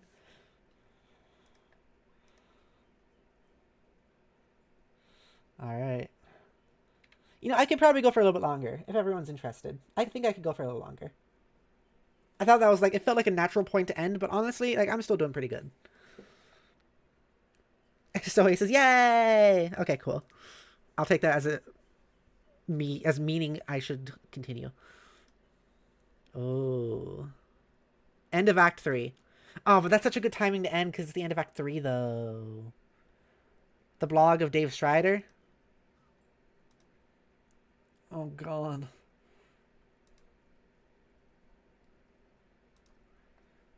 Oh, dear God.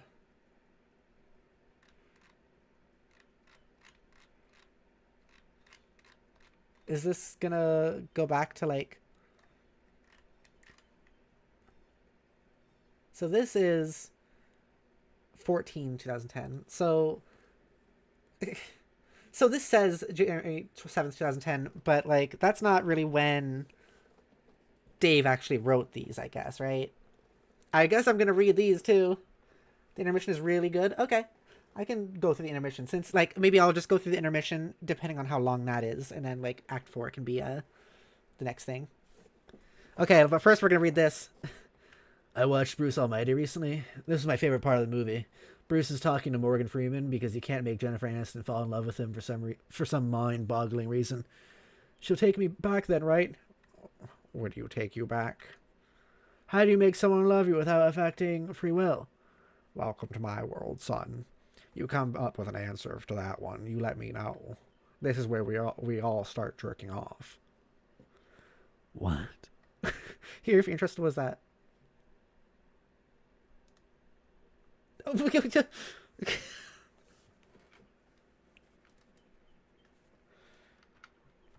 This is the link it brought me to. Volunteer at your local church. Fuck you. Fuck you. Fuck you.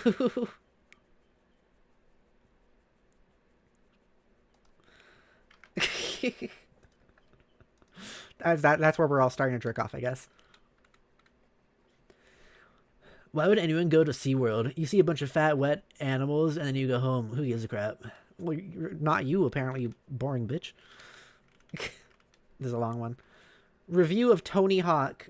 Just the person? No, not the game, just the guy. I've never played a Tony Hawk game. I've never met Tony Hawk either. I'll just go by mostly photos of him. Tony. Look at this goofy motherfucker. It looks like Kevin Sorbo had a savage face collision with James Woods. You know what they didn't say they had a love child? People who use that phrase are fucking assholes. You would never get the idea that he makes a ton of doughs scooting around on a wheeled up piece of wood made for little boys. Hey, haggard dude. Yeah, you with the goonish facial proportions. Can you go nab me some sick air? And while you're up there, why don't you find a real job? Skateboards that haven't been asserted as legitimately cool since probably Michael J. Fox outmaneuvered Biff in the 50s and fed him a world of cow shit. I think to prevent himself from fucking his own mom. That and Bart Simpson. But Bart Simpson was never cool. No one ever actually thought he was cool. Even in the thick of their early 90s delirium. Zooming in. He never actually said anything clever, and now that I think about it, he was vaguely effeminate. Which would be fine, I guess, but it betrayed his wafer thin, eat my shorts attitude. You can be effeminate and also be a bitch. Maybe 20 years of having your lines delivered by a woman will make that happen. Alright.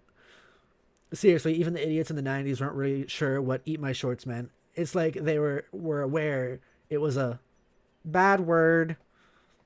They're aware it was a dumb thing to say on some level, albeit dimly, and let some shitty characterization slide because it was a funny show. Dear Matt groaning, being a cool kid means more than hating school and dishing out mediocre sass over the span of 7 presidential terms. I don't know, this character is so old already. Maybe I should start ripping Jughead a new asshole, or maybe Lil Abner while I'm at it. What the fuck am I even doing? Then I think for approximately 2 years in the 90s, people thought rollerblades were cool. And then someone splashed a picture of cold piss in all our faces and woke us the fuck up from that nightmare. A guy lumbering around on rollerblades makes it look like someone fucked with Frankenstein's shoes in his sleep as a practical joke. If you're wearing rollerblades, you might as well shuffle down to the pawn shop and fork over your dick because you just became so frightening to women they'll start handing out pink ribbons en masse to promote you awareness. Alright. Basically, anybody who gets bent out of shape about anything that has wheels needs to be whipped briskly across the cheek with the wishbone of a huge flightless bird. Here's another one. I don't care about this suddenly. Why, after reading all this so far, why did anyone vote for Dave as their favorite character?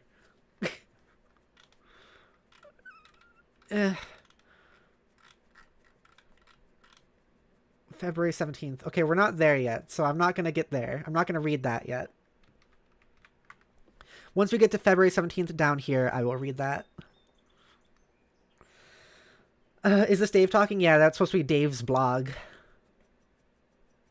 Jorking it for Gigas. Yeah. The intermission isn't that long. It's 203 panels without dialogue, but some with descriptions. Okay, well, we can start it. We'll see how long we go into it. I've read about 200 pages, like, so far this stream, I think. So it says it will also answer a lot of questions. I lied. It will only create more. Okay, good to know.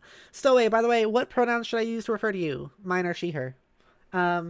Just so I know, since you seem to be a person who's sticking around. I like to ask. Intermission. Loading. Burp, burp, burp, burp. Nighttime. Oh, green. That's different. And it's different type of architecture, too. But just very green. I prefer they, them, but I go by any. Okay. Good to know. Thank you, thank you. What does that mean? Oh, geez. Your name is Spade Slick. Okay, I have a question. Do I use the same music I used for Jack Noir? Is that the same person? I don't know. Should I use the same music or should I use... I'm going to use different music. Don't answer me. I'm going to find some different music. Let's see what else I got for Spade Slick.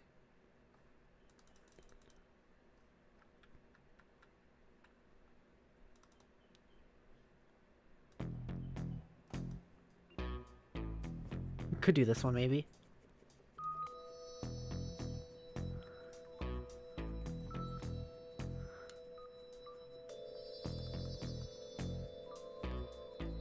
I like this one? Okay, cool.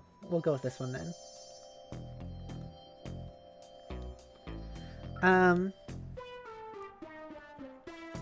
That's I unfortunately don't get it. Don't get what? Okay, anyways. Your name is Spade Slick. You're the leader of the notoriously vicious gang of mobsters called the Midnight Crew, a rival gang known as the Felt, recently knocked over one of your favorite casinos. Your long quest of revenge has finally taken you through the front door of the mansion belonging to their loathsome boss, Lord English. Your subordinate, Club's Deuce, Diamond's Droog, and Heart's Boxcars have been dispatched to various locations throughout the mansion to begin carrying out your mission.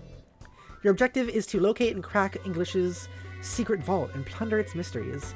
That's the business end of it.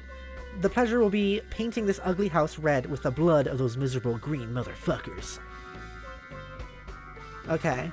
Inspect timekeeping devices. It's a lot of clocks. Stupid gang and their lousy obsession with clocks. The sooner all these idiots stop being alive, the better. You wonder why they are. Or where they are. Why they are. It's awfully quiet in the mansion. Sans all the dreadful taking. Sans Undertale. Sorry about that. That was probably pretty cringe. In any case, you know, it's funny that, like, once again, so many characters are just so heavily, like, represented with, like, imagery or tropes, like having fucking, not just like a clock or having a few clocks around the house, but having like 3 in one place like that and having your attention directly put onto them. It's very interesting. Sans mentioned. I know, right? Caps log carriage clock. I bet he's not gonna know what that means. You obviously have no idea what that means. Yep. If it's some smartass way of saying to pick it up, forget it. You are already carrying an item. It is your trusty deck of cards. It's still like in inventory though. That's kind of funny. Intermission. SS. Build fort with clocks. I wonder what the point of this intermission was. Because, like, if it's an intermission, like, I know this apparently has stuff to do with the story later, but also, like, was this Hussey taking, like, a break from the main story, I wonder? Or was it not really the intention to come off as a break because it is more story that has to do with Homestuck? I don't know. You have an idea that is so much better. Clocks destroyed 4 out of 1,000. Check for traps under the billiards rug. What is under the rug is much worse than any trap you can imagine. It is a member of a species that you do not recognize, with a ghastly furred upper lip. So yeah, these aren't humans then. These are the same species, I guess, as like the mayor. You cover the unsightly individual back up and try to forget it ever existed. Who is that? I don't know. Play 52 pickup. Stoey says it might have been more like Hussey wanted to create a divide between the acts somehow. Yeah, that's fair too. I wasn't sure. Like, I don't know if some people want to have like a break in their stories just to like take their minds off of the main thing and do something else for a little bit.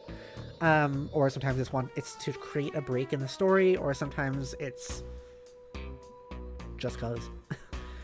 You need a deck of cards to play that infernal game. Unfortunately, all you have is your war chest, which you deploy on the floor.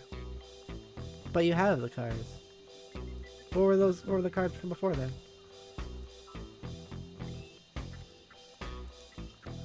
Yeah, deck of cards. You would need a deck of cards to play the infernal game. Open war chest. Okay, interesting. This looks like that picture that was, I think, in June's house, right? There's a couple of swords. Interesting. Shuffle contents of war chest. You rummage around. Oh, you have the symbol on your wrist, too. It's no unusual assortment of belongings, and nothing any mobster worth his salt could be caught plotting and scheming without.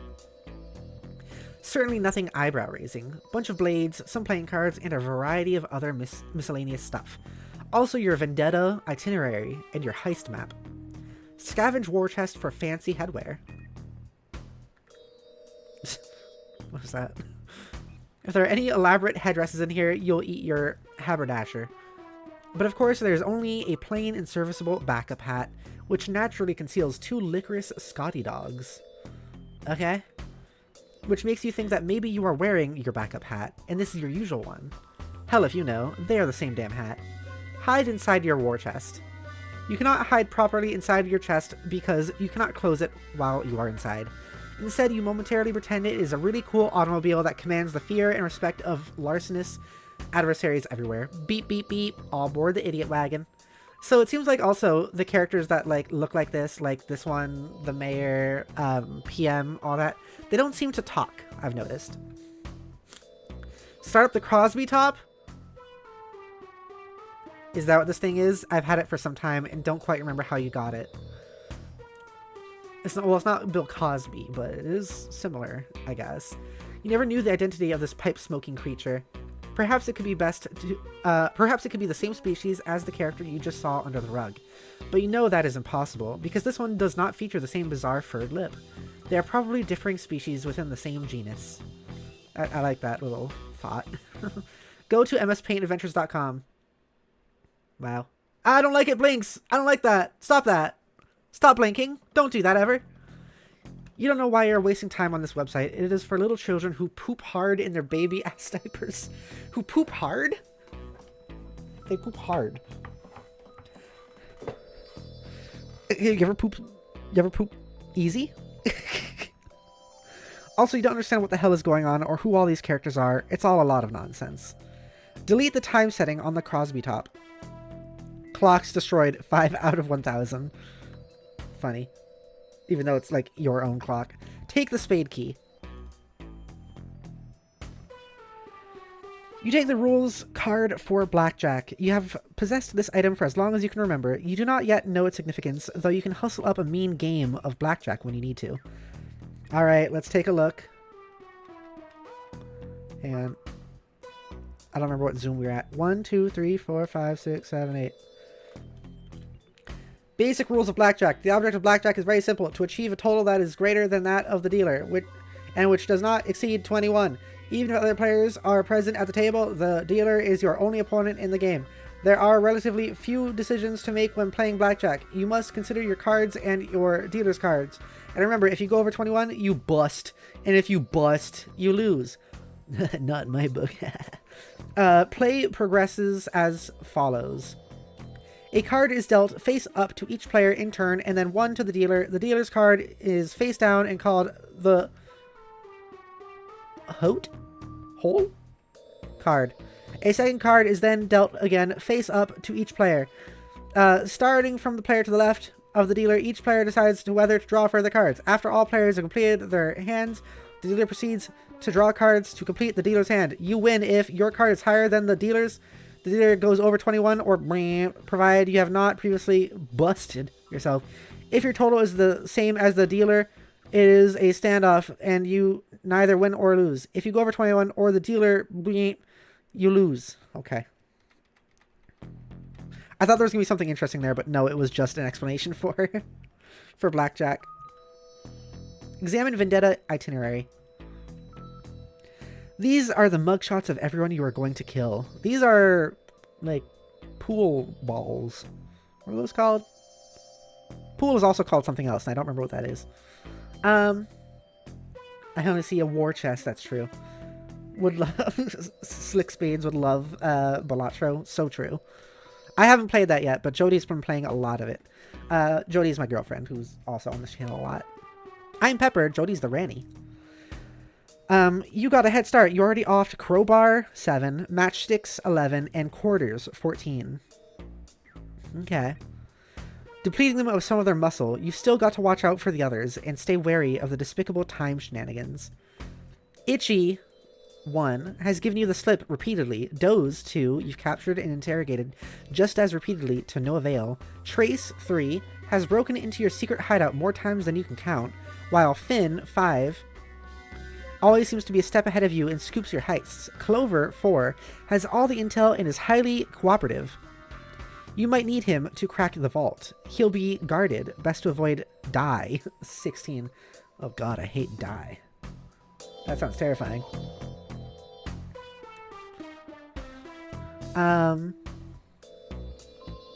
In any direction, or in any direct confrontations unless you want a temporal mess on your hands. But if you need any repairs, you can always get to Stitch 9 and persuade him. And you might need to if you can't kill Sawbuck 10 with a clean shot.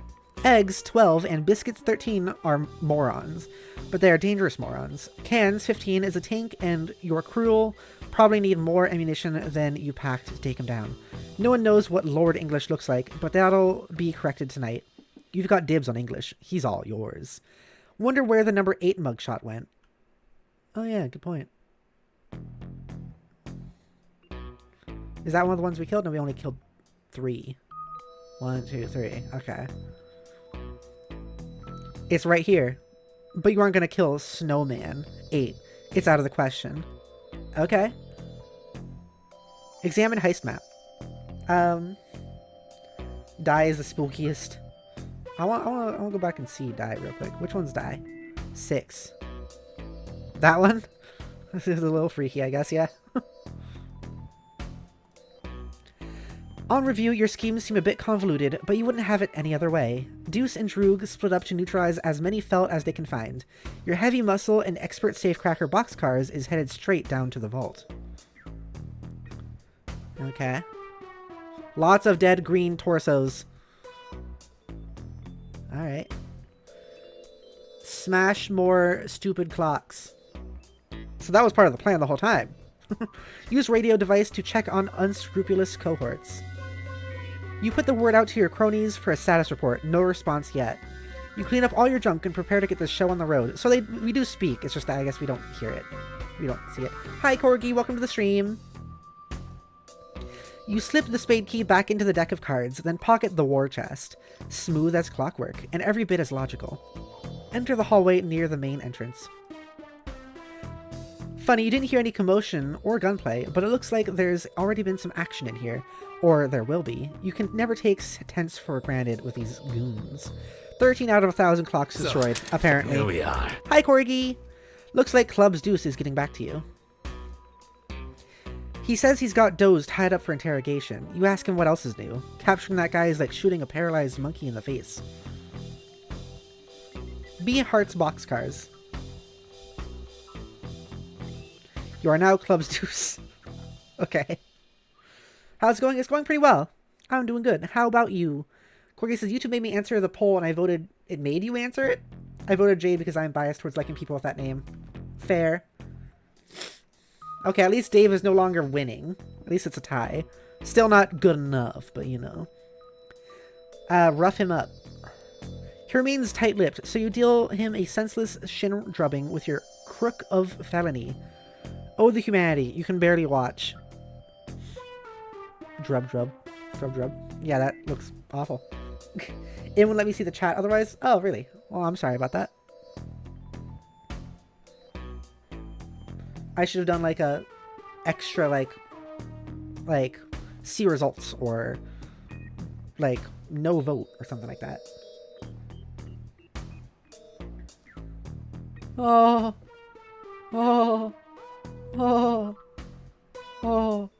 He's probably still using a special ability to slow time down for himself. He can't feel a damn thing and certainly isn't saying anything, apart from a very low noise, which could be him saying ow very, very slowly. That's funny. Also, there's a clock, and another one, and another one, and another one, another one. You got a lot of stuff to destroy. And over there, too, and back there. Punch clocks and faces to establish chronology. Why would you do that? All these clocks are lovely. You see no reason to harm them. 987 out of 1,000 clocks unharmed. Swap hats with Doze. You begin a feeble campaign of psychological warfare. Perhaps compromising his fashion motif is the way to get to him. Nope, looks like he's still in his weird state of stasis and doesn't care. Either that or it's driving him nuts, just very slowly. Dump the contents of your war chest over him. War chest? What are you talking about? All you've got is a simple, unassuming deck of cards. Play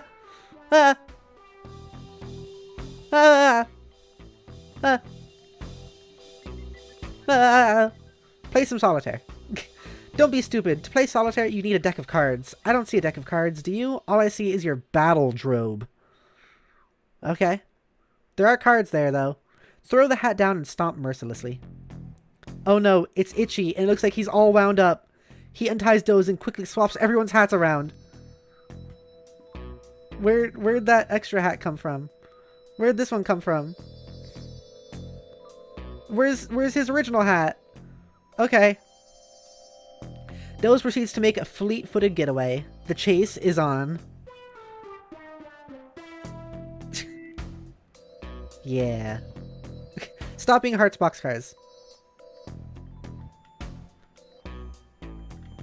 Alright, you're the boss. Hearts boxcars, you ain't.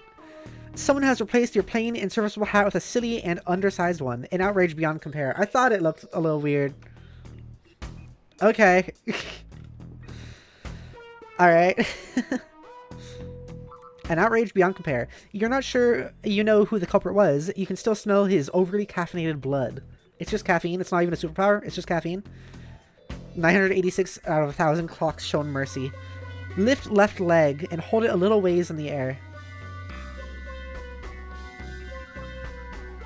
Nice. Oops.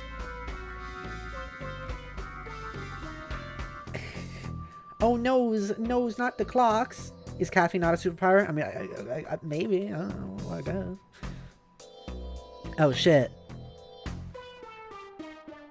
Yep. 4 out of 15 green torsos dead. I guess that ended that. Wow, Slick Spade, Slick, you're so cool. Wear CD's hat on top of your current one. Also, hang on a second. I need to do a thing.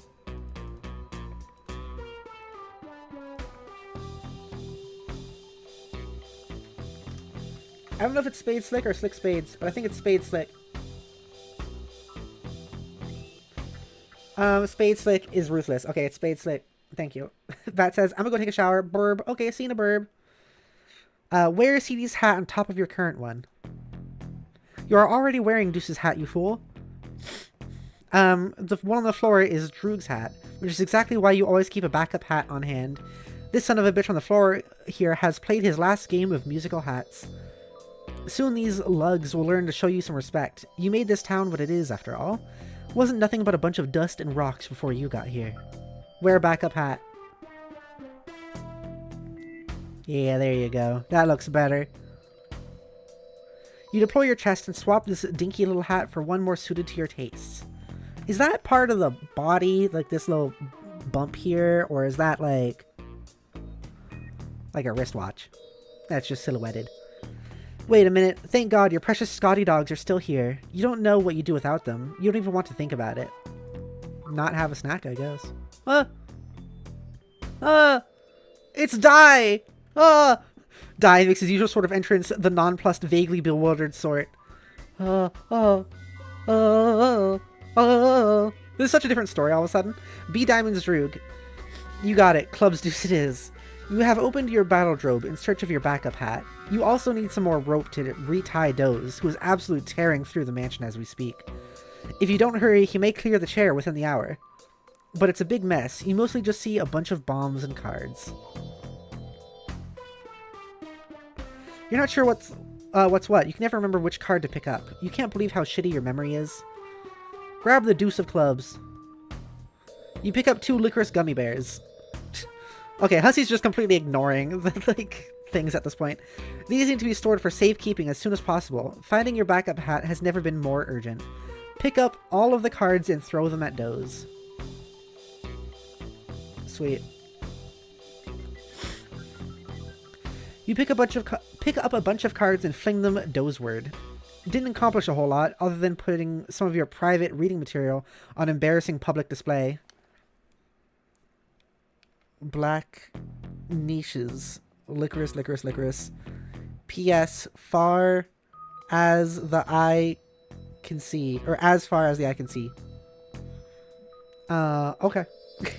Pick a card, any card. That's not a card. Or I guess it was, and then it turned into that. You're a busy guy, so you just pick up any old thing and put it on your head, since you are in a big hurry and will assume that it is your backup hat. You stand nearby the 2 remaining cards on the floor, an off-suited king and jack.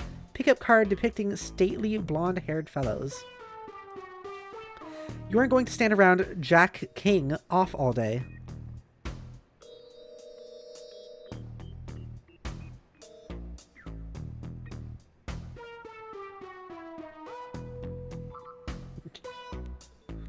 So you grab the Jack of Diamonds. Oh, here's your backup hat. Problem solved, you guess. Yeah. Forget you are CD, believe you are Hearts boxcars. You suddenly remember you are Diamond's Droog. Whoever took your hat is about to discover he's the unluckiest man on the earth. You better hope you find him dead. What are you going to do to him will be much less painful that way. On the earth? Are you on earth? I don't know if I believe you. Although I know that's just a saying. The bump is part of the body. Oh, okay. Thank you, Stowaway. They really are, like, bug-like. I love that. That's awesome. J-Ho says it's their glove. I thought it was part of their glove because they are all wearing suits and hats and gloves. Oh, maybe. Stowaway says, I don't think it's explicitly mentioned what the bumps are, I guess. But we do learn more about what they are later. Some more clues might arise when we get to that point. And J-Ho says, but Jacking off. Yeah. Yeah, I get it. Wear backup hat. You don't have a backup hat. All you got is this deck of cards. Oh wait, yes you do. It's stashed away in your Brawlzolium. These are great. Retrieve hat from Brawlzolium. Wait a second.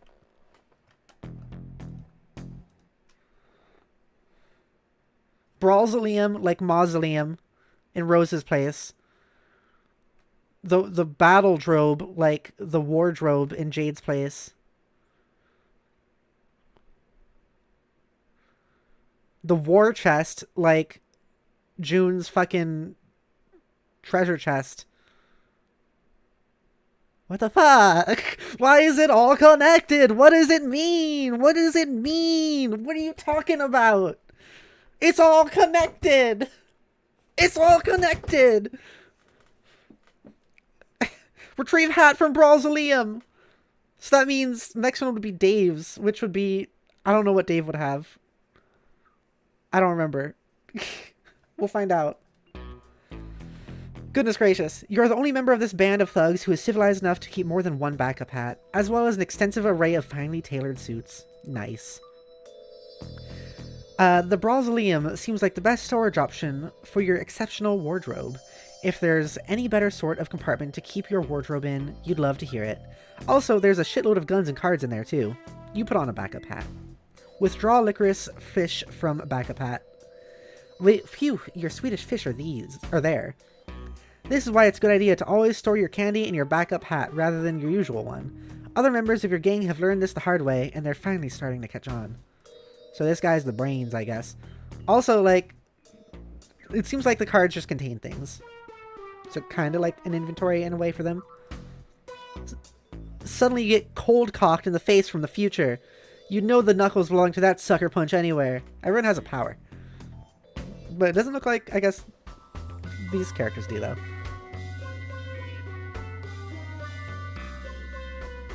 Whoa.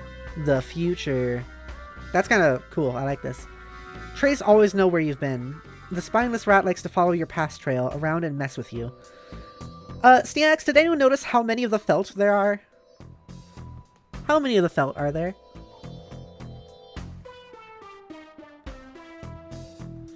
I know there was a number, but I don't remember what the number was. I don't want to go back all the way because it's going to take a bit. Well, I guess there was a more recent thing.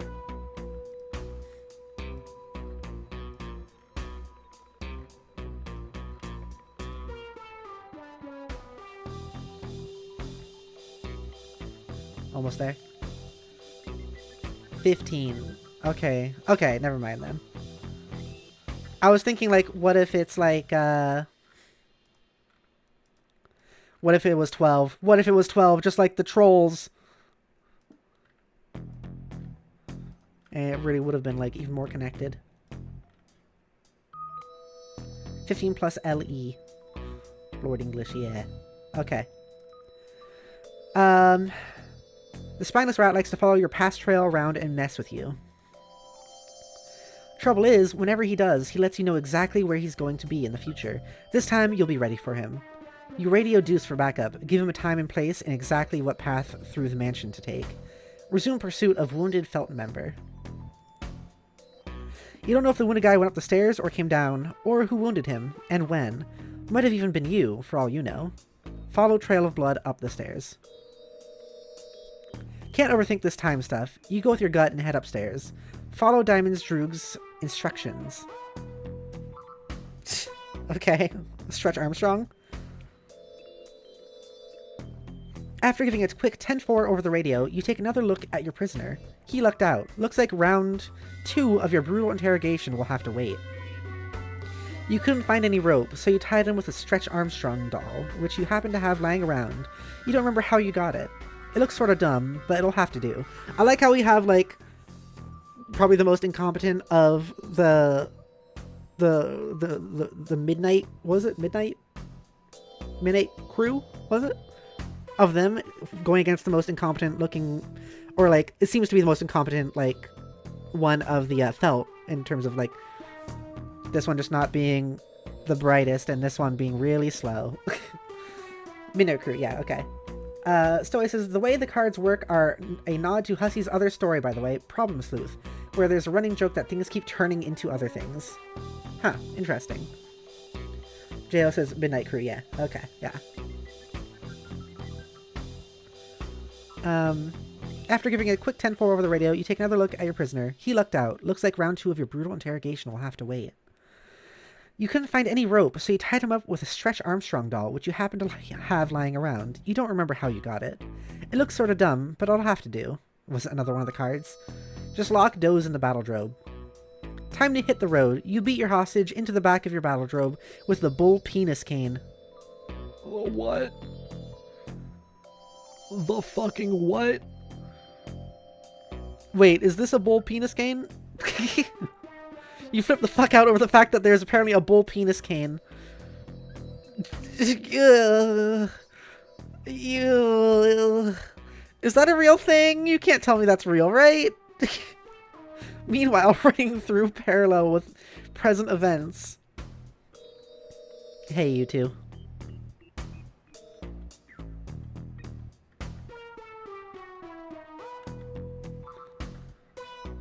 Alright.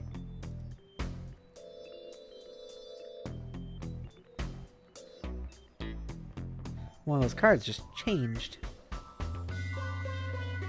Itchy always cheats, but he's always cheated for the last time. You're gonna jump to a timeline where he's dead.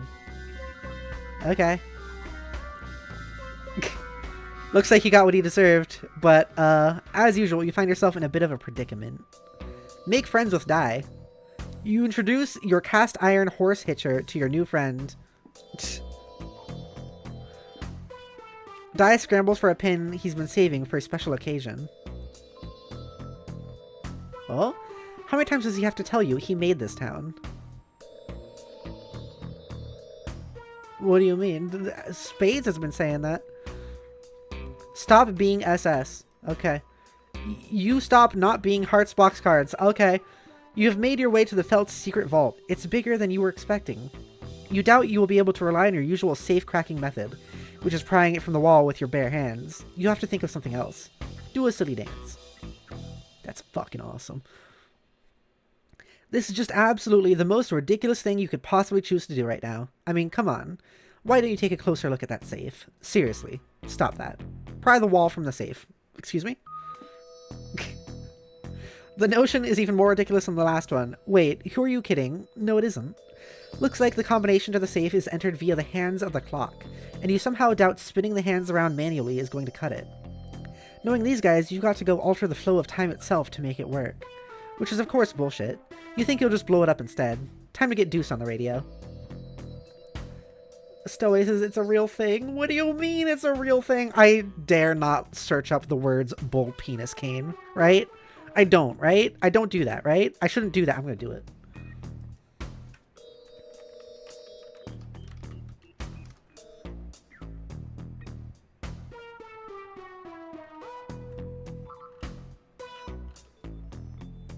Thanks, Pepper Paysan.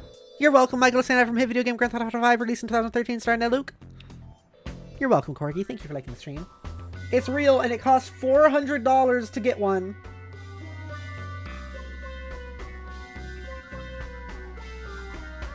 They're made from real bull organs. Why? Why? Do I dare click on images? Okay, it's safe. It's all safe. It's just really squiggly canes.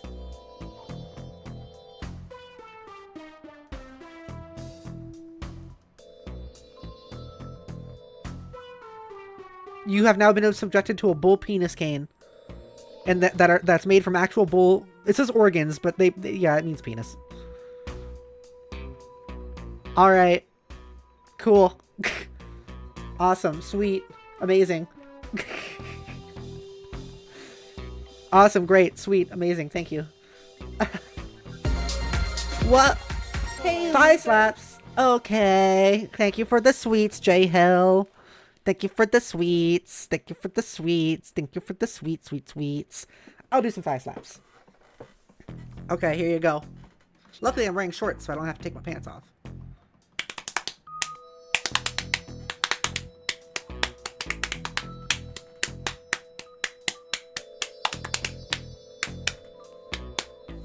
There you go. You got some sexy girl thigh slaps. Okay.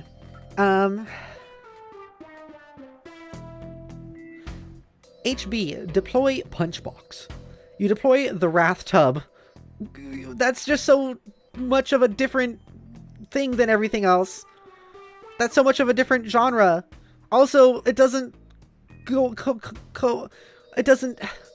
it doesn't make sense with the things. The other things were all the kids' things. This is just the bathtub from June's house. The pattern would have been like, oh, is this gonna be a thing from like Dave's place? But this is just the bathtub from June's house. All right, you deploy the Wrath Tub. Retrieve 2 of hearts from backup hat. I know this one. I don't understand. It should be Dave's. I'm sure that was the joke. Probably. Retrieve 2 of hearts from backup hat. Oh, I don't like those. You retrieve your pair of wax lips. If anyone tried to steal your wax lips, you would eat their eyeballs and deliver an angry lecture into their empty sockets. Peruse Red Cheeks magazine. Wow. Just glancing at it gives you palpitations. Literature for avid cardio aficionados, such as yourself, those burgeoning red humps, the mischievous little tail, the snug, welcoming cleft. Your saucy imagery is hard to beat. Harder than what you beat inside your chest now. Harder than what you beat between your legs. The meat between your legs. Is what you're beating. You beat it to Red Cheeks magazine pretty regularly, you'd say.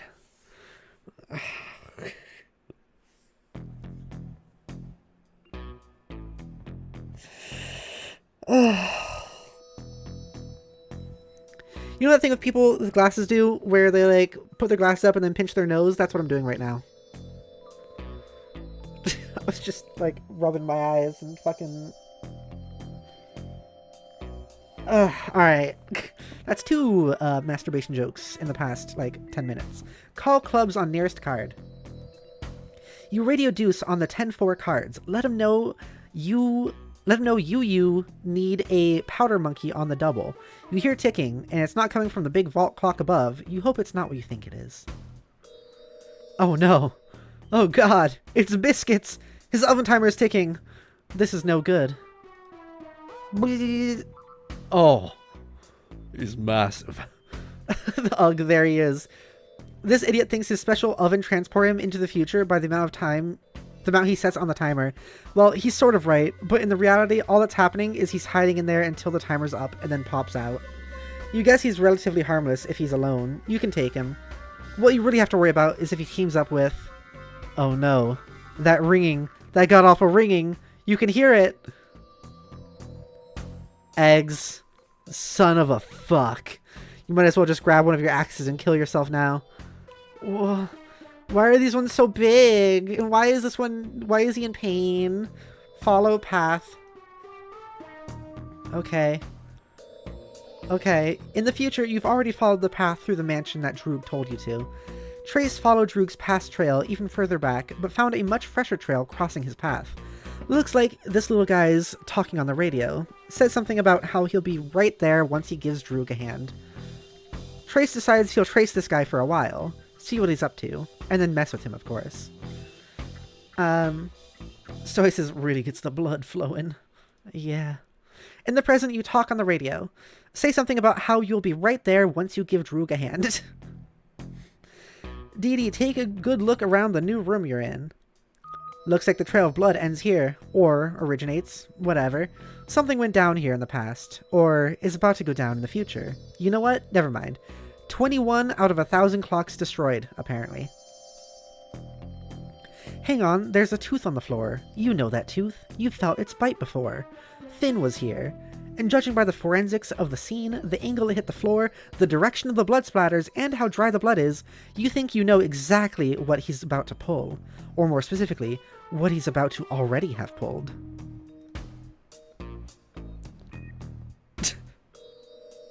Oh shit. He's getting closer. Finn always knows where you're going. He's followed your future trail here. He likes to mess with you from the past. Oh, okay. So one of them is from the future, and this one's from the past. Interesting. Trouble is, he tips you off to where he's been. This time you're already ready. Wait for it. Wait. Now. Okay. That's kind of cool, actually. I like that as a gimmick. Yeah, I guess... Well, that's the thing, is he knew because of the blood splatter, so he knew where he had to attack.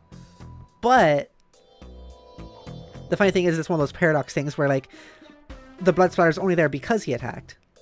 So it's like, it's self-creating. The past. Oh. Well, I guess that works. Predestined bullet holes are convenient. Gives you something to aim for.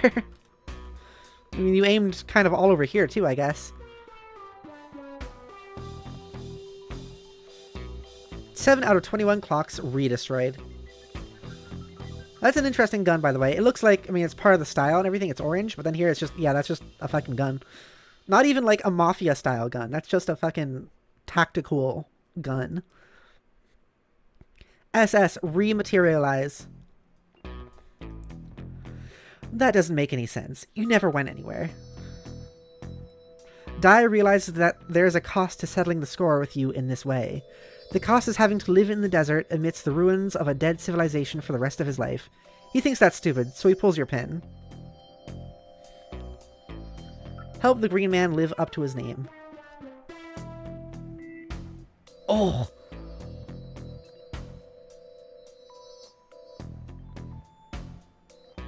That was violent. That was maybe the most violent thing we've seen so far in Homestuck. That was vicious. Jeez. Alright. Take voodoo dolls. Now we have 4 of them dead. I wonder what the things with these 3 were. Which one? This one isn't quite dead, but is in a lot of pain. Take voodoo doll. You grab his voodoo doll.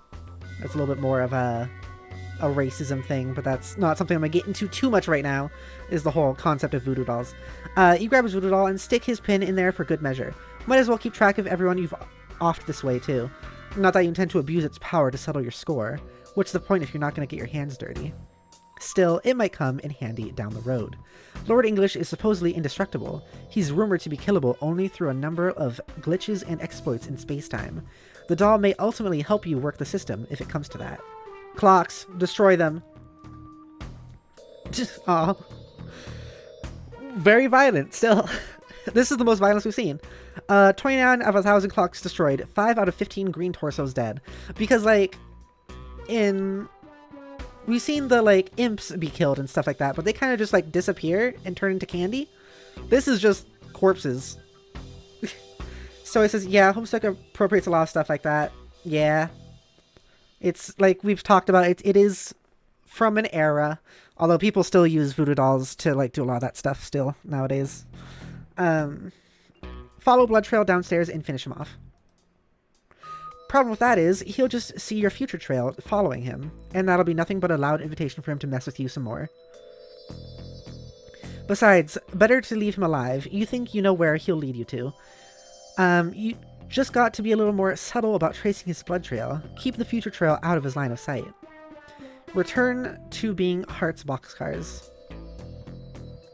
Very interesting. This is a neat way to do this, like, with the present and the past and all that. Like, you have to know where he will be because of the blood trail, and not follow the blood trail, but still follow it. Just out of the line of sight of the blood trail. That's neat. The present.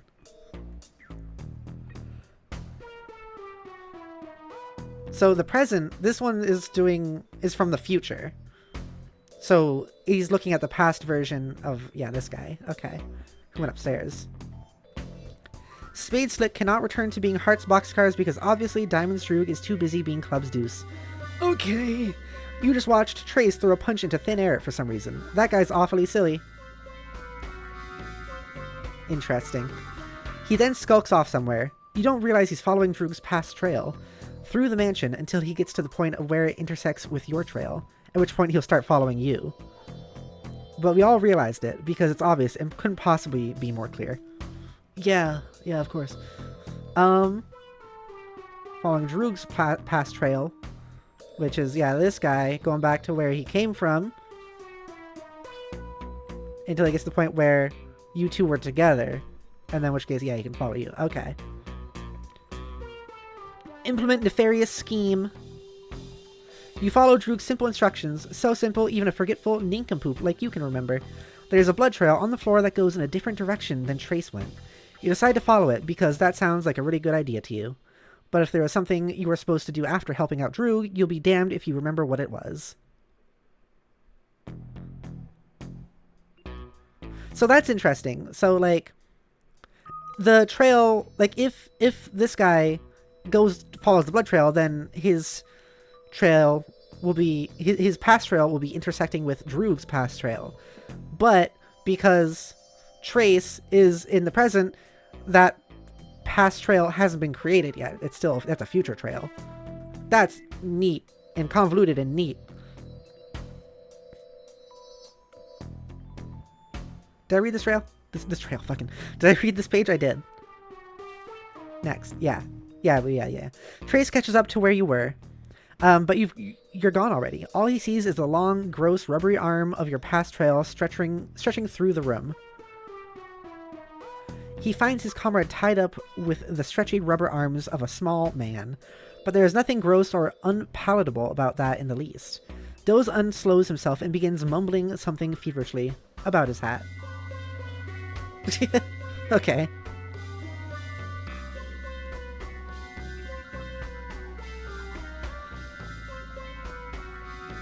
Takes the hat.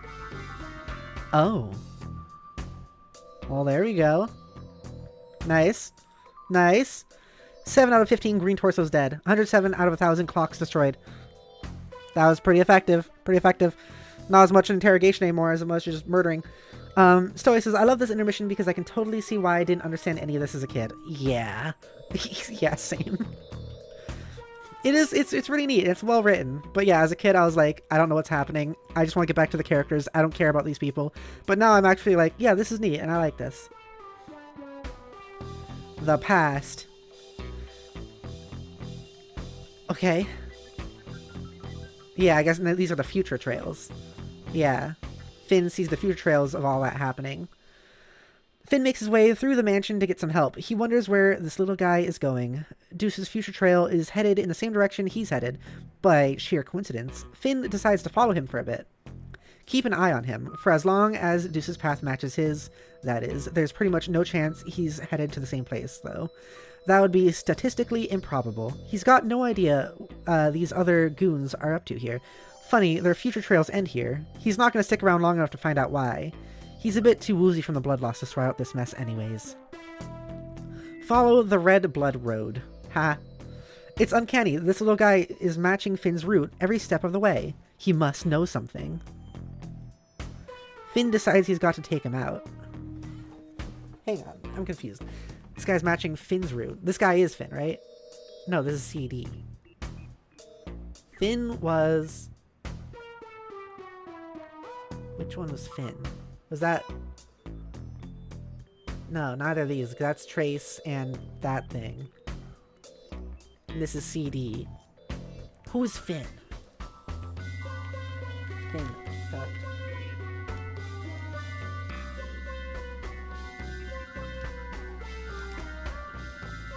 Oh, no, this is Finn. Finn is the orange one. Okay, yeah. Then why does it say CD?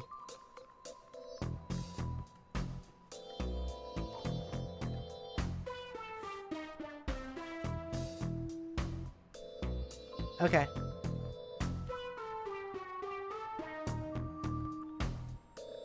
I'm just gonna reread this for my confusion. Finn makes his way through the mansion to get some help. He wonders where his little guy is going. Deuce's future trail is headed in the same direction he's headed, by sheer coincidence. Finn decides to follow him for a bit, keep an eye on him for as long as Deuce's path matches his, that is. There's pretty much no chance he's headed to the same place, though. That would be statistically improbable. Okay. Follow the red blood road. It's uncanny. This little guy is matching Finn's route every step of the way. He must know something. But aren't you, like, following him? That's what confused me. Like, you're following him, so what are you talking about? Of course it's gonna match. He must know something. Finn decides he's got to take him out. But he can't get a clear shot. Too dizzy, and with all that C4 under Deuce's hat, firing would be a bad idea. My god, he's thought of everything. Clearly dealing with a criminal mastermind here. You stop to admire this gorgeous clock. It is so pretty. Too bad it's not ticking like so many of the clocks in this place. Not that you can blame them. There are so many clocks in this mansion, it would obviously be impractical to make sure they all work properly. Oh look, a trail of blood. You think you'll start following it? Okay. Waste exactly 4 hours on this tomfoolery. Oh goodness. You hate time travel, you hate time travel, you hate time travel, you hate time travel, you hate time travel, you hate time travel, you hate time travel, you hate time travel. You know, CD is, yeah, because CD is following the blood road, which is what Finn left while following CD. That makes sense. I forgot about that part. I forgot about the blood trail being what Finn left. Yeah, that puts it all together. Thank you, thank you, thank you. You hate time travel. Above, a spectator has appeared at the strike of 4 and has been giggling at your foolishness for a number of minutes. Yeah, this looks uncomfortable. Clover would have been tickled to help you open this vault, at the cost of answering a few of his clever time riddles. Needless to say, if only you'd thought to seek his help first, rather than charging like the silly brute you are into this deadly trap of stable and not so stable time loops. Mostly unstable, really. These guys are way too dumb to maintain even elementary looping stability for more than a couple iterations. If you weren't so preoccupied, Clover could tell you that you could use Crowbar's help to pry anything out of a time loop, stable or otherwise. If you weren't so preoccupied, and if you weren't so dead, I want to see how long Homestuck intermission goodness gracious, intermission lasts.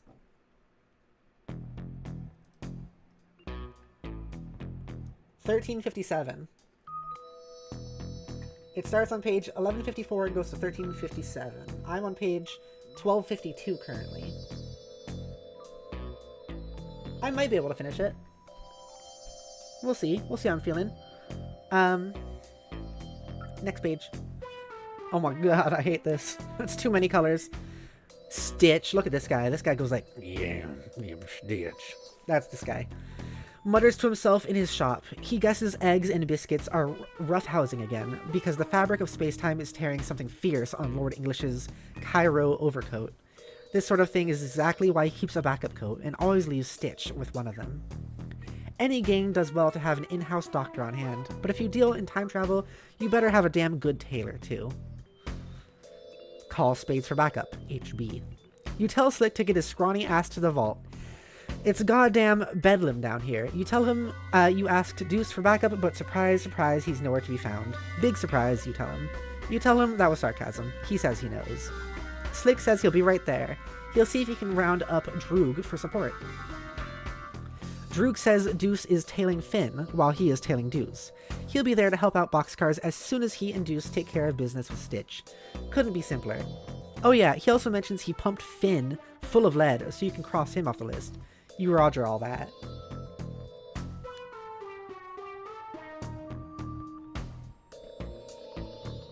Couldn't be simpler. But also, is he completely... He's not dead yet. Finn busts into Stitch's workshop, blubbering something about watching out for the little guy who's about to come in here. Okay, yeah, I get it. Because he created the blood trail. Yeah, and because of him creating the blood trail... Yeah, of course he's gonna come in here. He says to watch out because he's got a bomb in his head, which is undoubtedly quite volatile, and even the slightest spark would surely set it off. Stitch sees Finn's obviously in pretty bad shape and checks his effigy. Sure enough, the thing's in tatters. But he should be just fine if it can be patched up before he bleeds too. Yeah. Dead. It makes it all burnt. That's interesting. Why is that one decapitated? Was that decapitated a second ago? Yep, it was. Okay. His facial expression did not change. He's just like, alright. Guess he's dead. Death. 8 out of 15 green torsos dead. We're doing pretty good on progress here. We're quite productive, one might say. We got these two and these three. And then missing one. So it's 1, 2, 3, 4, 5. But then there's 2 that are missing here. I guess Lord English and number 8. Burst in thrusting bull penis cane.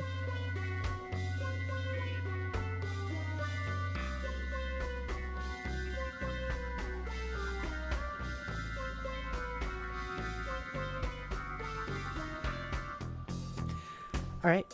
Everybody out of the goddamn way. You have a hat full of bomb and a fist full of penis and a head full of empty. Oh.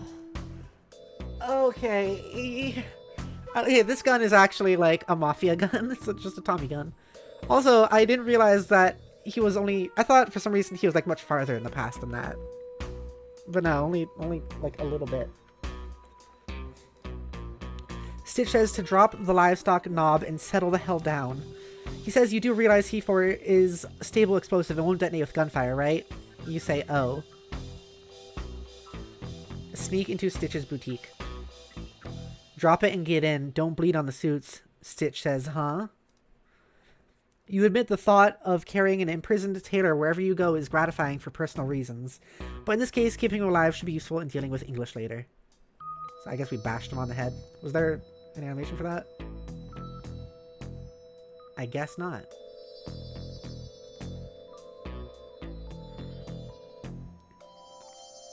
Prod idiots with red cheeks. Oh god. Flashing lights. This predictably accomplished nothing. Taking your smut out of hiding turned out to be a very bad idea. Now copies from the future are appearing left and right, and these clowns have their paws all over it. Slick, where the hell are you? There's so much porn. Remove Crowbar's pen. Whoa. Crowbar's alive again, and a whole bunch of other stuff is different. You forgot this gang almost seems halfway competent when he's running the show. The good news is you get to kill them again. I guess this is where 3 of them died, but that's Stitch, so that one doesn't die. But these 2 do. Insert and quickly remove Snowman's pins. You have no idea how much you'd like to, but even you're not that crazy. Still, kind of tempting. Loading. Wait, this is one of the sound. Let's pause it. Okay, I'll pause the music, I mean. Let's listen. 3 in the morning, Clark Powell.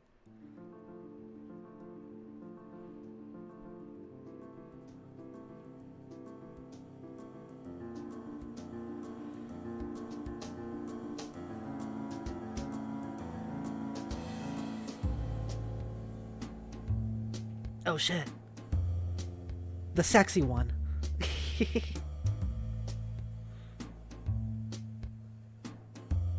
Who looks very different too. Hold still, slick.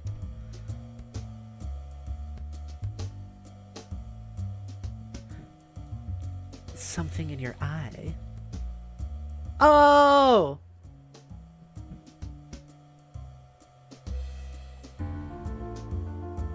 And then just leaves. Why'd they all stop shooting?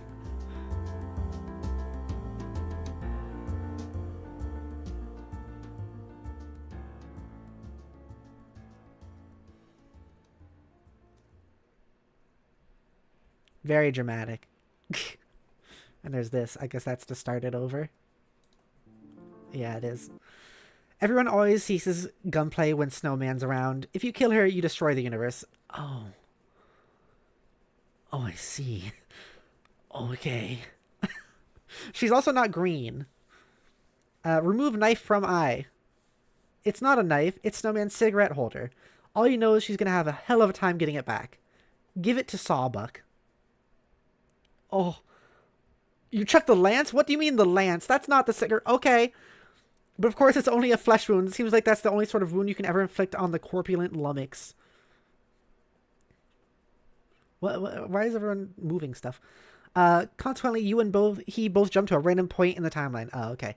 This looks to be in the recent past when Stitch and Crowbar were setting up the crates for the imminent gunfight, which was very thoughtful of them. Yeah, on both sides too. Your goons should be showing up any minute with a heavy firepower. For now, you've got the drop on everybody. Kill something out of rage and frustration. Stitch gets in the business end of your saber rattle. He's dead, in this timeline at least. Okay. But not in, I guess, the main timeline because he's in a thing, right? So this doesn't actually affect the past. Just a different timeline. Wait, why is the thing small again?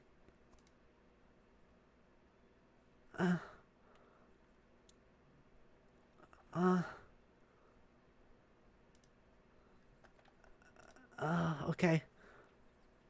Bring knives to the gunfight. Where do you think you're going, fatty? You'll deal with him in a minute. You whip out your double-edged sword and Occam's razor. A little bit of fat phobia there. Story says, I love her. Yeah, Snowman seems pretty cool. Occam's razor, Crowbar's head, make it happen. Crowbar deflects the King of Spades into Sawbuck's unmissable carriage. You jump far into the past. Okay.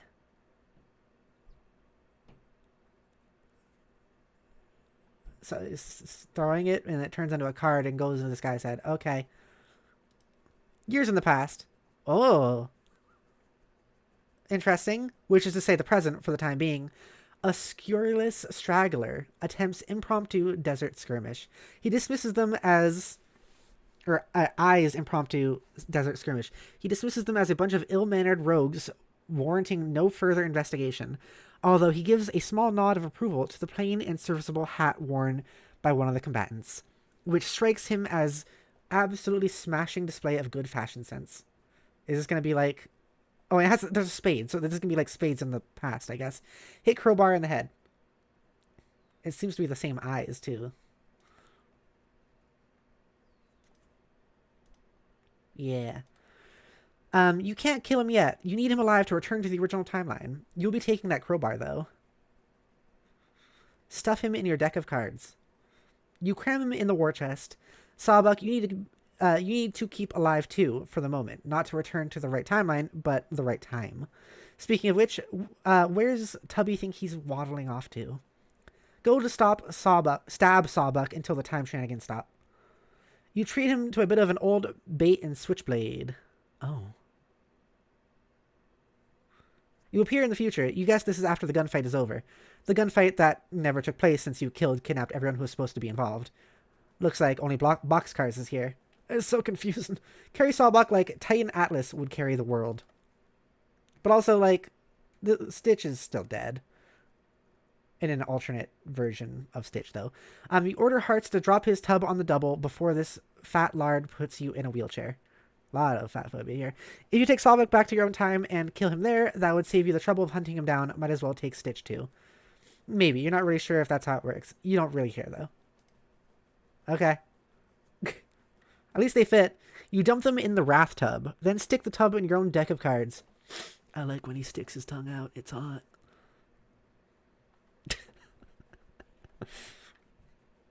JL says, yeah, you already figured that little thing up.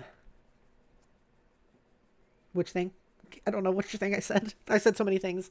So he says, there's a lot of body shaming coming from Spade Slick. Yeah. You dump them in the Wrath tub, then stick the tub in your own deck of cards. But you give Boxcars back his sordid literature, which you carelessly left in plain sight. No one will ever catch you leaving your smut around. And even if you did, the copy of Terrier Fancy Magazine could belong to anybody. No one could prove nothing. I see. The Vagabond there is just a younger him. Okay, yeah. Alright, cool. Stick Crowbar's pin back in again. You go back to your original timeline. But now, stuffed in your chest, you've got a live crowbar from another timeline. Brought to this timeline where he's supposed to be dead. So you guess now he's live in this timeline, which is in part defined by his death? Okay, whatever. You should probably just kill him again anyway. Also, Sawbuck from another timeline is in there too. So you guess now there are 2 Sawbucks? This is getting kind of dumb.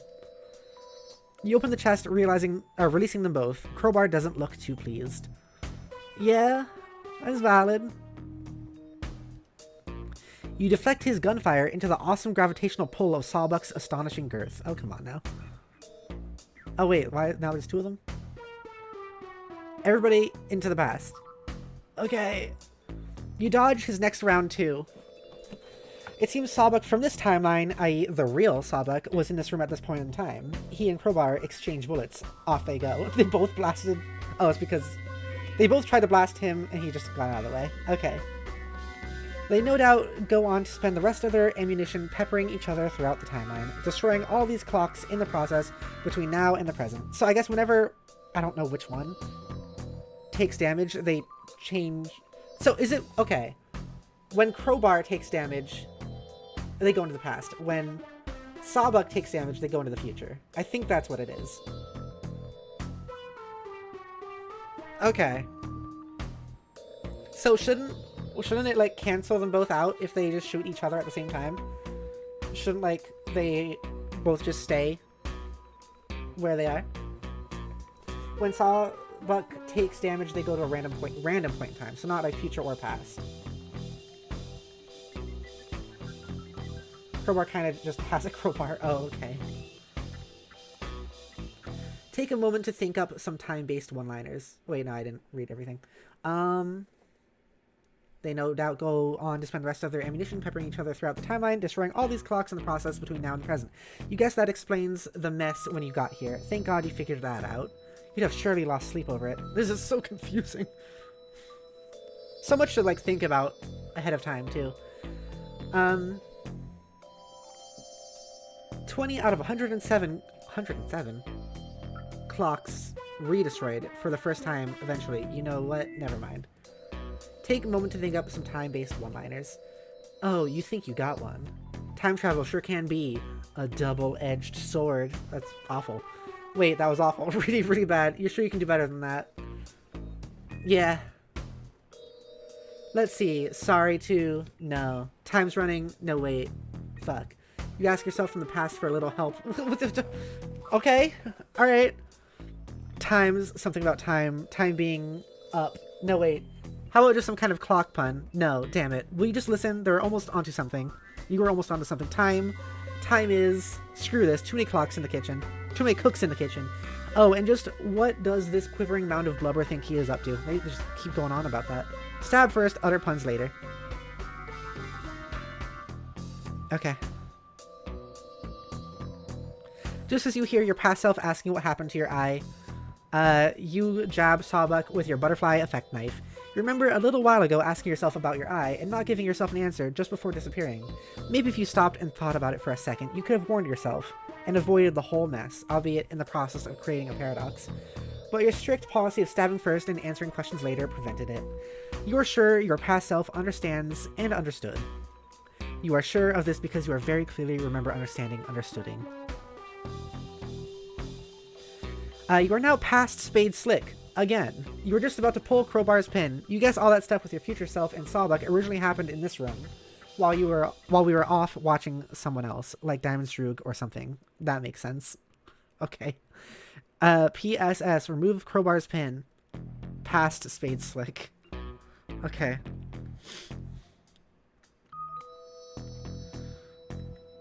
A whole bunch of shit happens that we already saw. Okay. Alright.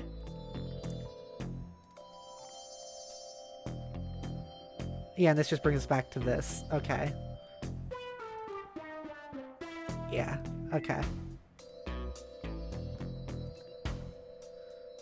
And that, yeah, that sent us to that whole thing. Okay, I get it. Okay, PSS, be future Spade Slick. Alright. Oh my god! That's a lot. Being your future self is a whole lot more constructive because you get to do stuff you haven't already done. Looks like you're in the future. Like I said, this is a lot going here now. Looks like you're in the future. It's a bloody mess in here. The clocks are more bullet-riddled than ever, and it seems Crowbar and both Sawbucks have been decapitated. Alright. You're almost certain this is something you will be, or were already responsible for, which of course means more time traveling. Looks like the tub and chest are gone, which means future you must have packed up and left already. Got to take note of these sorts of things so you know where you are in the timeline. You notice something on the wall over there. This must be so convoluted to write as well. One of the clocks that wasn't destroyed before is now bloodied and full of holes. Not especially noteworthy, you just have a feeling you should register this fact. 108 out of 1,000 clocks destroyed. Quickly remove Lance from Sawbuck. And he becomes big again. You pry the cigarette holder from his torso. Whoops, another time jump. This son of a keeps going for his gun. Widebody's gotta settle his big ass down. You really should incapacitate him without inflicting another wound. How long did this whole section go on for? It's 204 pages total, and it goes until 1357. We are getting there. We're getting there. It's just a lot of stuff to keep in my head at once. It's like the story's going like, yeah, you thought everything else was hard to keep in your head at once? Try this. And also it's just like training for the future story. Probably. SS. Knock Sawbuck unconscious. Count some sheep, bitch. Wait, the clock on the wall. Does that not count as damage? That would send you to a different timeline? It hasn't been destroyed yet, but it's about to be. It's ticking down to the time it's stuck on the future. Maybe if you time it just right, you can end this whole mess in one fell slice. You even got an ice-cold one-liner to dish out when the time comes. You've been working pretty hard on it. Wait for it. Wait for it. Hate to cut and... Wait, no, not yet. Wait for it. Hate to... No. Wait. Hate to cut and... Damn it, not yet. Hate to cut and run. Shit. Hate to chop all of your heads off with this sword. Real sorry about that. My bad. You slay them all with your rapier wit. Oh, and they showed up. Yeah, okay, that makes sense. Because they teleported to this time. And they're still just shooting each other. Interesting. And so that's why there's this one with the second head over here. But does that mean the body of one of these sawbucks transportalized into the body of this sawbuck? And they're like same place? That was the most convoluted section so far, I think. Still waiting to explode, I think. But yeah, dead. Ugh. Okay. Is he dead then? Deader. Huge bitch. Blah blah. Huge bitch. Haha, that's a Homestuck meme, kind of. Sorta dead. Yeah, only like half of one of them. Dead times 2. Yeah. Okay, so we just got these 3 that are dealing with the tall guy. 9 out of 15 green torsos dead. 2 out of green torsos dead in twice. 1 out of 15 green torsos dead for the first time, but it's an alternate universe torso, so you guess maybe it doesn't count. 7 out of 108 clocks gratuitously redestroyed. Stowaway says, yeah, it is a bit more violent than the imps turning into candy. This is training for the future story. There's so much later that requires we understand their way of time travel. Oh, fuck. Oh, fucking hell. Okay. Fucking shit. Alright. I'm not memorizing it well, but I'll try. Okay. That's a lot. You grab the tub and chest and move on. That is altogether enough of this nonsense. DD, call spades. This will be on the exam. Oh, no. Okay, here's the Stitch that's still alive. Oh, goodness. Okay. Oh, yeah, Stowaway. If you want to... Yeah, that's how points... You can check the points. You can also see what the points can do in the description below. If you want to see all the commands you can do. It's different for different streams sometimes, also. Okay. Okay. You check up on Slick's status. Slick says he killed Crowbar again, Sawbuck twice, and Stitch once. You ask him if it was an alternate timeline Stitch. He says he guesses so. You say that doesn't count. Hey, take a sip. Thank you for the sweets. I shall take a sippy. Yeah, you can make Pepper drink. I'm doing it right now. Of some Coke. Diet, or not Coke, it's Diet Pepsi. I'm not drinking Coke anymore. Okay, I'm just gonna read this part again. You check up on Slick's status. Slick says he killed Crowbar again, Sawbuck twice, and Stitch once. You ask him if it was an alternate timeline Stitch. He says he guesses so. You say that doesn't count. You've got the real one here. He mutters some foul language you can't quite make out, but you tell him never mind and hurry down to meet you at the vault. He says he took some damage from Snowman. You say you know. You're having some effigies made of yourselves with your backup hats. Deuce brought Slick's crumpled backup hat, which he wound up with somehow. Thanks, Pepper Paysan. You're welcome, Stowaway. Or you're welcome, Michael Santa from Hit Video Game Grand Theft Auto 5, released in 2013, starring Ned Luke. Oh, you're welcome, Stowaway, Diaconus. Thank you for liking the stream.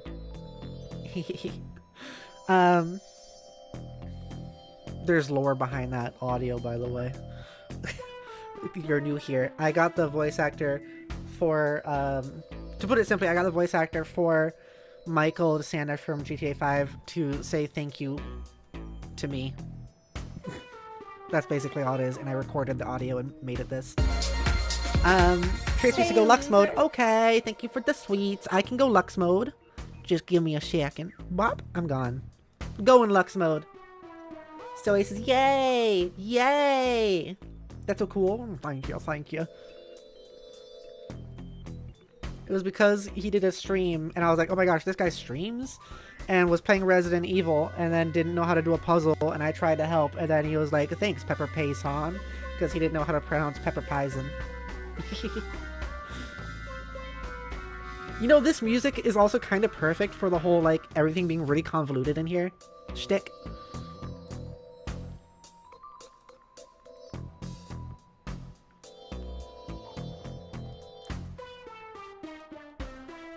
Okay.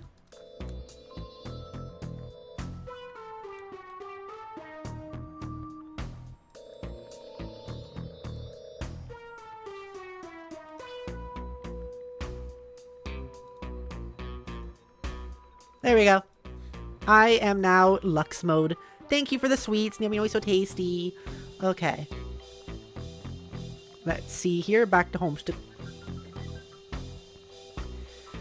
He says he took some damage from Snowman. You say you know.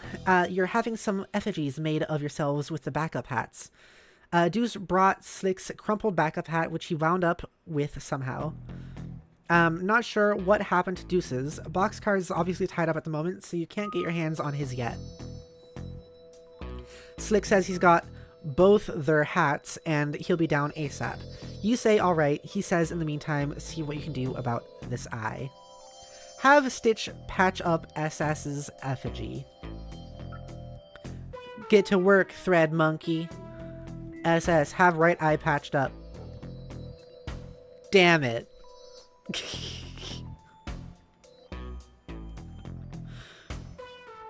That's kind of funny.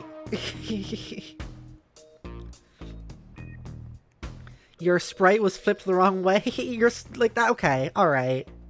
Alright. You get diamonds on the radio and tell him to undo it and wait until you're turned around. Jodi! Hi, I'm streaming. You look really good in that top. Thank you. Is that new? Yeah. You look really good in that top. Jodi, you're so curvy. Yeah. True.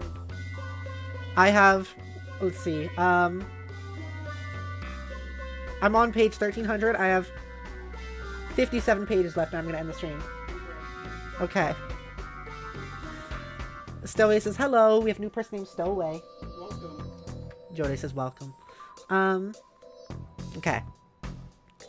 You get diamonds on the radio and tell him to undo it and wait until you're turned around. He says it's the right eye, right? Were you facing left or right? You say it's only right when facing left. It's the left eye when facing right. He says, oh, so it's the left right eye. You say, yeah, but hang on a minute. You'll turn around so it's the right left eye. He says, okay, he'll wait. That's just completely fourth wall breaking. Okay, that's better. But you still just have that now. Alright, sure. Arm yourself in case Cans shows up. If Cans shows up, none of these weapons you've got are going to do any good. You admire the lance for a moment. It's a pretty sweet weapon with outstanding craftsmanship. At least you got something out of the eye gouging. She'll have to pry this thing from your rigid, severed arm if she wants it back. Ride around on horse hitcher pretending to joust. You know, the way this says it says from rigid severed arm if she wants it back makes me think that it might be foreshadowing. Ride around on a horse hitcher pretending to joust. Yay, how? Good for you, Spades. Oh, shit. Oh. You can't believe she saw you horsing around like that. You'll never live this down. Shoot up Biscuit and Eggs effigies. Oh, we got another thing. Unlocked album, Midnight Crew, Drawing Dead. It's just, I guess, a bunch of audio. Why haven't we been playing this throughout this whole thing? Okay.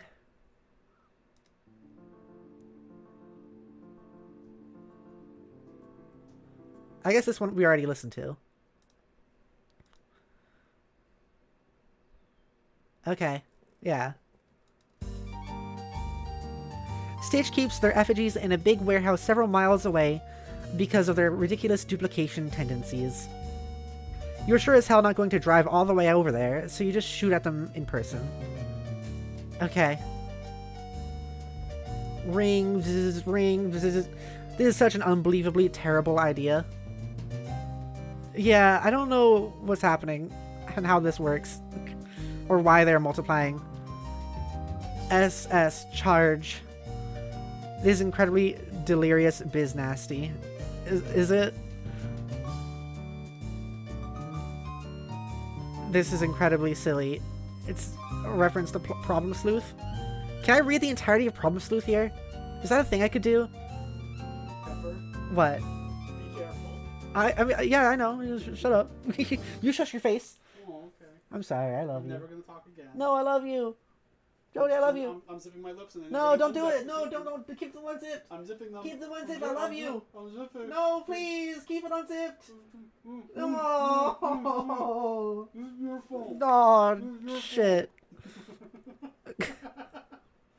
Jodi zipped her Can you lips. tell I'm doing better today than I was yesterday? I can. And you're home earlier. Okay, there's another song. Dead Shuffle. Hang on, I want to... Stabbing, Stitch. Yep. The present. I guess... Okay. Dead. Dead again. Yep. Start whacking things with the crowbar. The first thing you whack is Egg's egg timer. Is that the penis cane? Jodi, have you heard of a bull penis cane? It's a cane made from bull penis. Why? Yeah. That sounds like it's more of a whip than a cane. No, it's a cane. Okay. You do this because, of course, you know that crowbar's crowbar will destroy any temporal artifact and completely negate its effect on the timeline. Well, attempt to eat eggs. Oh. Oh! Oh! Oh! Okay. I didn't realize you could do that. Boxcars. Alright. That seems quite successful. Biscuit's looking a tad snug in his muffin tray. He thinks it's about time to poke a broom straw in this battle. His dough will live to rise another day. See you in the future, suckers. Crowbar, Biscuit's oven, make it happen. You deal the oven a wicked flogging, but not much happens. The oven doesn't really have any magical time properties to be negated. It just travels into the future at a rate of 1 second per second, like everyone else. Alright. Put dynamite in the oven. You set the bomb to go off in a few seconds when both it and Biscuits are released from it in a few hours. Wouldn't it go off in a few seconds anyways then? Turn up heat on Biscuit's oven.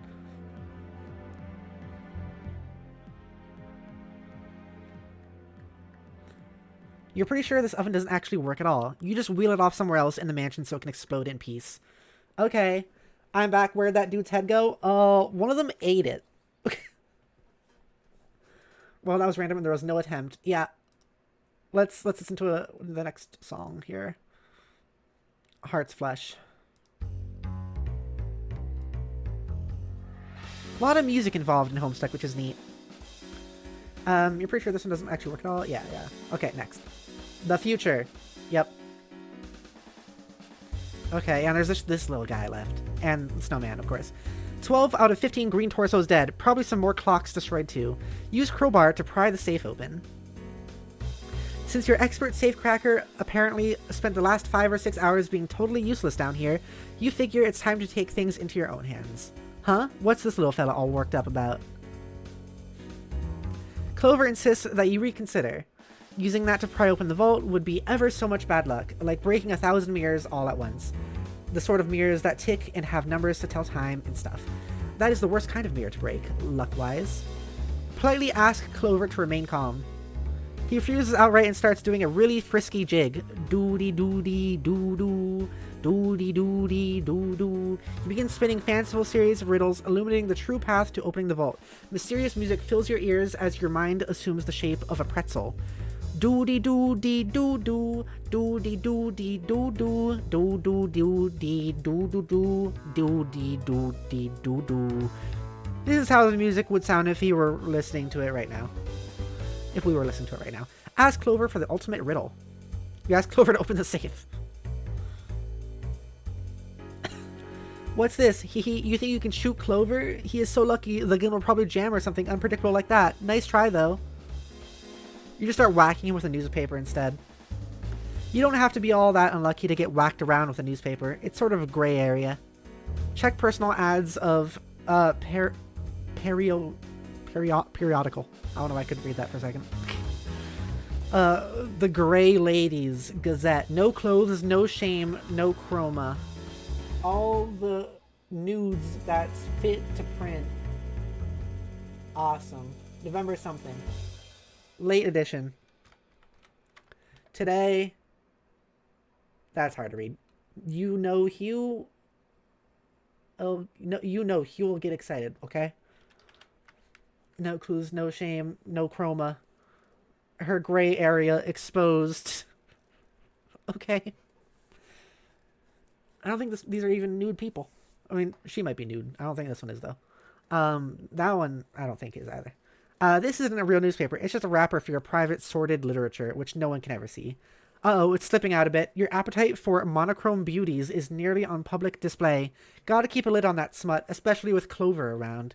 You know what's funny is, like, Homestuck definitely made people start making monochrome ladies.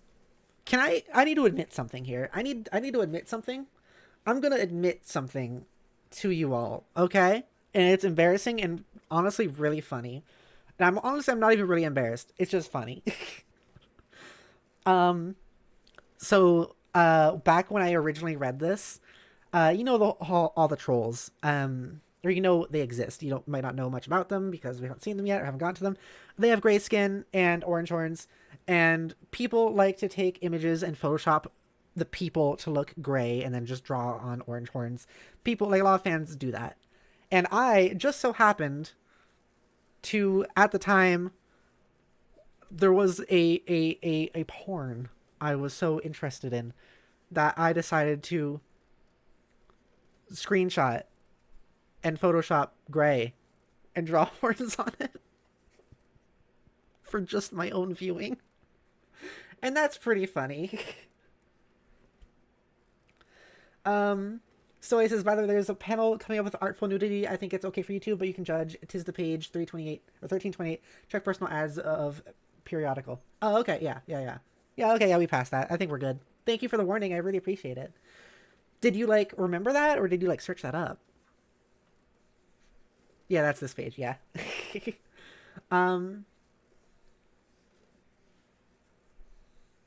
Danganronpa reference. Oh no. Not Danganronpa. My worst enemy. My worst nightmare. The despair I feel. You remember it. That's incredible. And then searched up to see what page. That makes sense. Okay. Suddenly the whole vault room is shaking. You wonder what it could be. Ogle. It sounds suspiciously like Cans is about to plow through the wall, Kool-Aid Man style. You pray to God that it is not Cans about to plow through the wall, Kool-Aid Man style. All of a sudden, Cans plows through the wall, Kool-Aid Man style. Resist urge to shout, oh yeah. Oh no. Is that our first dialogue of any of the characters?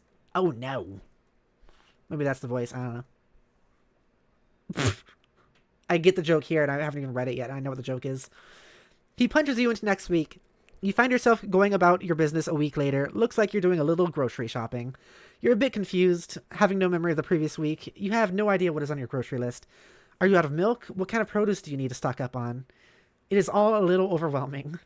And to make things worse, the selection has too many prices and values. That's pretty funny. I like that.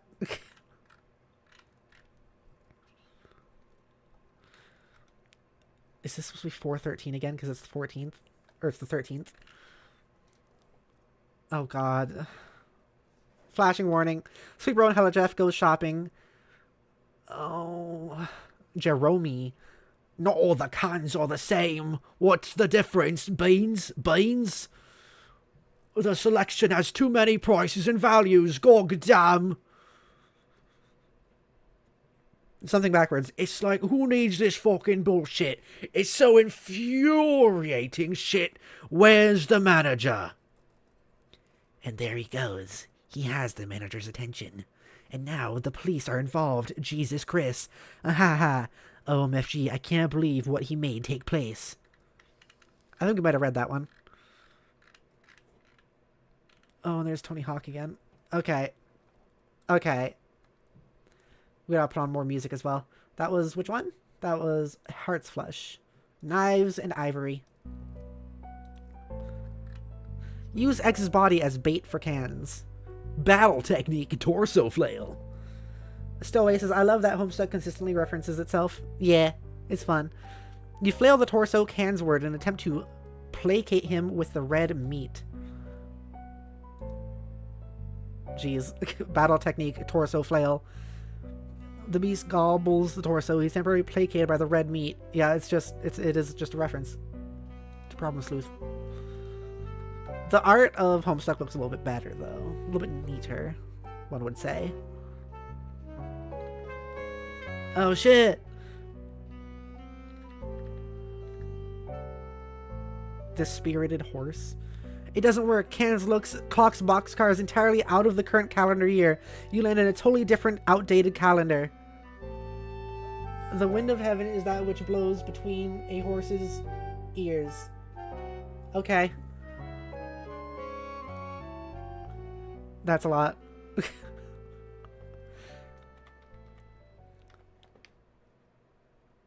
It's just in every picture with these horses. I don't know where he is in this one.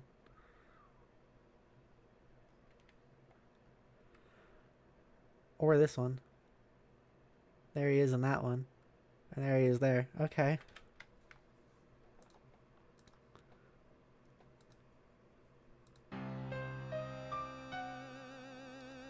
Alright, ignore him and just pry the safe open. You don't care what the consequences are, you're going to crack open this safe and be done with it. This whole intermission was starting to get a little punchy anyway. Oh?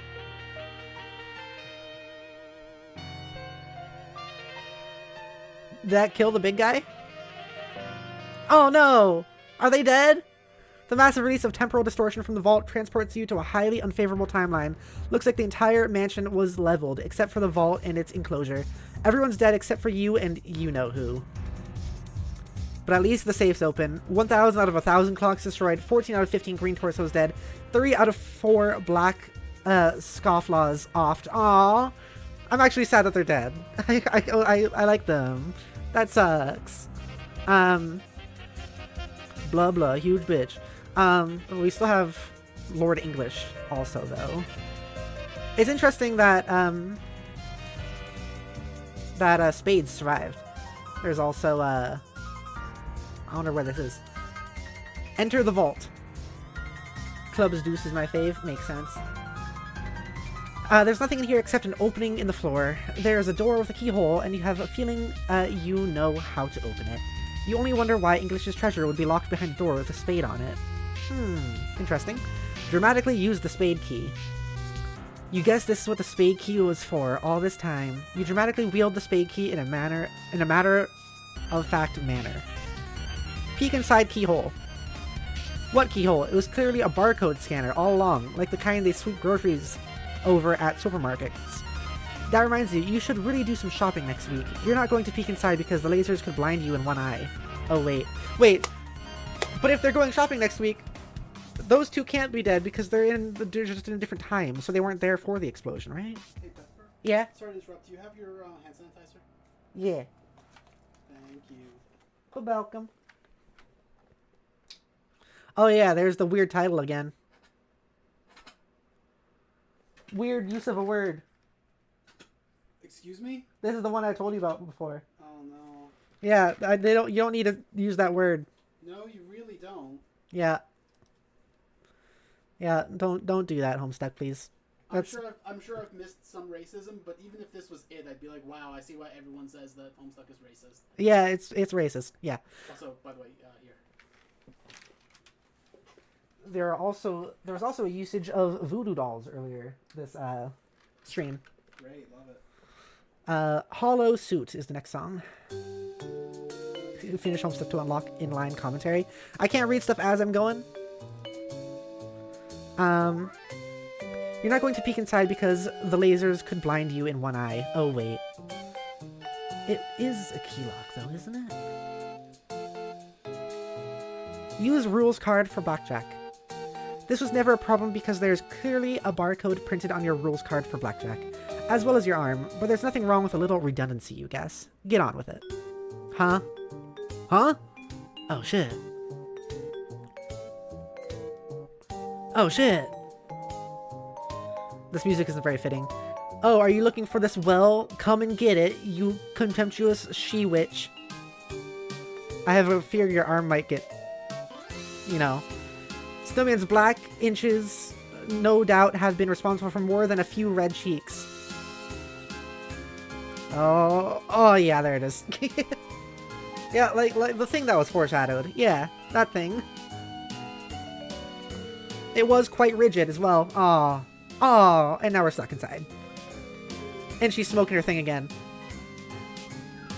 Blah blah, what a huge bitch. Flip your sprite. You gotta flip it turn ways. Switches which arm is cut off. It really does actually though, because then the symbol comes back. That's weird. Okay, scan the barcode. Oh.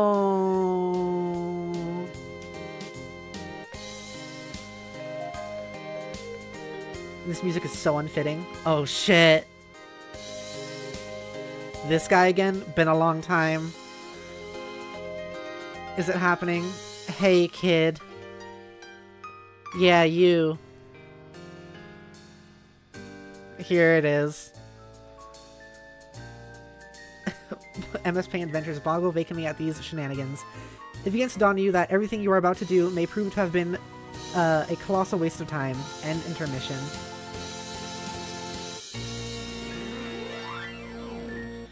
End intermission. And here we go. Locked a desktop wallpaper. That's funny. I could certainly use some of these for thumbnails. I could have used them before all this happened, to be honest. Because now the stream is about those things that happened, so I can't use them for future streams because that's not going to be about the things that already happened. Anyways, here we are. It's happening. Yep. The fourth wall break was a plot point. Yeah, it was, wasn't it?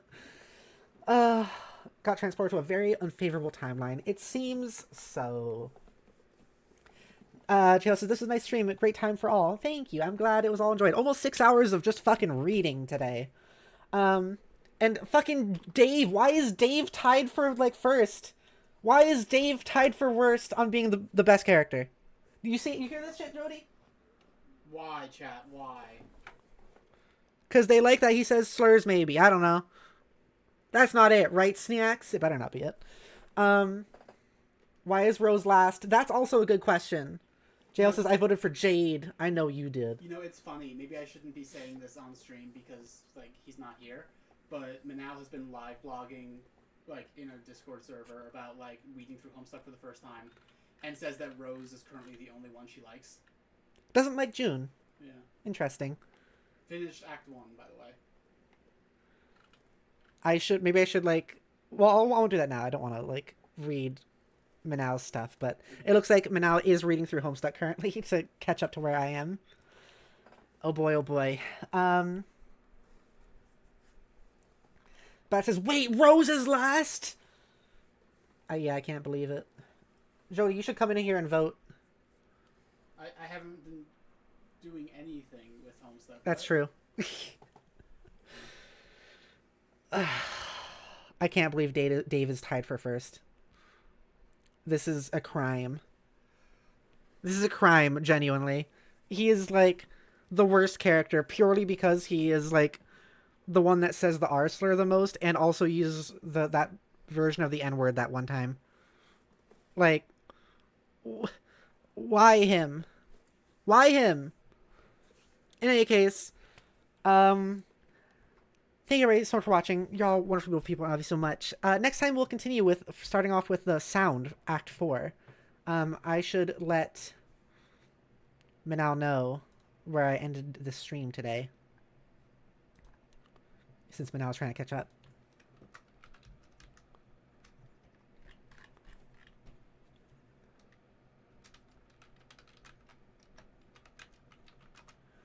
$13.57, right? $13.57.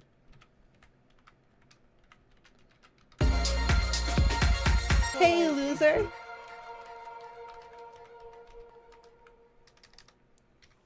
Take a sip. Okay, I'll take a sip. Thank you for the sweets. Name, you know, so tasty. So he says, I love this. That page is a little more than just a sound page, by the way, but that's something to look forward to next time. It is, and we'll probably do more of this next Tuesday. Tomorrow, I have my podcast. Jodi, tonight, are you okay doing the Star Wars thing, Zach, since the podcast tomorrow? When? Anytime. Like today? Yeah, probably. Okay, we'll talk about it off stream. So tomorrow is a podcast, Pep Talk podcast with Zach. Thursday is playing more Prey. I've been wanting to get back to that. Friday is Okami. And then Saturday is not Minecraft, but it is actually a repo collab with Miobi, Kerbals, and Zach, which I think will be really fun and exciting. So yeah, if you'd like to support the channel, please consider becoming a member. If you do, you get special benefits like emotes, badges, shoutouts, and the ability to join me in a stream and my Minecraft realm. Currently, my Tier 1 grubs are Slavic Does Gotcha, J Hill, Shiny Warrior Wolf. My Tier 2 treats is Pirates, Queen of Orange. My Tier 3 full tummies are Moopy Star and Nonex. Thank you so much for the support. It means the world to me. I love you. You can also support by donating through Super Chats or Streamlabs. It'll go towards me eating the world's hottest chocolate, as you can see the donation goal down there. James Kimball says, I hate him. Dave? Also, welcome to the stream, James Campbell. Thank you for stopping by. Also, if you mean Dave, I understand. J.O. says, yay, and by the end, Jade wins. Oh my gosh, Jade did go up. We have 21 votes. That's pretty good. Okay, at least it's not Dave anymore. At least it wasn't Dave who won. Yeah, that's acceptable enough, I guess. Who won? Jade. From everything I saw last time, that seems like a fair vote. Yeah, I think it makes sense. I still think June is my favorite. But yeah. You can donate towards this Super Chat thing, which will be me eating the world's hottest chocolate, and also get me to maybe do more face reveal stuff with a cool mask I want to get. Otherwise, Blue Sky and Discord server in the description below, and look forward to my next streams. I love you all. Thank you so much for being here. I hope to see all the new people who stopped by today. I hope to see you again, because you are cool and fun. It was nice to meet you still away. And also, James Kimball, you kind of just showed up only just now, but I hope to see you again too, because I do this every week. At least I do Homestuck every week. I stream like 5-6 days a week, but that's if you're interested in the other stuff I do. In any case, goodbye, bye-bye, goodbye, bye-bye, labu, goodbye, bye-bye, goodbye, bye-bye, goodbye, bye-bye, goodbye, bye-bye, goodbye, bye-bye.